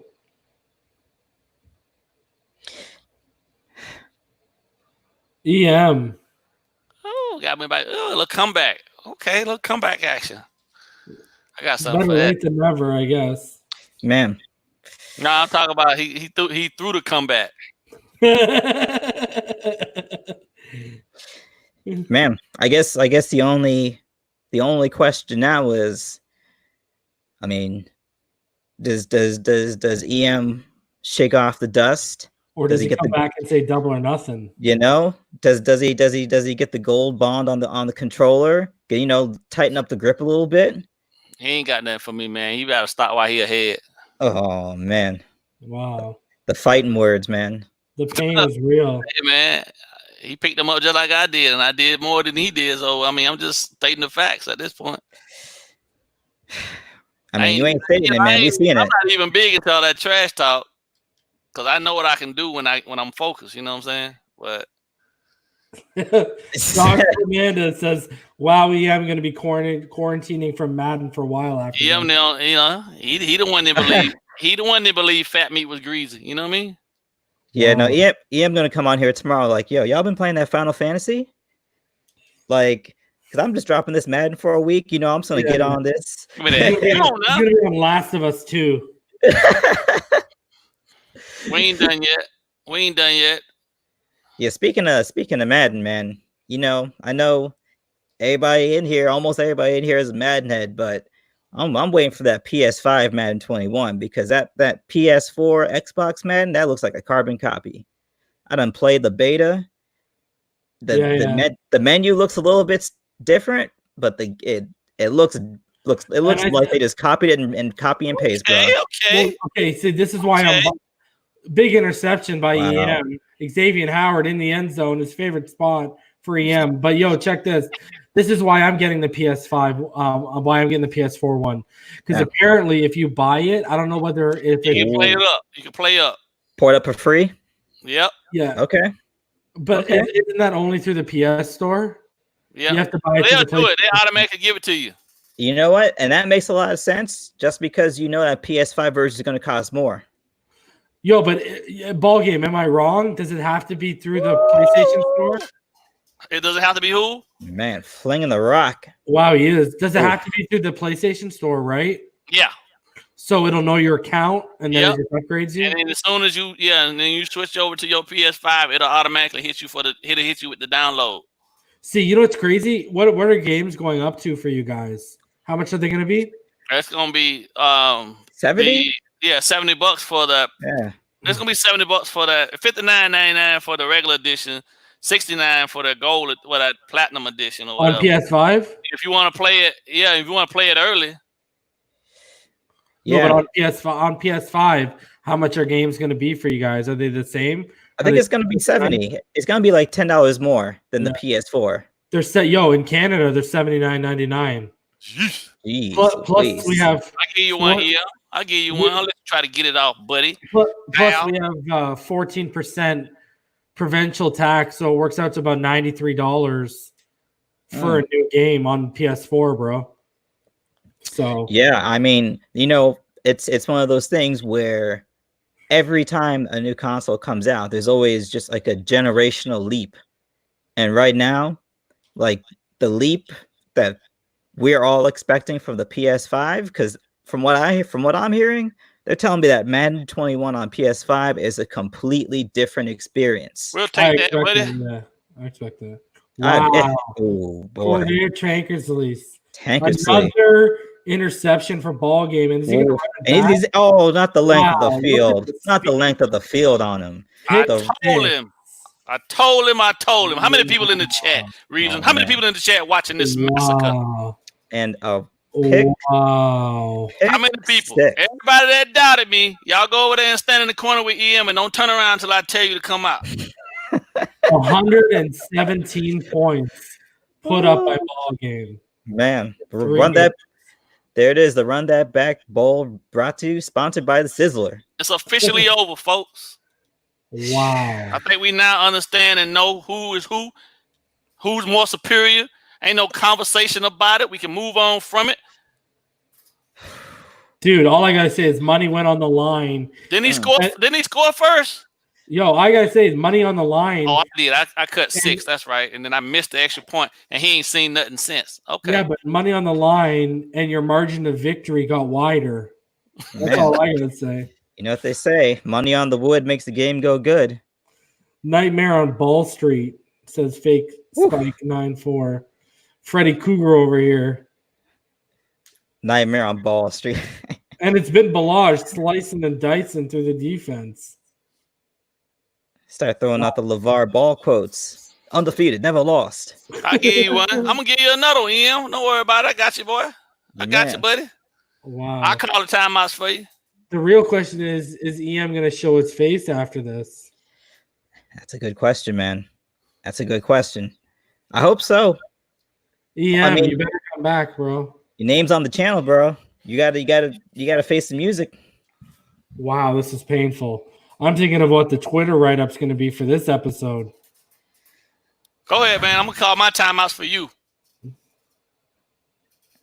Man. EMdolphin, I feel the pain all the way up here. 40 piece. Huh. Wow. The only thing BallGame didn't take tonight was the deed to EM's house. Like, okay. Man. She gonna be mad at you, man. Holy. Oh man. Yeah, you're gonna be challenging me. And ain't no since we playing with the same teams, ain't no excuses, right? That's true. Yeah. That's the one thing about playing with a team this bad in Madden. Oh, come on, he ain't got no timeout. Wow. So, well, ladies and gentlemen, I mean, you see what my sweatshirt say on the back, right? What's that say, BallGame? What? Can you see it? Not really. Organic? 72 BallGame. Oh, 72 BallGame. I was born in 1972, baby. The year we went undefeated, and I am Mr. BallGame. Undefeated tonight. Flexing. Ooh. Oh, man. Now we want to watch the screen and see what EM does. Tell them what your name is, bro. Golly. BallGame with the customization while I'm out here still waiting on the Tua throwback that I ordered 20 minutes to hit the website. Them warehouses aren't, the warehouses aren't there. They're not hitting the way they used to right now. Bro, ridiculous, man. Bro. It actually has an estimated delivery time of December 1st. Let me tell you something. I ordered a package from Japan 4 months ago. That joker came 2 days ago. It's been a while. That's just how things go, man. Wait a little bit. Now you're gonna have it forever. But you think for a number one, he says his headphones died. Sure they did, EM. You're okay. Sure they did. A little bit of your soul died too, bro. You can't charge that up though. So Josh Rosen, let me see. So Josh Rosen and wow, we threw 3 touchdowns. 10 of 18, 295, 3 touchdowns, 2 interceptions. I threw those up, but the Ballage had Caleb Ballage. Ooh, Caleb Ballage. My Ballage had 9. I don't know which one's me. That's a good question. Man, was that Ballage or Emmett Smith? Who was that? Who was that man? It's my baby. Wow. Hey, baby. Man, that was a bank robbery. Wow. And Jazza says his Tua jersey arrived on Friday. He ordered it in April. He must have ordered the one as soon as they drafted him. EMdolphinfan asks if you want to play again. I mean, I like the confidence. I like the confidence. I'm rocking with the confidence. What now? EM actually said play. Double or nothing, bro. He said, give me a chance to win my money back. I like the confidence. Hell no. I got people. No, I'm keeping your money. No. I'm 3-0 right now, man. Ain't no. He wants you to get the clean sweep. But you know what? You know what, man? You know what? He should run that back. Is what he's supposed to say. I don't know, man. What should I do? Should I take my winnings and wait for another day? Ball game. It'll be even better, right? If I give him some time to go back to the lab, right? Look at this. Ball game. Yeah. Look at this is gambler's remorse. Oh. And look at again. Come on, bro. Are you gonna get that run that back bowl? Brought to you by Tostinos. I mean, what's it gonna be? Man. What's it gonna be? Dangling like a carrot. Look at Josh Fernandez. Josh Fernandez said, "Wait for next week. Next week is gonna go up to $50." Price already going up. EMdolphinfan even getting it right. If I run it back now, right? He's saying, "Come on, homie." He can't live with himself. Listen, he can't take it on. Listen, even the biggest lion knows when to lick its wounds. Right? You would think, man, just walk away, bro. It's on my schedule. You're right, Josh. I'm definitely the champ now at this point, man. Who is that talking about? Sean so saucy, don't run now, ball game. Man, send the invite, bro. Send the invite. Run that back bowl. Y'all better, y'all, yeah. Yo, you gotta send the invite. You won, ball game. Oh, that's right. I got it. I'm gonna send it again. Let's go. That's right. Brought to you by that jar of cherries in the back of the fridge.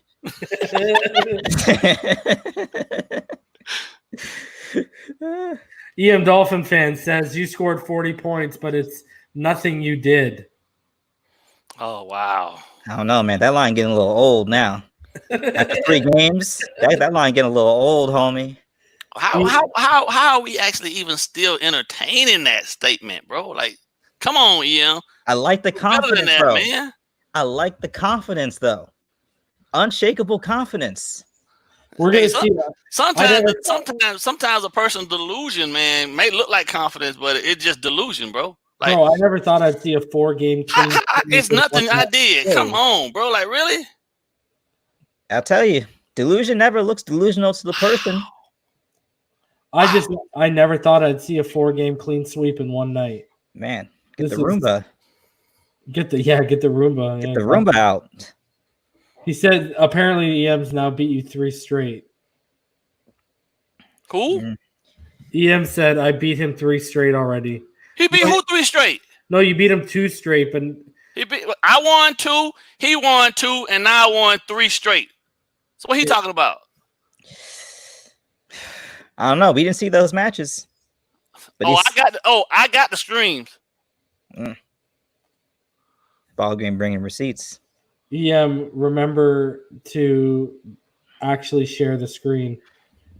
If not, ball game can, but EM share it because your thing's been smooth tonight. So this is worth 40 for ball game, and basically this is for EM to break even.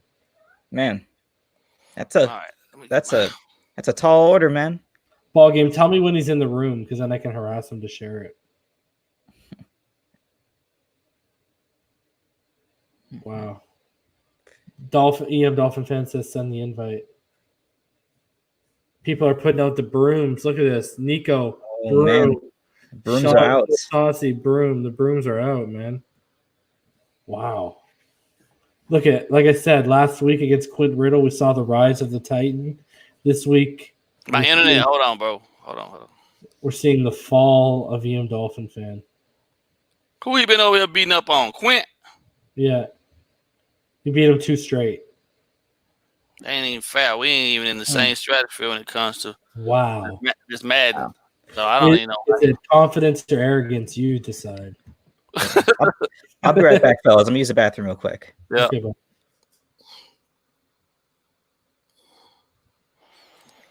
ball game, how you feeling, bro? Besides, man, I'm good, bro. Besides being richer and confident, how are you feeling? I tried when we was over on the other platform. You know what I mean? I tried to tell him then, like, the games he won, bro. Like, I do this, man. I used to travel. I used to legitimately travel around through the up and down the West Coast, man, when I was younger. I even got invited on the Madden bus. So I played $1,500, $2,000 games in Vegas for Madden. So this ain't nothing new to me. But there's a process to it too. You beat somebody so much, some people won't play you no more. But you let them win a couple games, let them think they something that they're not. They'll come back. He just lucky I didn't put out no regular hustle to get no money out of him. You know what I mean? But then share it, EM, because we can't see anything. I let him put that out there. You know what I'm saying? Yeah. Is he in the game? Are you guys in the game, BallGame? I am. I don't know about him. He got the invite, right? Yeah, he says he's in white. Yeah, I'm in the same colors. You know, rock the orange, bro. Why don't you even rock the throwbacks? The throwbacks are smooth. I don't know. I want them to go permanent. I want to get rid of that logo, man. I'm not a huge fan of the new logo. They are fat, though.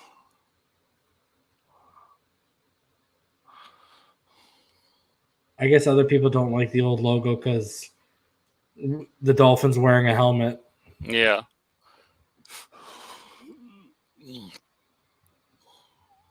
All right, how we want to play this? Guys, it feels like deja vu. Here we go. You want to give him lightning or thunder? We call this the double or nothing bowl.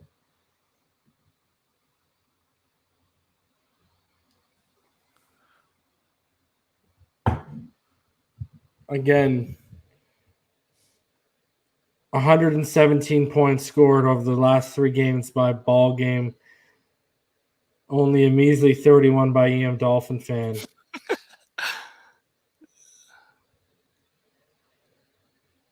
All right, Kills. I'll check it out later tonight.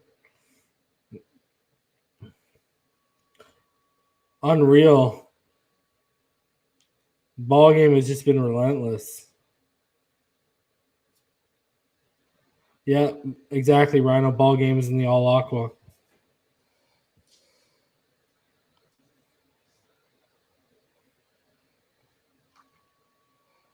That's not what I wanted. No big run. Yeah. EM playing for his life. And the respect of the Madden community. 2 to the left, 1 to the right, 1 running back in the backfield. Rosen intercepted by Xavier Howard. And EMdolphinfan wishes his headphones weren't dead so he could be talking smack. I threw it too early. I rushed the throw. He was open. It'll be open again. BallGame calling a shot. EMdolphinfan talking ish in the comment section.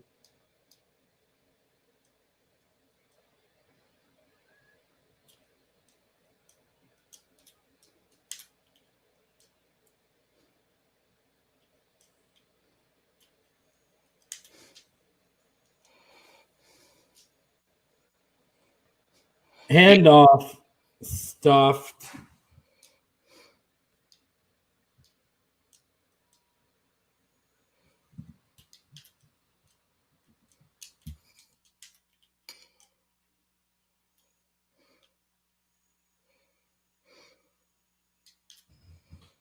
BallGame trips to the left, 1 out to the right, and it's Ballage. And BallGame says, "Not in my house."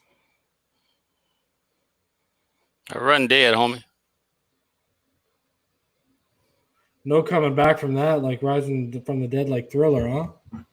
BallGame just finishes them.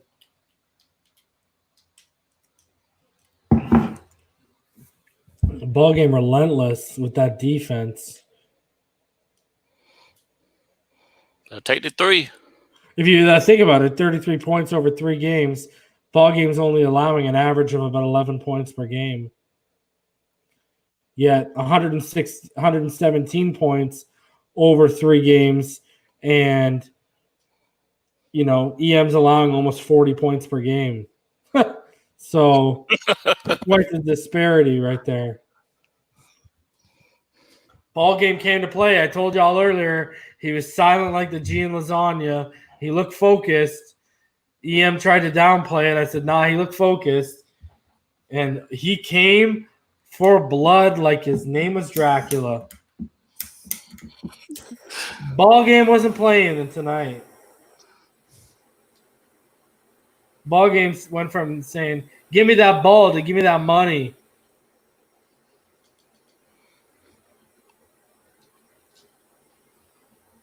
Balaj up the middle, gets a couple. Ball game feeling confident as ever.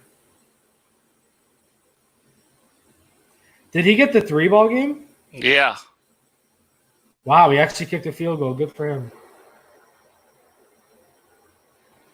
Handoff, Balaj. Look at the lanes. Look at the running lane.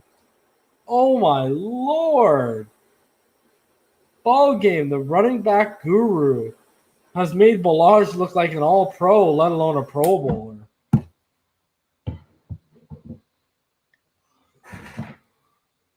Ball game about to get hired as the running backs coach based off of Madden. Maybe.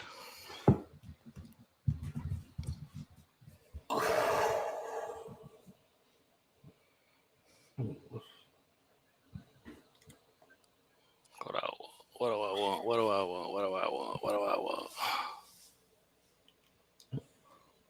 Wow.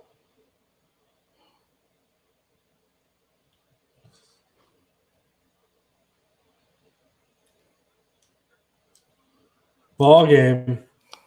Drops back. Oh, I thought he would have had that. Yeah, me too. It was on the money. That's a guy who I expect to take a leap this year is Gesicki. Yeah, he should be good. He should be good for at least 52, 53 catches a season with about 800 yards and 4 or 5 touchdowns. He needs to become a better blocker, though. Yep, I agree. 3 down tight end, none of this. We know what you're running, or put him in the slot. Oh, where you running all the time? Oh, come on, man! He was there too. 4th and 5. EM. You know what? Has managed to keep the lead after a couple drives. That's the first in a while tonight. What I gotta lose? What do I have to lose? I'm playing with the house money. But it would make it sweeter just to win that double or nothing game. Oh, I'm gonna win that now. Don't get it twisted. That's happening. And with Josh Rosen, can ball game fulfill the clean sweep like a janitor at a high school? Wow, finds the opening up the middle, and it is a first down for ball game. The lights are starting to look dim in EM Dolphin land. Carry me Balaj outside, all the way in. Wow. And the lead was short-lived for EMdolphinfan, and maybe so were his dreams and hopes of winning his money back. Wow. That was double or nothing, right? $40. Yeah. I'm going to end up having to give out BallGame's PayPal and Venmo info at the end because he said he got 3 cash apps already, right? He said that. I'm going to be in debt. Man. And that double or nothing is something. We ain't doing another double or nothing, EM, for the sake of your gambling addiction. $100 games on YouTube. That's when you know you've reached a new level. Everybody needs that. Wow, the block is opening up. It's only a screen. It's okay. Everybody needs that Robin Williams in their life to tell them that it's just okay. But man, that didn't end very well. I'm talking about Robin Williams, not the game. Aw. Oh man, that dude was a genius. Yeah, he was. He was amazing. Man. Oh, sir. BallGame says, bring Kalen back to reality out of Madden. I mean, Ballage has had about as many highlights in these few games as he's had perhaps in his career with the Miami Dolphins. He is, I mean, the screen is working. The zone is working. Ballage is eating today. I would argue that maybe he's had more highlights because I can't remember a big highlight he's had as a Dolphin. Not many. Not many. Look at the juke by Jakeem. Boop. Have a seat, young man. BallGame. The real question is, if you force him to a fourth down, will he take the field goal? Screen again. Hey, it worked earlier. Got him by the and shoestring. Gets shoelace tackle. Wow, EMdolphinfan playing for his life. Oh, sir. That's crazy. EM was in the comments of his own stream. You know? It's saying his headphones. Don't be lying to us, EM, saying your headphones died. We know you just don't want to face the music right now. Because the violin's too loud and the cello be banging in your ear right now, bro. The treble is hitting real hard. Yeah. This guy. But like I said before, I like the confidence, but you gotta back it up a little bit, man. At this point, is it confidence or arrogance? I mean, you gotta ask yourself. You can learn something and losing, but you can't learn much from getting blown out 4 times. Wow, big run by Ballage. Once again, EM trying to keep it close. Emmitt Smith in the Kalen Ballage jersey, making it happen. Wow, in for the score. And the lead goes back to EMdolphinfan. Hey now. We're not done yet. And you know EMdolphinfan, if he wins, is going to jump right back in here. He can't. He can't because it's a mercy game. And he'll act like the other 3 losses didn't happen. Oh, they have. Well, that's what uncompromising confidence looks like. When you lose 3 straight, but you win 1, the past 3 they instantly erased. Yeah, that's bogus. Oh, I'm not saying it isn't. I'm not saying it isn't. I'm just saying that's reality. BallGame. What do you got up your sleeve for this guy, bro? Huh?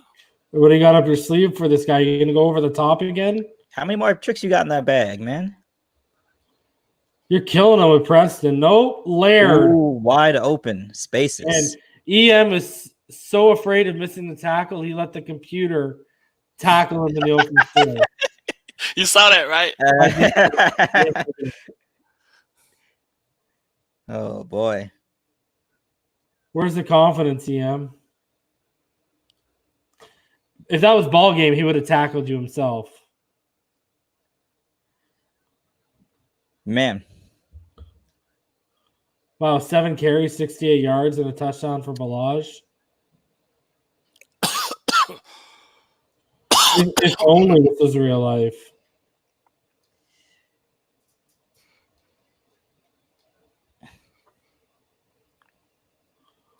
One receiver to the left.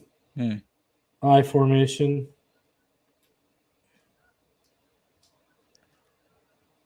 All the time in the world for Josh. Rosen. Finds the opening outside the numbers again. killing EM along the sidelines the last 2 games. Eating. Look at this. Wow. Feasting on those out routes. Ball game. Yes, sir. What is EMdolphinfan going to do if he owes you $40? Pay me. Well, are you sure? Or is he going to ask for a double or nothing again? You got too many witnesses, man. We can keep going, man. It don't matter to me. I'm up now. I'm playing with the house money. You know what I'm saying? Thank God I have the premium package on StreamYard. Yeah, man. Hours. We're logging to watch ball game, put a whooping to my co-host. Right now, it looks like ball game is Vegas' worst nightmare. Playing with house money. Pretty much. 2 receiver set, I formation.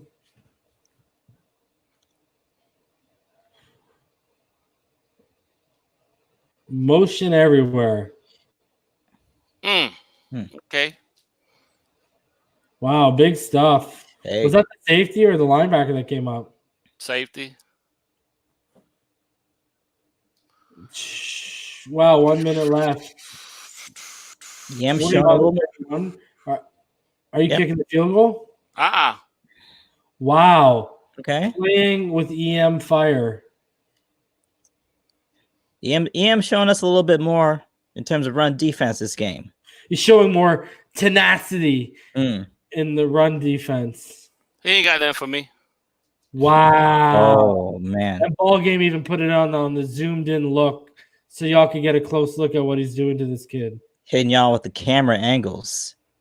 The Run That Back Bowl, Part 2, brought to you by Fujifilm. No, we call this Double or Nothing, bro. The Double or Nothing Bowl, brought to you by Toshiba.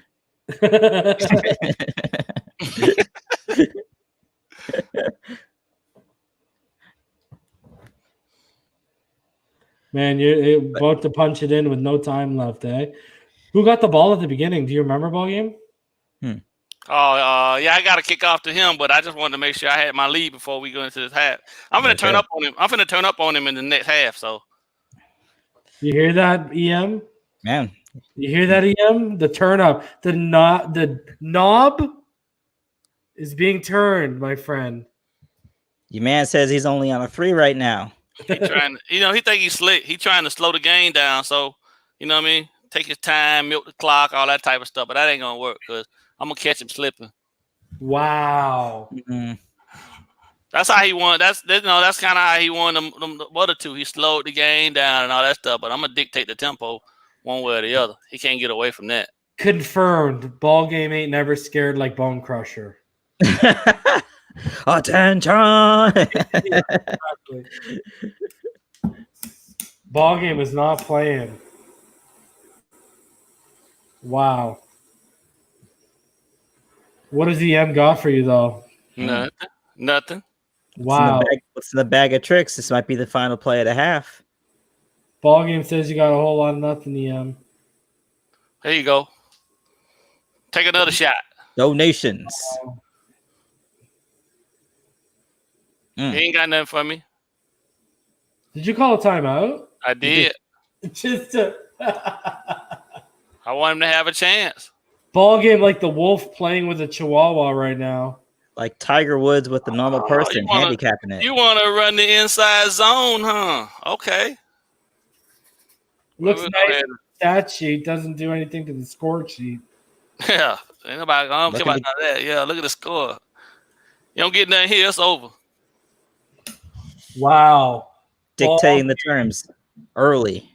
Kicking the ball off. EM, huge drive. Because let's be honest, the ball game gets the ball back and scores. It's over. You're up the creek with no paddle, my friend. Oof. What's this called? This isn't the Run That Back. What's this? The double down bowl? The double or nothing bowl. The Double or Nothing Bowl brought to you by the Double Down from KFC. Brought to you by Del Monte, finest bananas in all of Brazil. Yo, don't sleep on the fruit punch cups. Never. We don't with that screen, man. I'm telling you, we don't with that screen, bro. You're done. Blowing it up before it even starts. The screen is done. Done data. Did you say Fujifilm? Yeah, a while back. A while back. That's jokes. Are they still around? Did you guys have Byway out in the US? No. You guys remember Byway? No, I don't think we ever had that. But I'm going to safely say I think Fujifilm is still around. Do you guys have Kmart's? Yeah, they're kind of dying in the United States, but they're still around. Yeah. Right now it's weird because in New York City we don't really have big box retail stores like that. But like when I was living in Florida, you had a lot of Sam's Club, Costco. Yeah. You get your Walmarts. Maybe you get settle it is because I don't have one near me. Is Jersey Mike's the best sub around? Jersey Mike's. Oh. Have you ever had? I've never been to Jersey Mike's. What? Was that a pick? It was, but they said I was out of bounds. Wow. Have you ever had Jersey Mike's ball game? Yes, sir. Is it the best sub around? By far. Wow, really? Because I know when I go to Orlando, people always tell me to rock the public. That in the Firehouse. Firehouse is hot too. Yeah, I have Firehouse up here. What's your opinion of Quiznos? They're dying out here. Are they? Yeah. Last time I saw them, they were the hottest thing since sliced bread. I guess Jersey Mike took them over. I don't know. I've never had Jersey because like when I go down to Orlando, people used to tell me have the Publix sub. Okay. Apparently Publix makes a really good sub.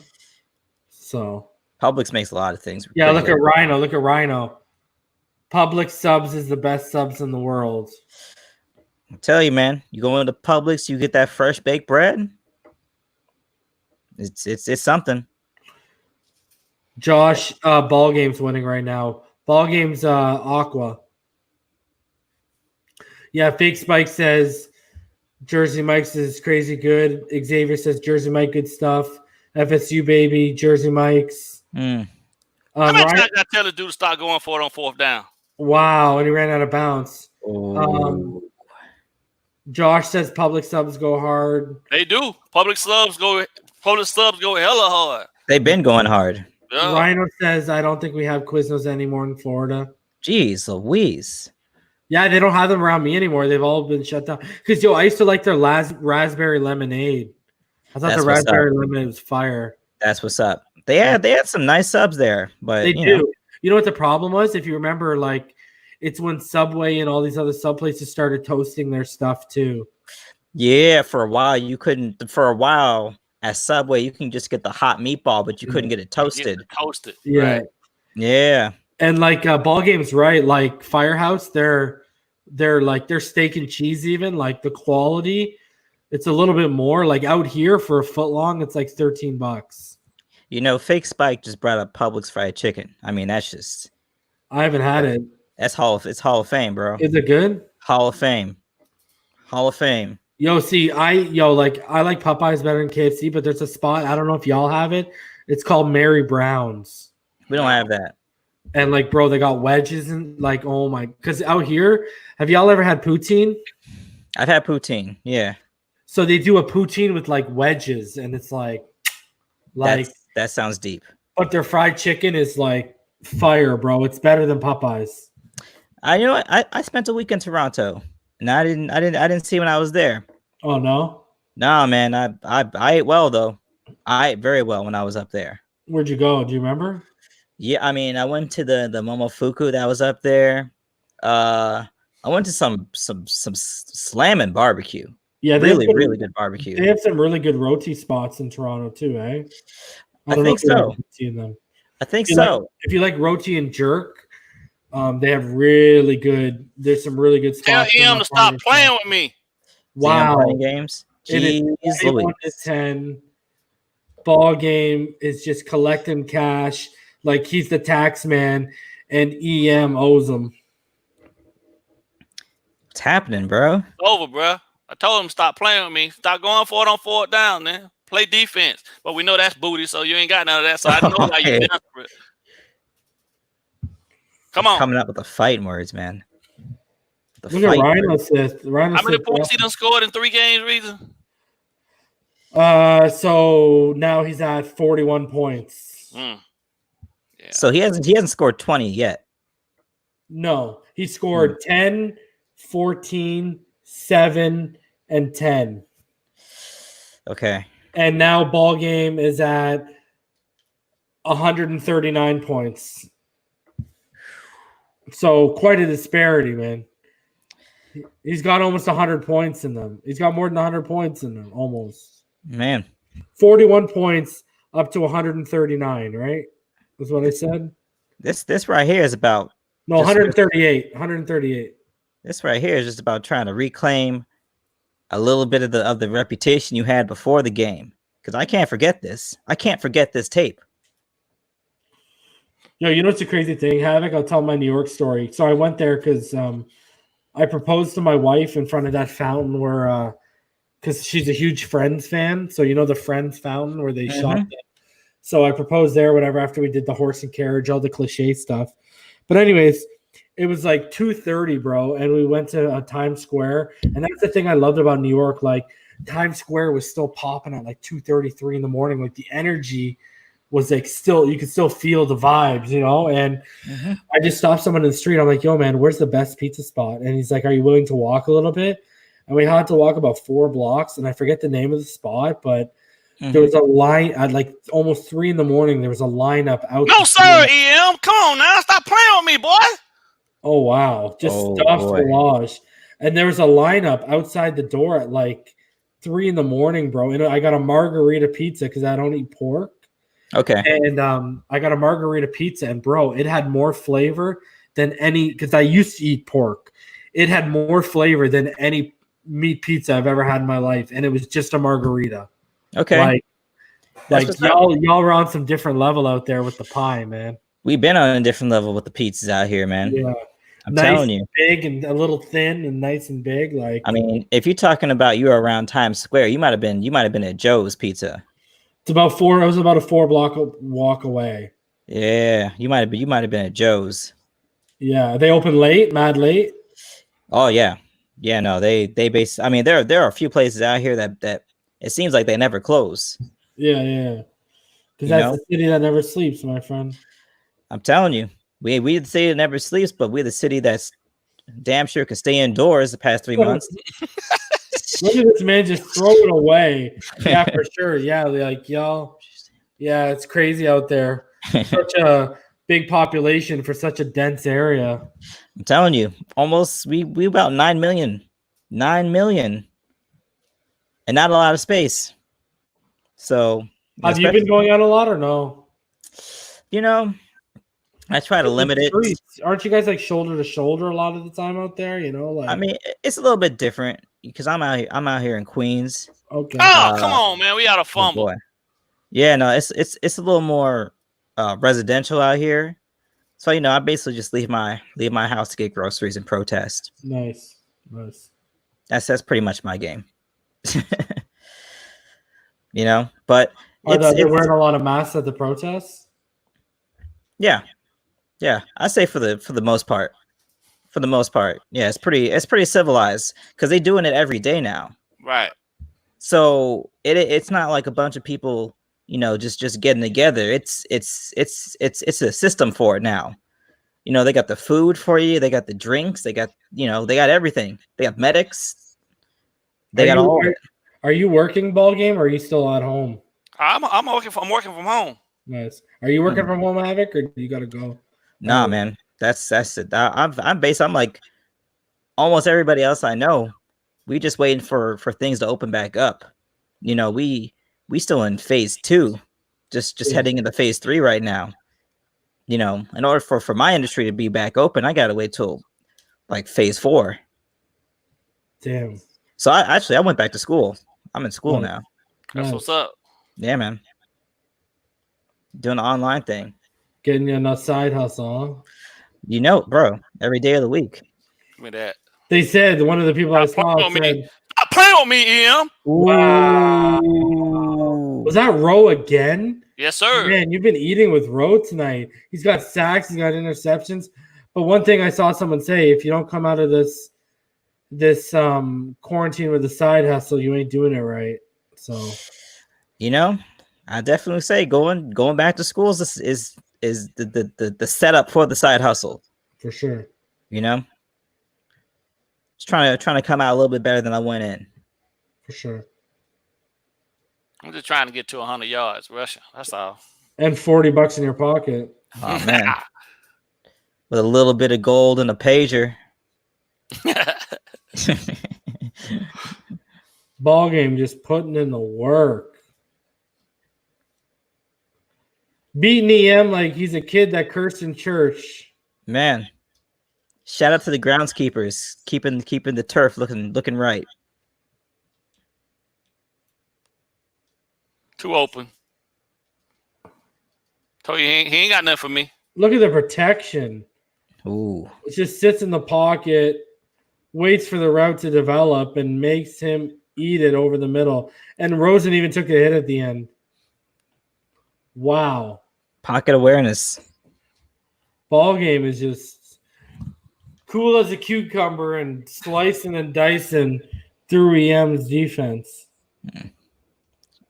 Taking them down by 11. Yeah. Down by 11. Can he increase it?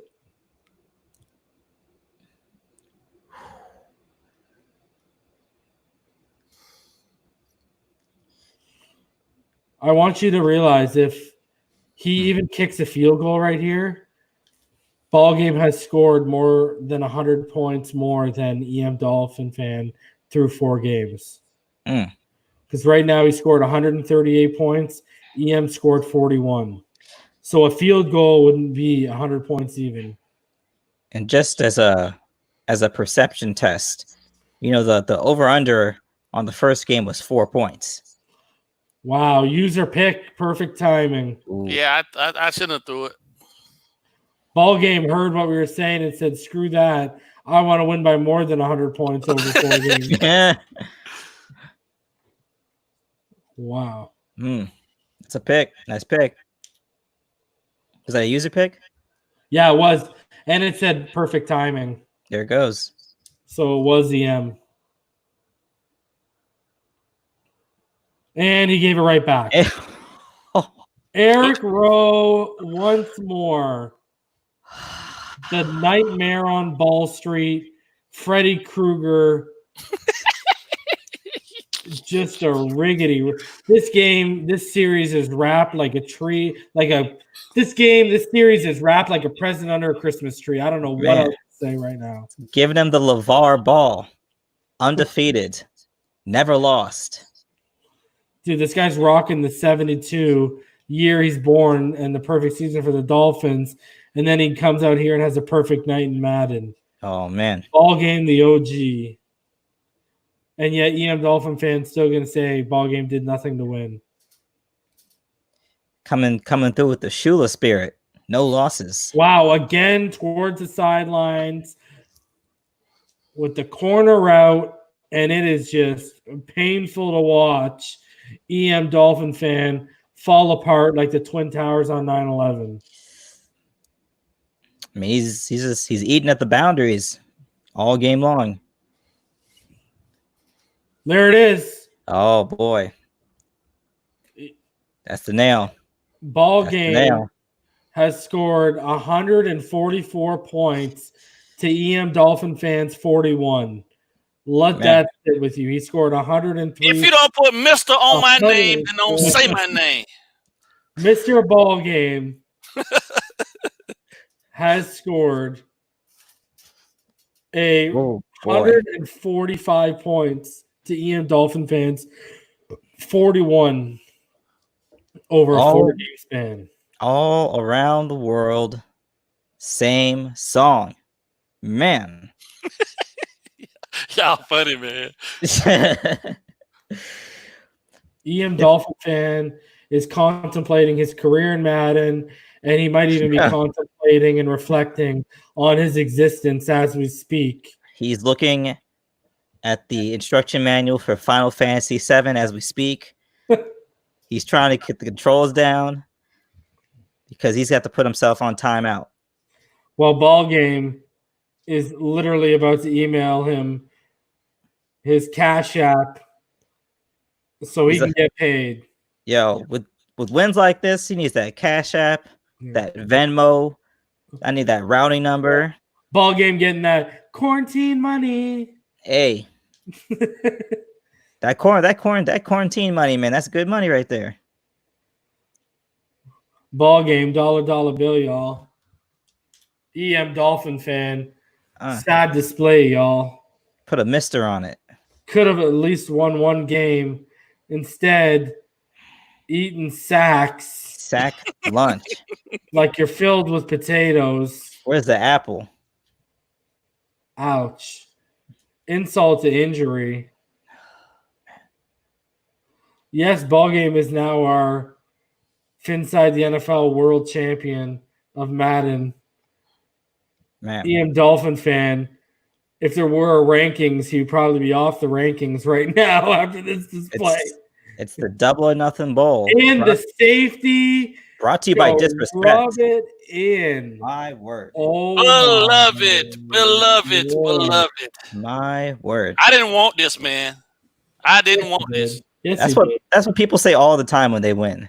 I didn't want to do this to you. I didn't want this. EMdolphinfan is saying, what is going on? Where are you not playing, bro? What do you mean? He's probably retiring. Has someone else been playing this whole time? Wow. This is so painful to watch. EM, you've got to have some charge to your headphones. We want to hear. Speaking of that, I got to charge my laptop. I'll be right back. Yeah, we want to hear from you, EM. It's been painful to watch you eke your way through each game.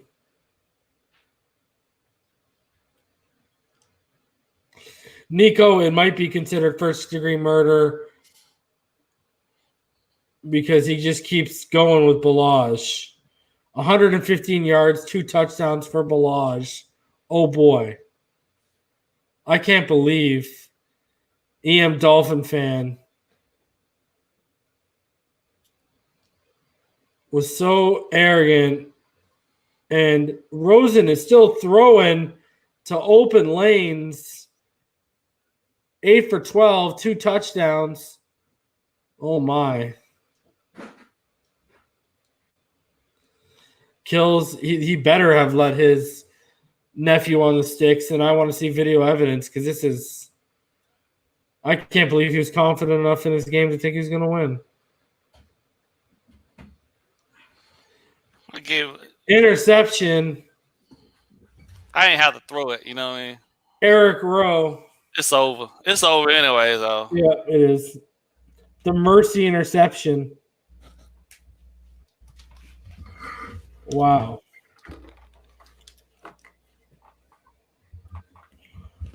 An EMdolphinfan known for throwing an interception against BallGame as soon as he gets an interception. Let's see what he does here. And he threw an interception. Like I just called it.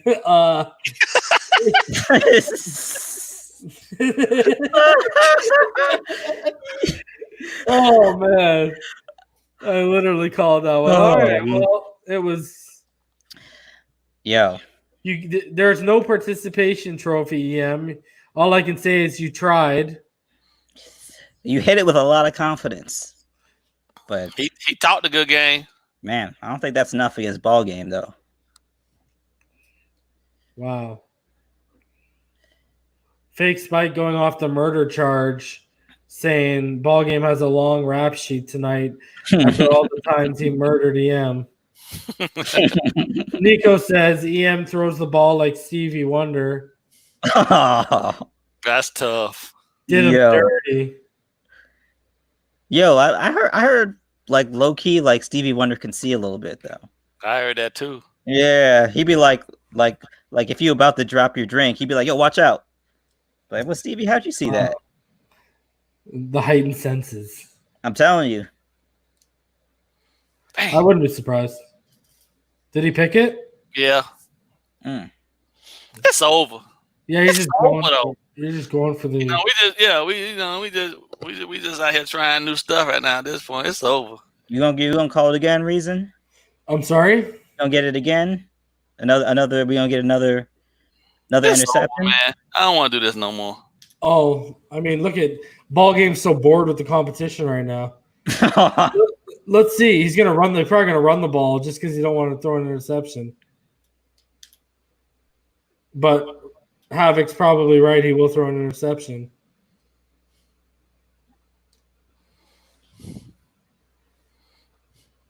Come on, man.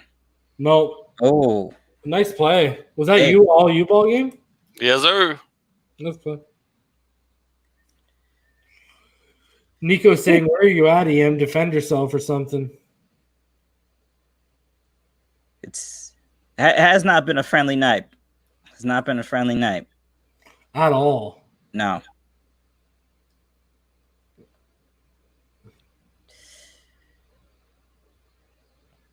Still trying to audible like it's going to make a difference.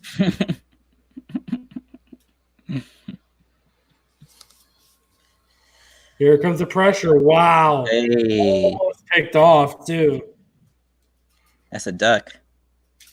8 for 17, 107 yards, 3 interceptions. Best. Wow. My man said best out of 7 over. This ain't no NBA playoff series. And with this BallGame is 6-2 against EMdolphinfan. I'm done with this. I'm done with this experiment. Bro, he's running out of bounds. Like it's like he's gonna score 20 points in 12 seconds. Like it's child's play. Man. Take the knee BallGame, EM, just so you don't throw another pick.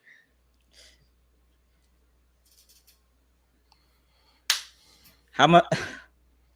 Oh, where's the pick BallGame? I know, right? That was 6. I clicked on, man. You were looking for that. Yeah, you would have went the other way with that one too. EM, where you at? And I mean that is in why aren't you on the stream right now, brother? Inquiring minds want to know.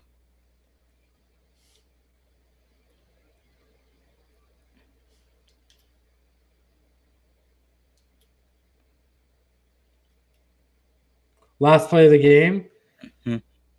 God help us all, it is.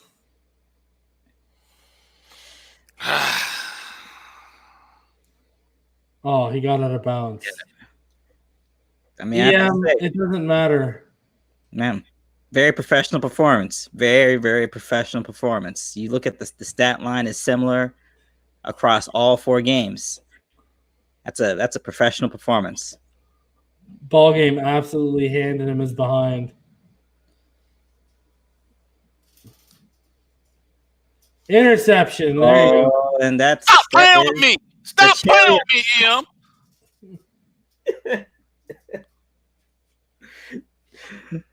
That is the cherry on top. And he had 31 rushing yards. Wow. That's the difference right there. Look at Eric Rose, the player of the game. 2 interceptions and a sack. Yes, sir. Yes, sir. Yes, sir. Wow. That's all she wrote. That's it. That's a clean sweep. That's that's a Roomba. Where are you at right now? You better hop on the stream to close this out right now and not be ducking us in the comments right now. Because that was painful. That was an experience. That was definitely an experience. Especially just coming from the comments, watching it. Yeah. Very, very professional. Who that said that? What I do talking about? I ain't bullying. No, look at this. Fake Spike says stop bullying. Come on, man. I ain't bullying. No, we done, EM. Don't worry, I'll get his ass. This ain't fun. This ain't fun for me no more right now. We're not doing one more. We're at a 4 or 5 hour stream, brother. Yeah, this ain't fun for me no more right now. Nah, it's like when your friends got to pull you out the casino. You know, we got to pull you out. This remind me of that. I got into a fight in Guam, and I was beating the dude. I got the best of this dude, and he kept getting up off the ground, talking about, "Come on, man, come on." And I was like, "Bro, like, can somebody stop this? Like, come on, man. You know what I mean?" So, that's the mercy. Is there anything else you guys want to say before we get out of here? Because 5 hours, guys. You got a long way to go to get to me, EM. I'm sorry, buddy, but I'm gonna send you that cash app here real shortly. Since you got 3 of them, it shouldn't be no issue. I'm gonna take money from all of them. You keep messing with me on this Madden though. I mean, Havoc, bro. I mean, I appreciate the opportunity to get in on the commentary. No, I had a lot of fun, so I appreciate it. No worries, brother. Have a good night, eh? Yeah, likewise, man. Y'all have a good night. All right, brother. All right, boys. So, guys, wow, we saw an absolute. I mean, is there anything nice you can really say about what we just saw? It wasn't the best thing in the world for EMdolphinfan, but it was the best thing in the world for your boy BallGame.